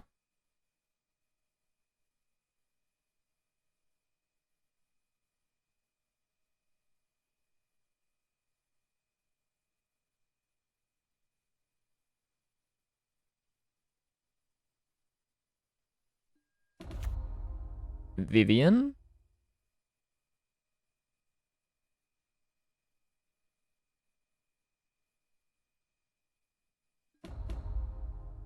Make the elf one beefy boy.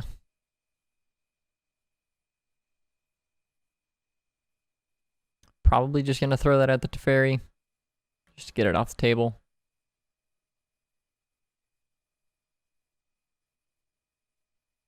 But I wouldn't fault him for picking another Planeswalker.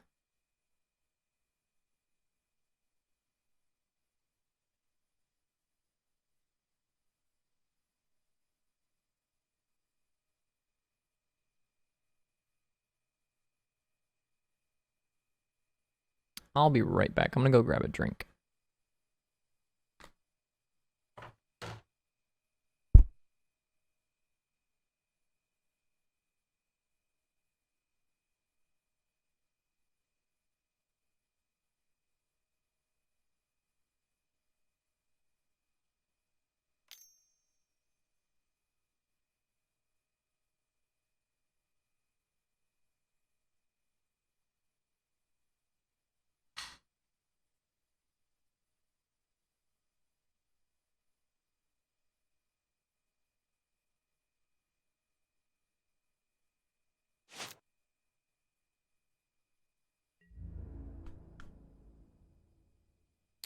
No choices were made in the time I was gone. They are killing the Teferi. Make an 0-4.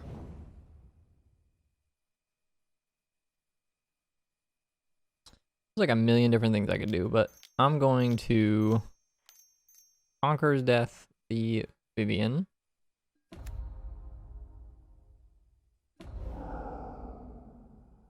Minus the Nahiri here. Plus the Gideon here. Chain to the rocks this creature.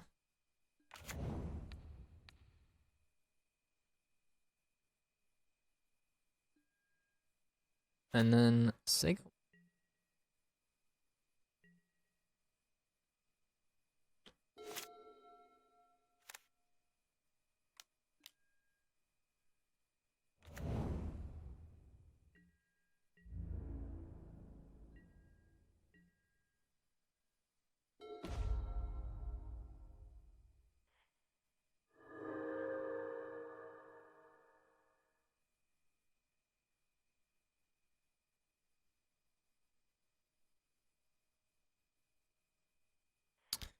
All right. So if we find a sweeper here, I'm actually going to take an interesting line. No sweeper. So we'll take the Elspeth. Man, I hate Pioneer and Standard right now. That's what the opponent is said to.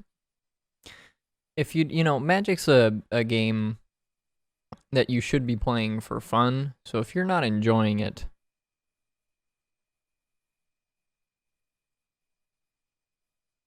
if you're not enjoying playing Magic, then I don't think you should be playing. You know, it's pretty simple.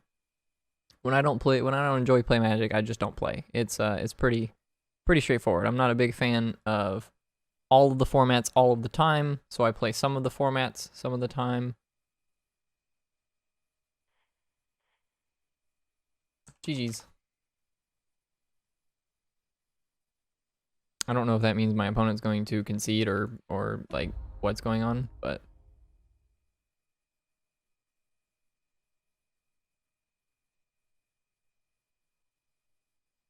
I guess I'm just going to continue to play it out. Make some 1/1s. Uptick. No. Your turn.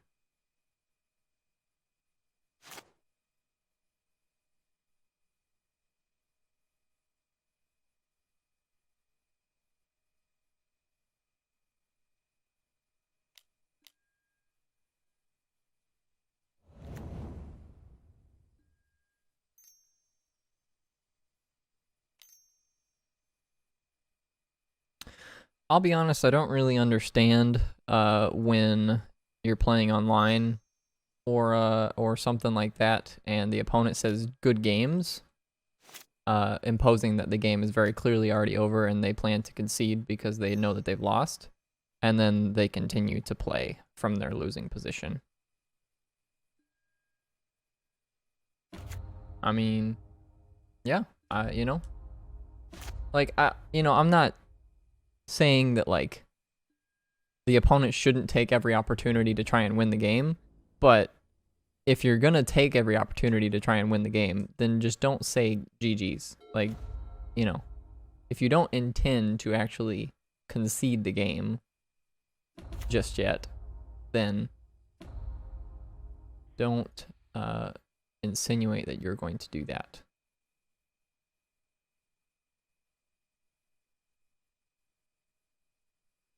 We'll activate the Narset first. Fires to Fairy. I'll take the fires.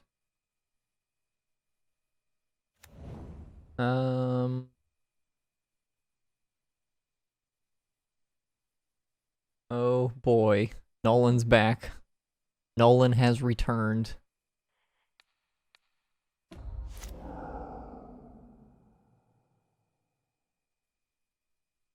What's good, man? What's crack-a-lackin'?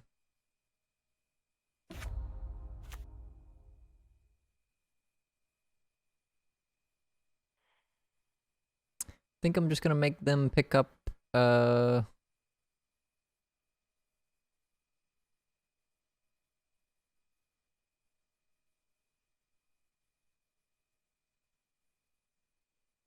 guess this thing? This doesn't really do much of anything. Birth of Miletus doesn't really do anything. New room, huh? Dig the spot. What? This isn't a new room. This is the same room I've been in. It's a new camera.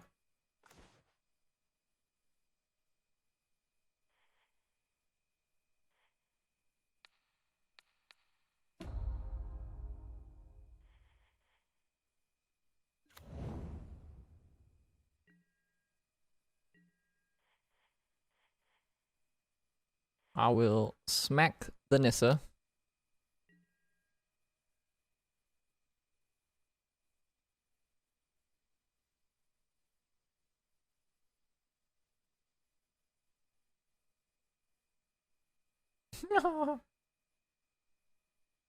You are going deep on this meme here.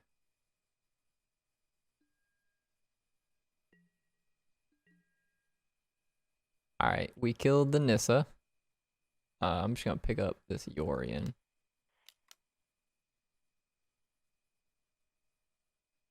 And smash the turn. Smash the turn.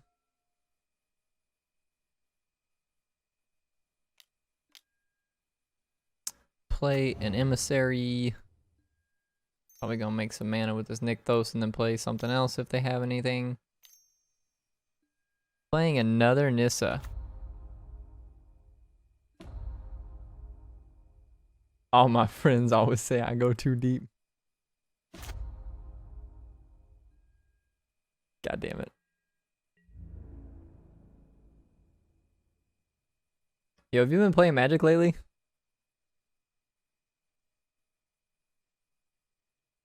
I haven't played in a long time, and I definitely have not played Legacy in a long time.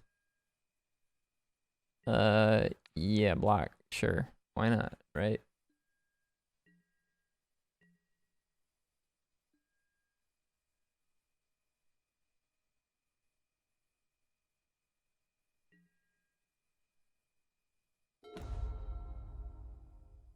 Make another wall.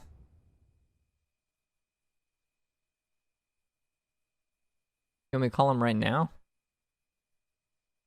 That's you.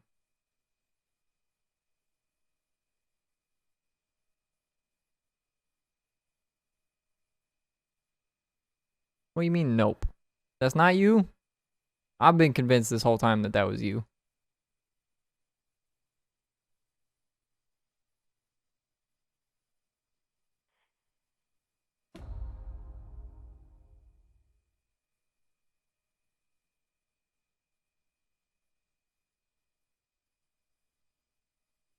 Guess again, bro. I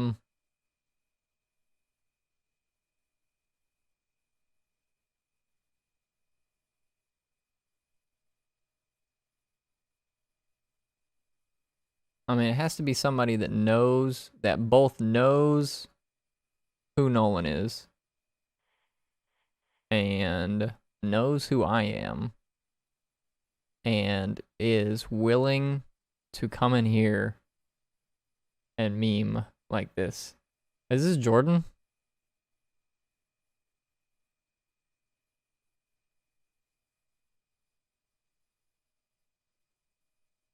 I haven't seen that dude in forever either.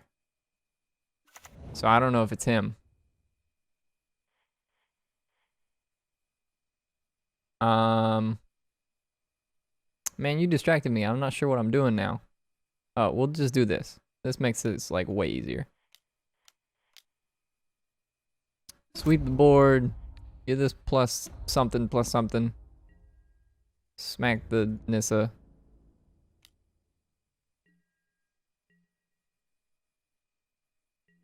The opponent has conceded from the game. We did it.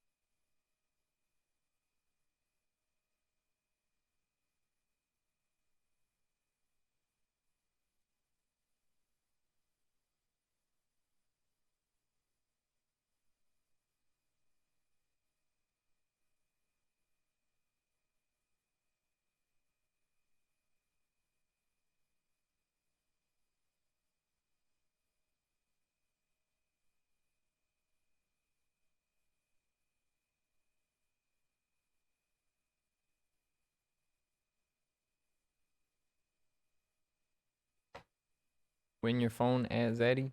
Oh, my phone right here, dude. What do you want me to do? You want me to call Nolan? Nolan might be working, dude.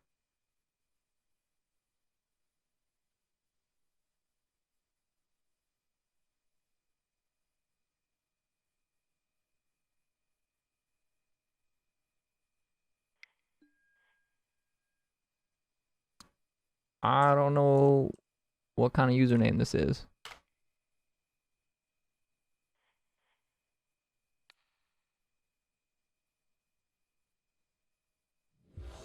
Macasiak.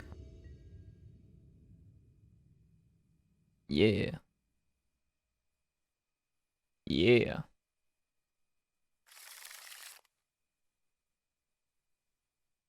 You must got a new... No, dude. I don't got a new number. You tripping, dog.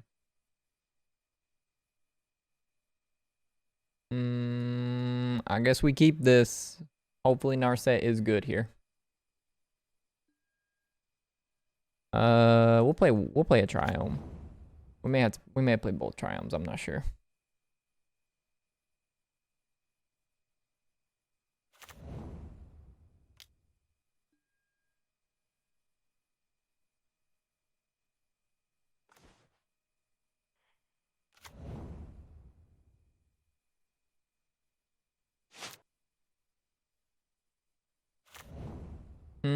Sultai. Sultai Scoos.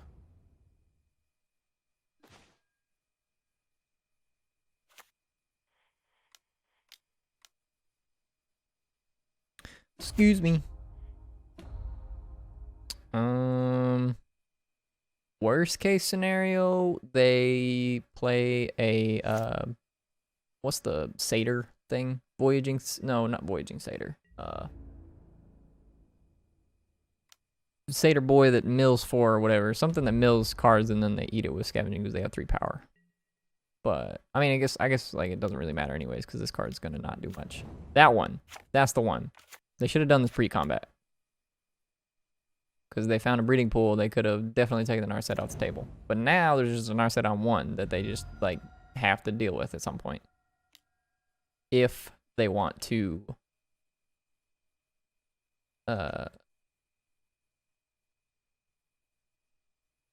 draw cards.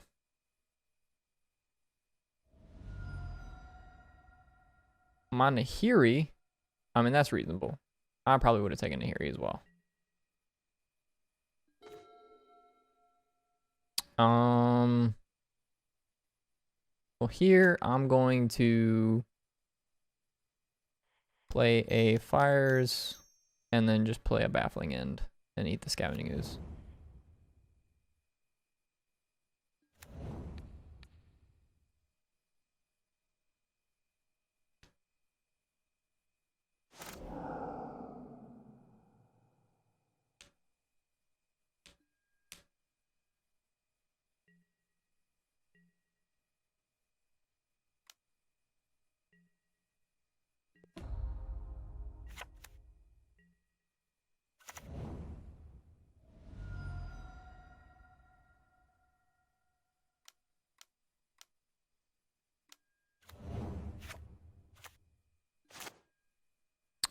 Cletus. My boy Cletus. I'm gonna cast Fires. Start. Oh, I'm sorry, Omen. Omen to start with.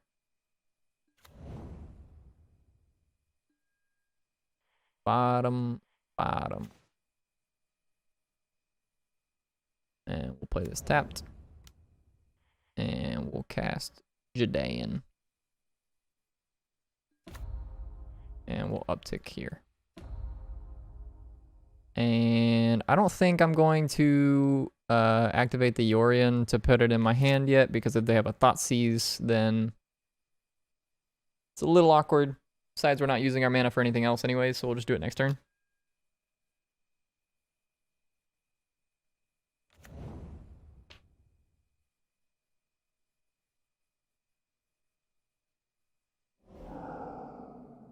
And I could potentially activate the Omen of the Sea to scry some and take a look at the top few cards, but I think I'd rather just play the Yorion and flicker it. Yep. So Thoughtseize doesn't hit anything. Man, why you out here abrupt decaying my dude?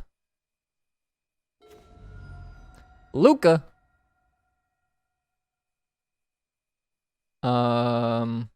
Yeah. So like pick this boy up. Yeah, cast this.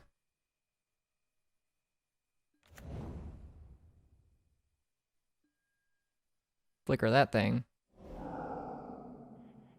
Cast this. Turn this thing into a thief. And take Cletus.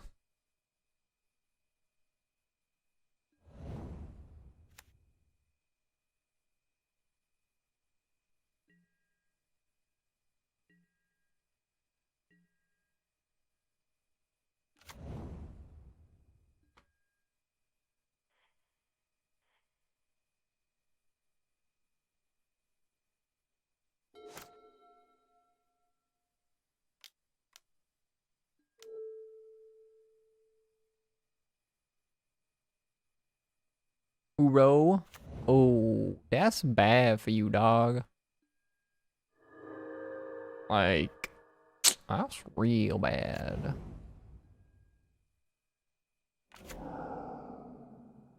Not only does that Uro get exiled, but I get Zombo. Our opponent has conceded from the game. So Sultai mid-range. I mean, we probably just like outvalue the mess out of this deck, right? They might be taking our Agent of Treacheries away. So like maybe we should board these guys in just because we need like more, even more top end.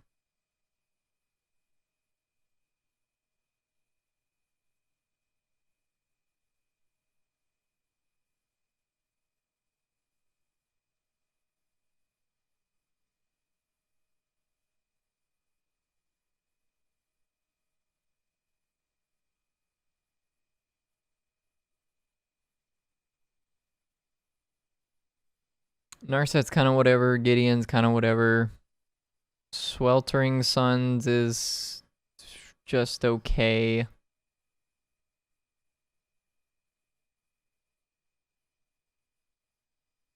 I'm going to bring this in. Board out a single Sweltering Suns. I think the rest of it's fine.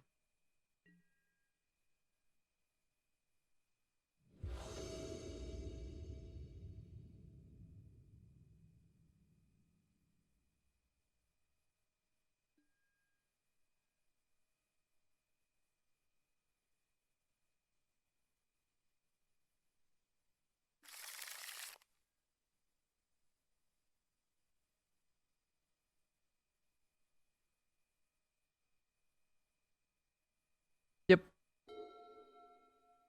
I'm going to Plains on turn 1 with the Fable Passage.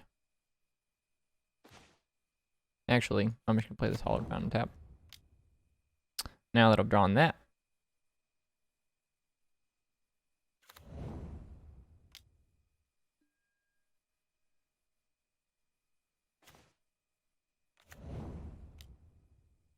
Just play a Steam Bin's tapped. And we can potentially play a turn 3 Teferi or a turn 3 Sweltering Suns, depending on what they do. If they just play an Uro, Grizzly Salvage. Probably should have brought in the Rest in Pieces. I didn't think about those. Kind of forgot about those. But I'm not sure that it's going to matter. We'll just play Teferi and Uptick.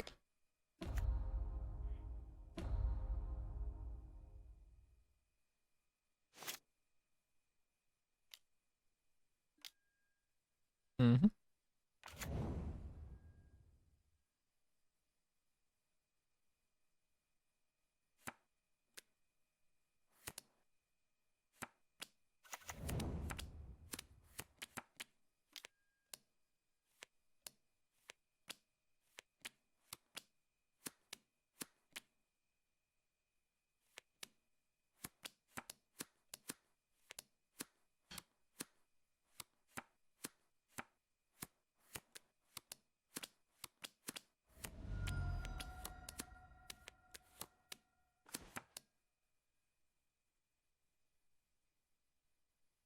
Drew and Elspeth. I'm gonna go ahead and just bounce the Satyr Wayfinder. And I'll fetch up a Plains. And just play Elspeth. Make a couple 1/1s.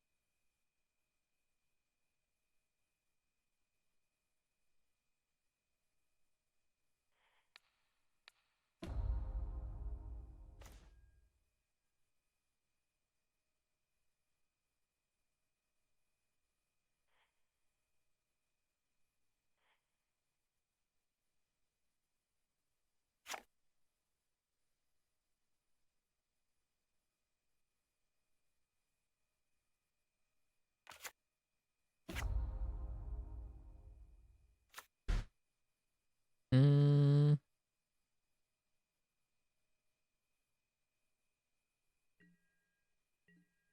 Go ahead and just attack for 2. And then I'll probably just make some 1/1s. Recast and make some more 1/1s.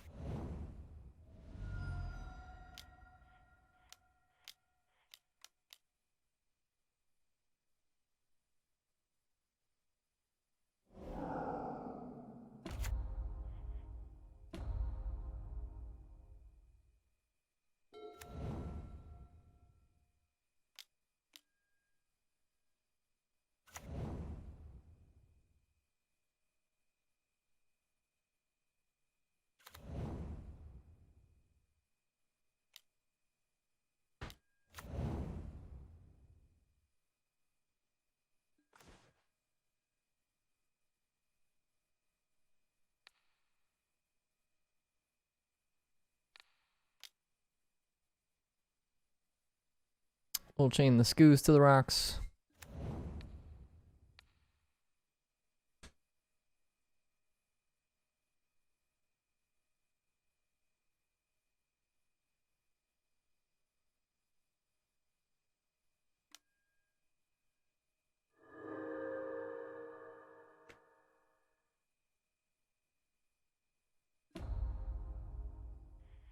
Make a couple 1/1s.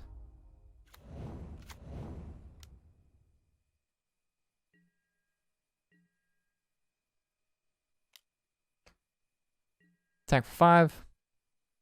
No likely block and trade. And I'll just go ahead and cast the fires.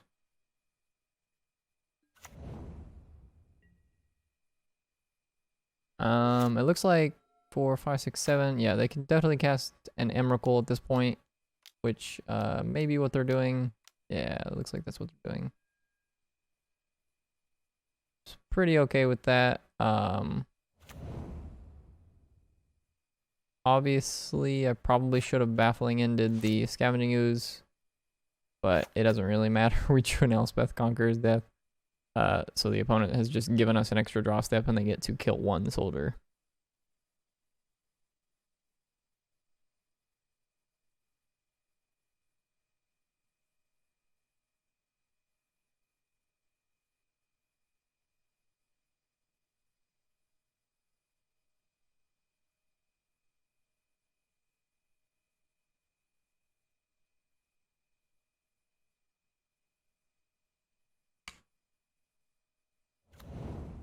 Yep. Playing the baffling end makes perfect sense. They just get to freebie that one.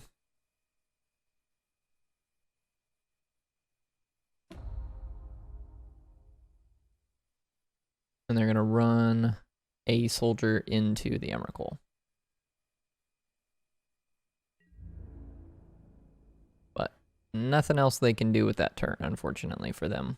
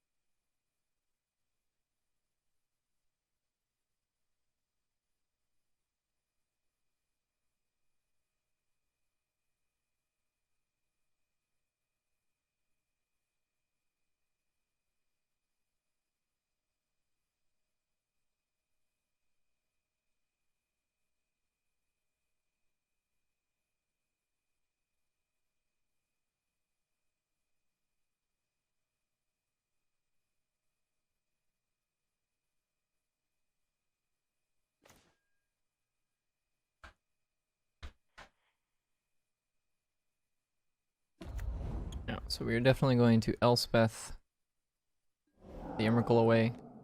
1 second. I'll be right back.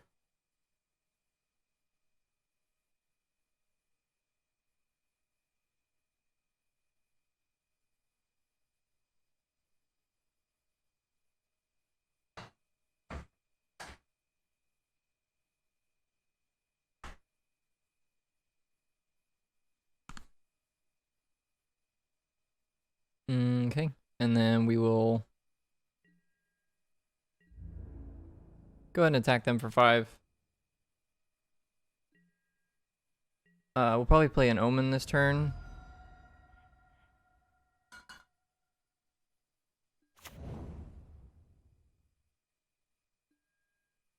And we'll bottom those.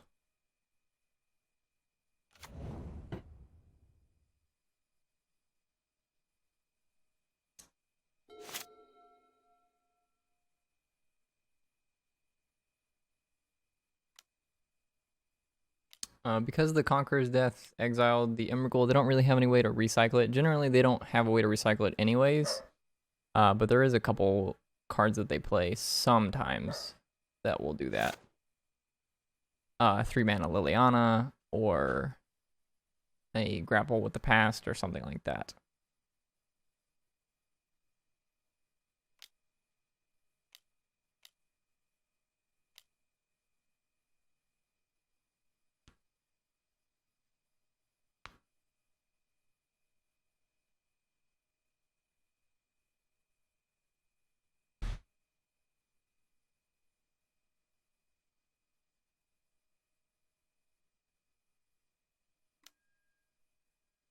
Nissa. Whom shimmy the world.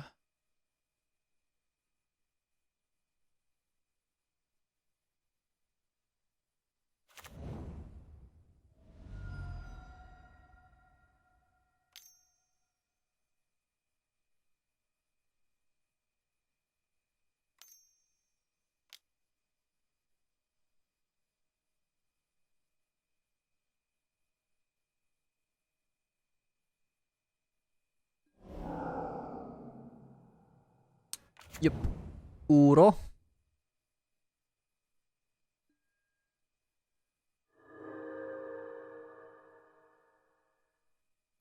Uro can definitely help them bridge the gap here, if we don't draw anything relevant in the next few turns.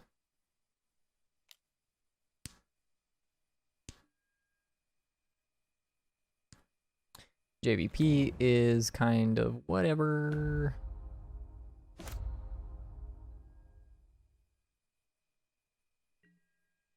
Attack me for 3 probably. Go ahead and sack the Fable's Passage. Doesn't do much, but that's okay. And then we will scry on the instep. Bottom top. And by scrying the Narset to the top, we get several more looks at a potential whatever the 5-mana Planeswalker's name is. Combo Boy. Omen of the Sea.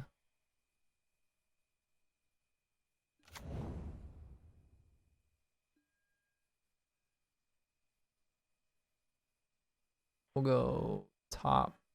The reason why we're doing this is because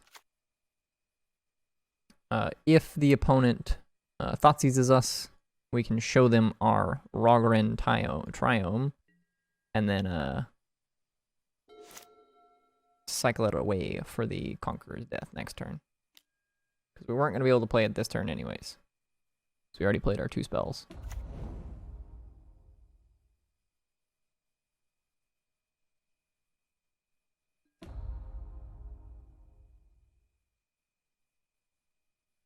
Abrupt Decay target Narset, question mark?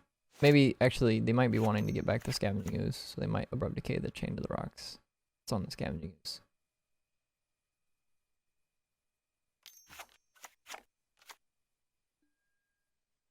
Yeah, that's fine.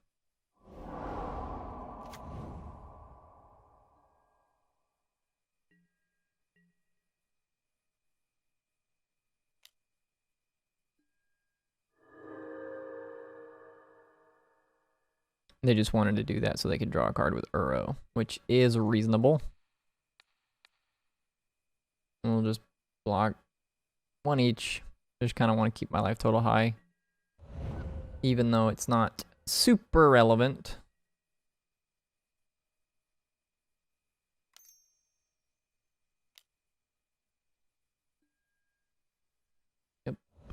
second Uro.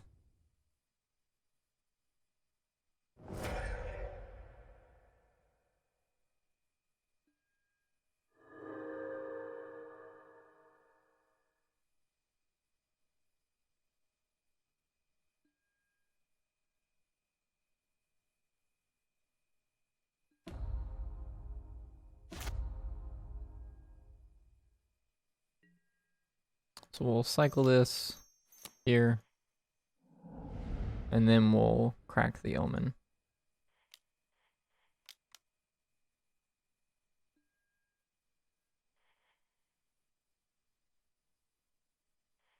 We'll go bottom, bottom. I don't think I want either of those cards. And we'll pick up Narset here. Put an extra loyalty counter on her. Activate the Narset. Find a Teferi, which could be quite good.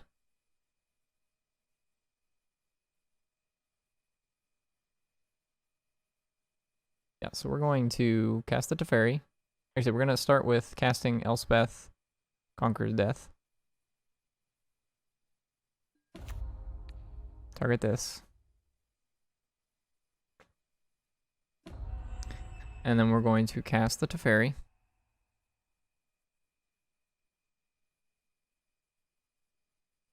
And I think instead of targeting the Uro, even though targeting the Uro seems like a good play, I think instead of doing that, I kind of want to target the fires. And then at the very least, we can Baffling in the Uro. And this way we can play both Elspeth and Baffling in this turn.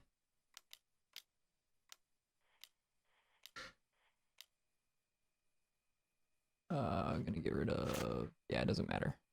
There's not any planeswalkers in the graveyard.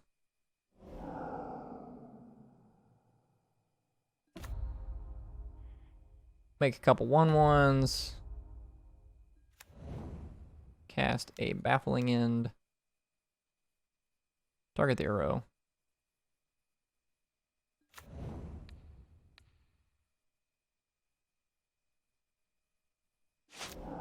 And then pass the turn.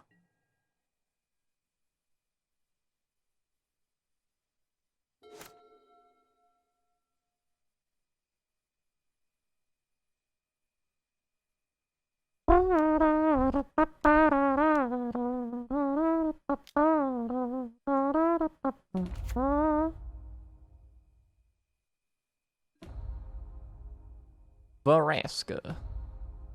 Kill your Narset. Give a soldier -2/-0.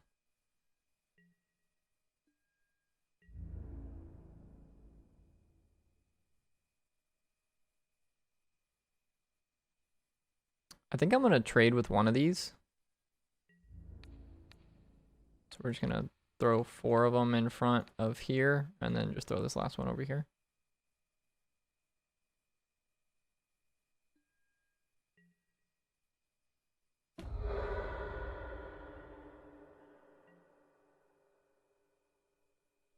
And, oh, I started to say, notably they use their blue mana for the Vraska, but they have an untapped island because this guy has Vigilance.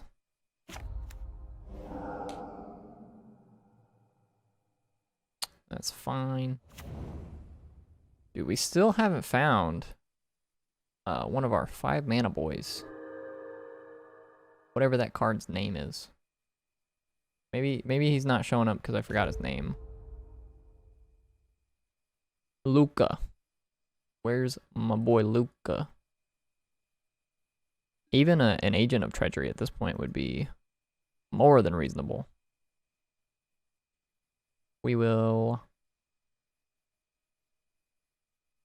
make 2 1/1s. Plus the Teferi. And then I think I'm just going to say go. There's no reason to play the Fires of Invention because we have more than enough mana to cast literally any spell in our deck. And next turn we get to use the Conqueror's Death to pick up the Narset again.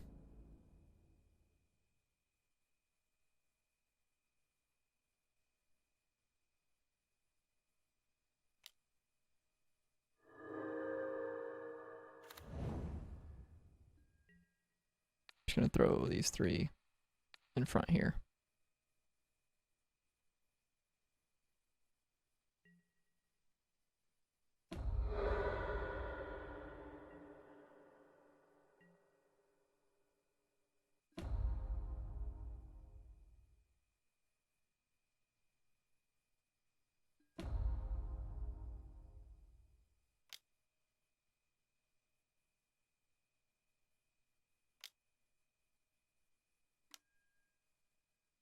Traverse the Ulvenwold. What you got for me, opponent?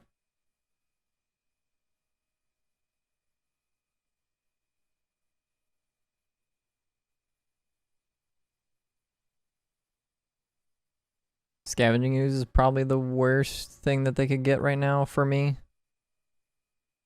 They have another Ooze in their main deck. They've only been through 1 based on what I see. Ishkana Graph Widow. That card's annoying, but not like terrible for me.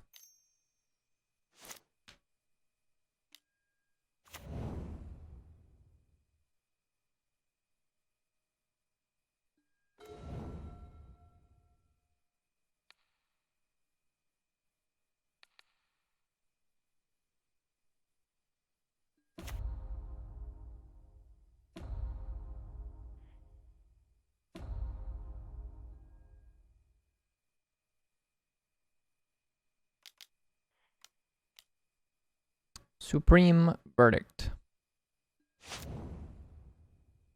That's a good one.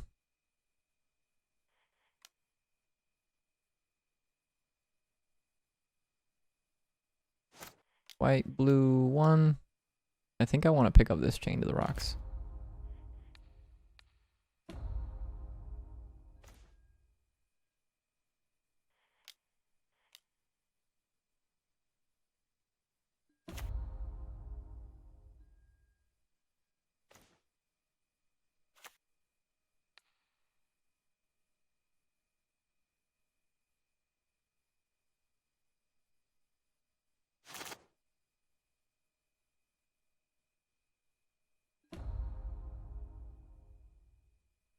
Yep.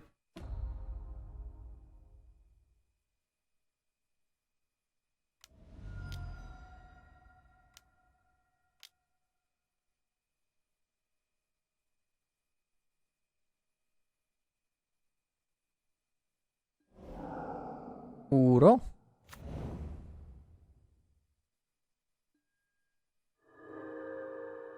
Even though this has been a pretty grindy game, I still feel like we are pretty far ahead here. And most of what the opponent is doing is kind of just dirtling. But the Thoughtseize there was relevant. Because now we don't have an answer to the Uro. But we do get to minus the Elspeth to give nothing +2/+1. And then replay it out of the graveyard. And make some more 1/1s.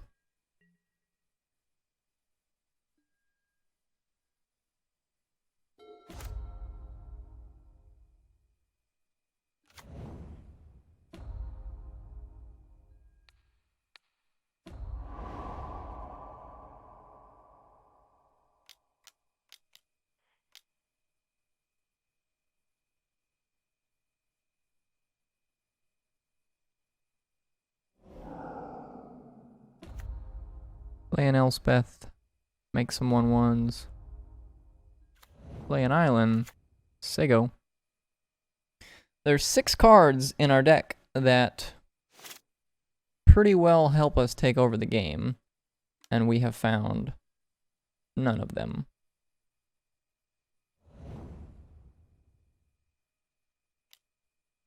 Even like a 3-mana Gideon here is pretty bonkers. That card is extremely powerful against me right now. The only cards that I have are, in fact, creatures with 2 or less power.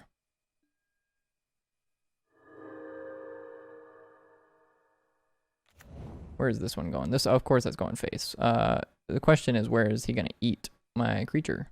Or which planeswalker, rather, is he going to eat? Probably the Elspeth. That card actually does something, whereas the Teferi doesn't do anything right now.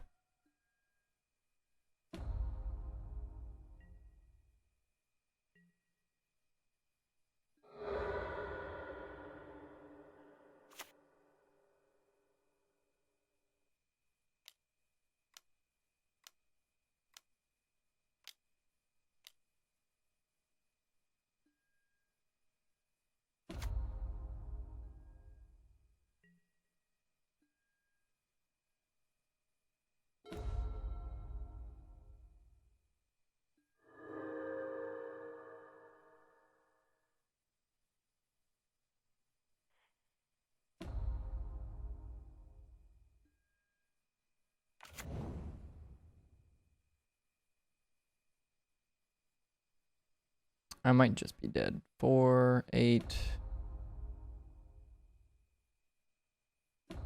Yeah, 10, and yeah, and 11 is the attack. All right. Omen of the Sea on top. That would have been nice to have 12 turns ago. Rest in peace. That one's coming in. Sweltering Suns, out of here. Rest of it's kind of whatever. Void Winner is probably a win more card, and I don't want to stumble at all too much by like boarding out some of these planeswalkers.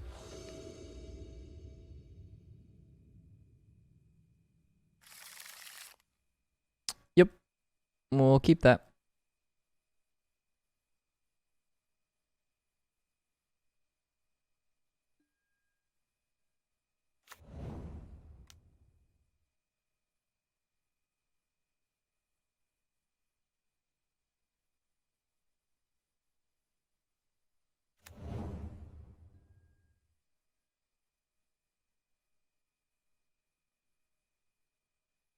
Just a minor misplay on my sequencing here.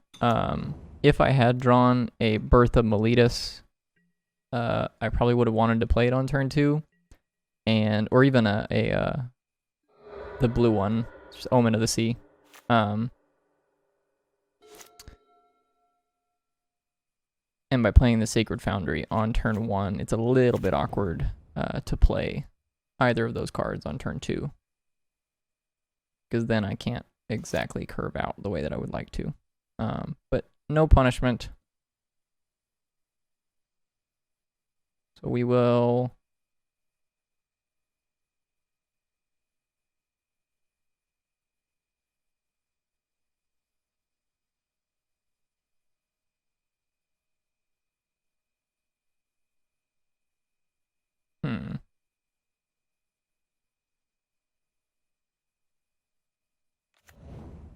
I think I'll just play Gideon.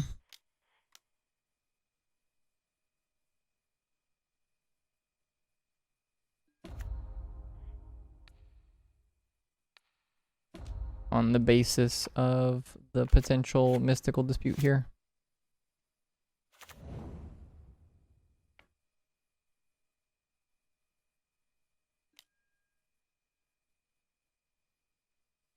Thoughtseize. Take my fires.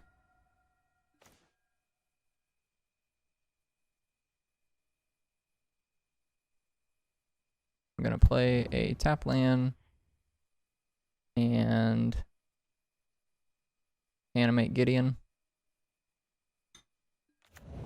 Attack for 4.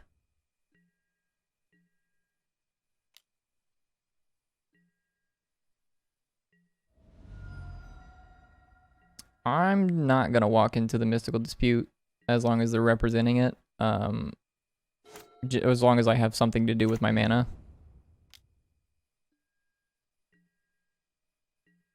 But I am going to let them tag the element if they want.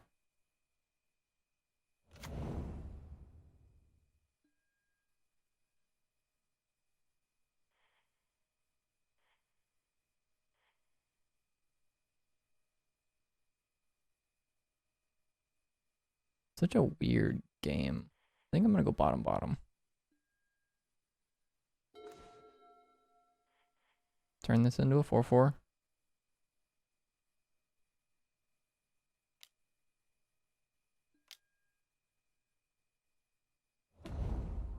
Yeah.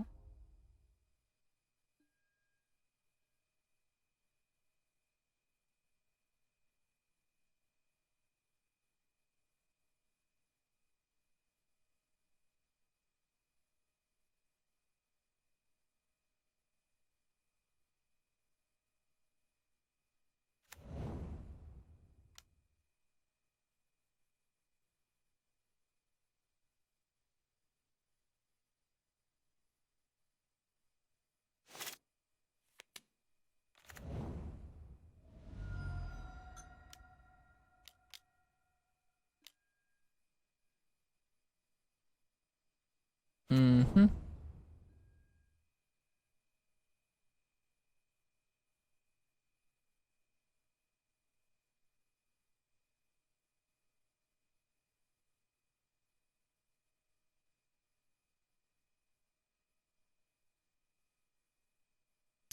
The cards in the piles. The top pile will be presented face up, and the bottom pile will be presented face down. Okay. Well, I think I want to just show them double Jace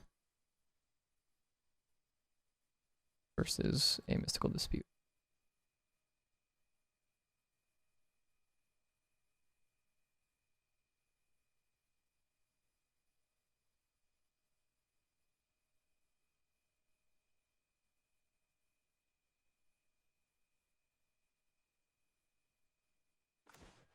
They took double Jace.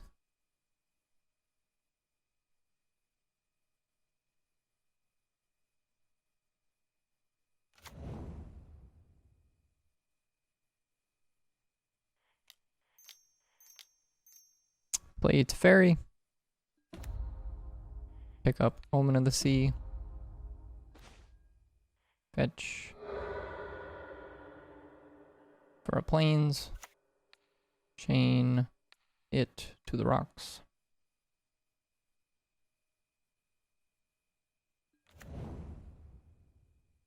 Sego.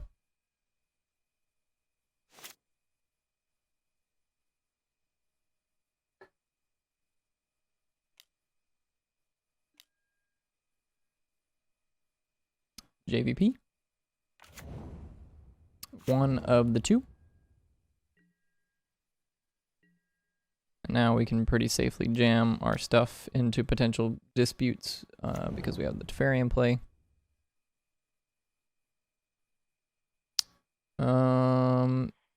Yeah.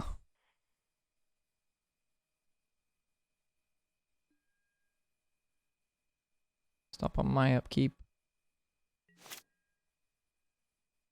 No, actually, this is fine. Another Teferi.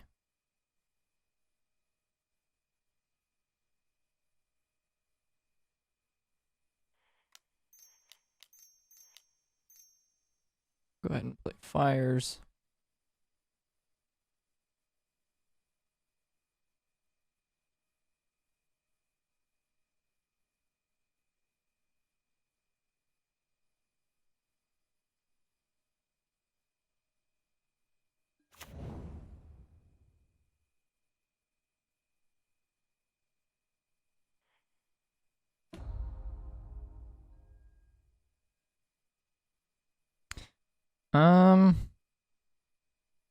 I think I'm gonna go ahead and just play the Rest in Peace.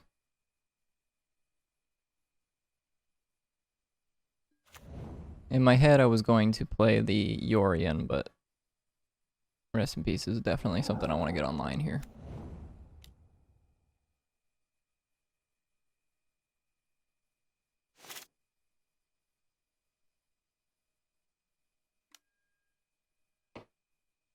Yep.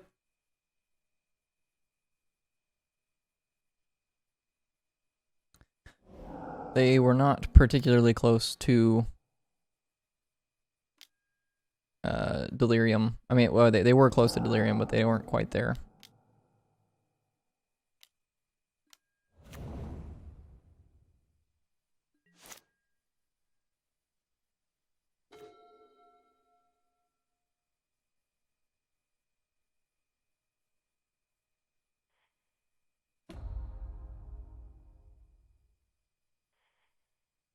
Cast this.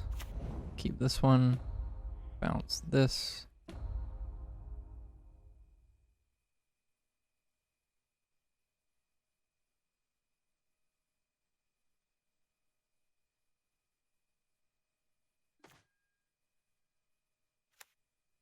Activate my companion.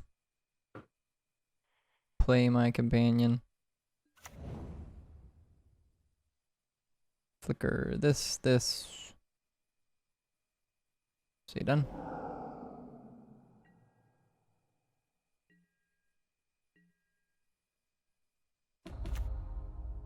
And we will. Oh, yeah. I want both of those. Top.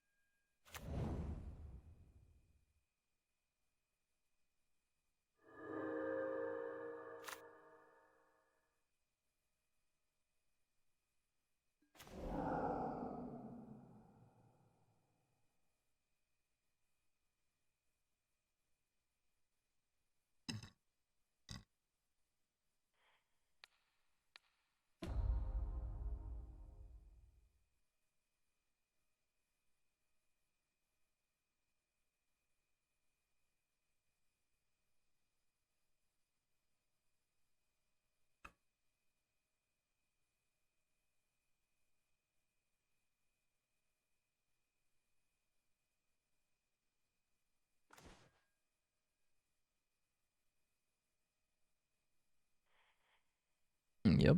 Cast this. Cast this. Trigger this.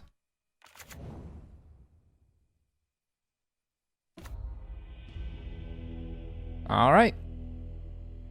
We done it. So I believe that qualifies me. Let me double check. Refresh the page real quick. You did it. Congrats, you are qualified for Swiss Space. Yep. Cool. Coolio. So now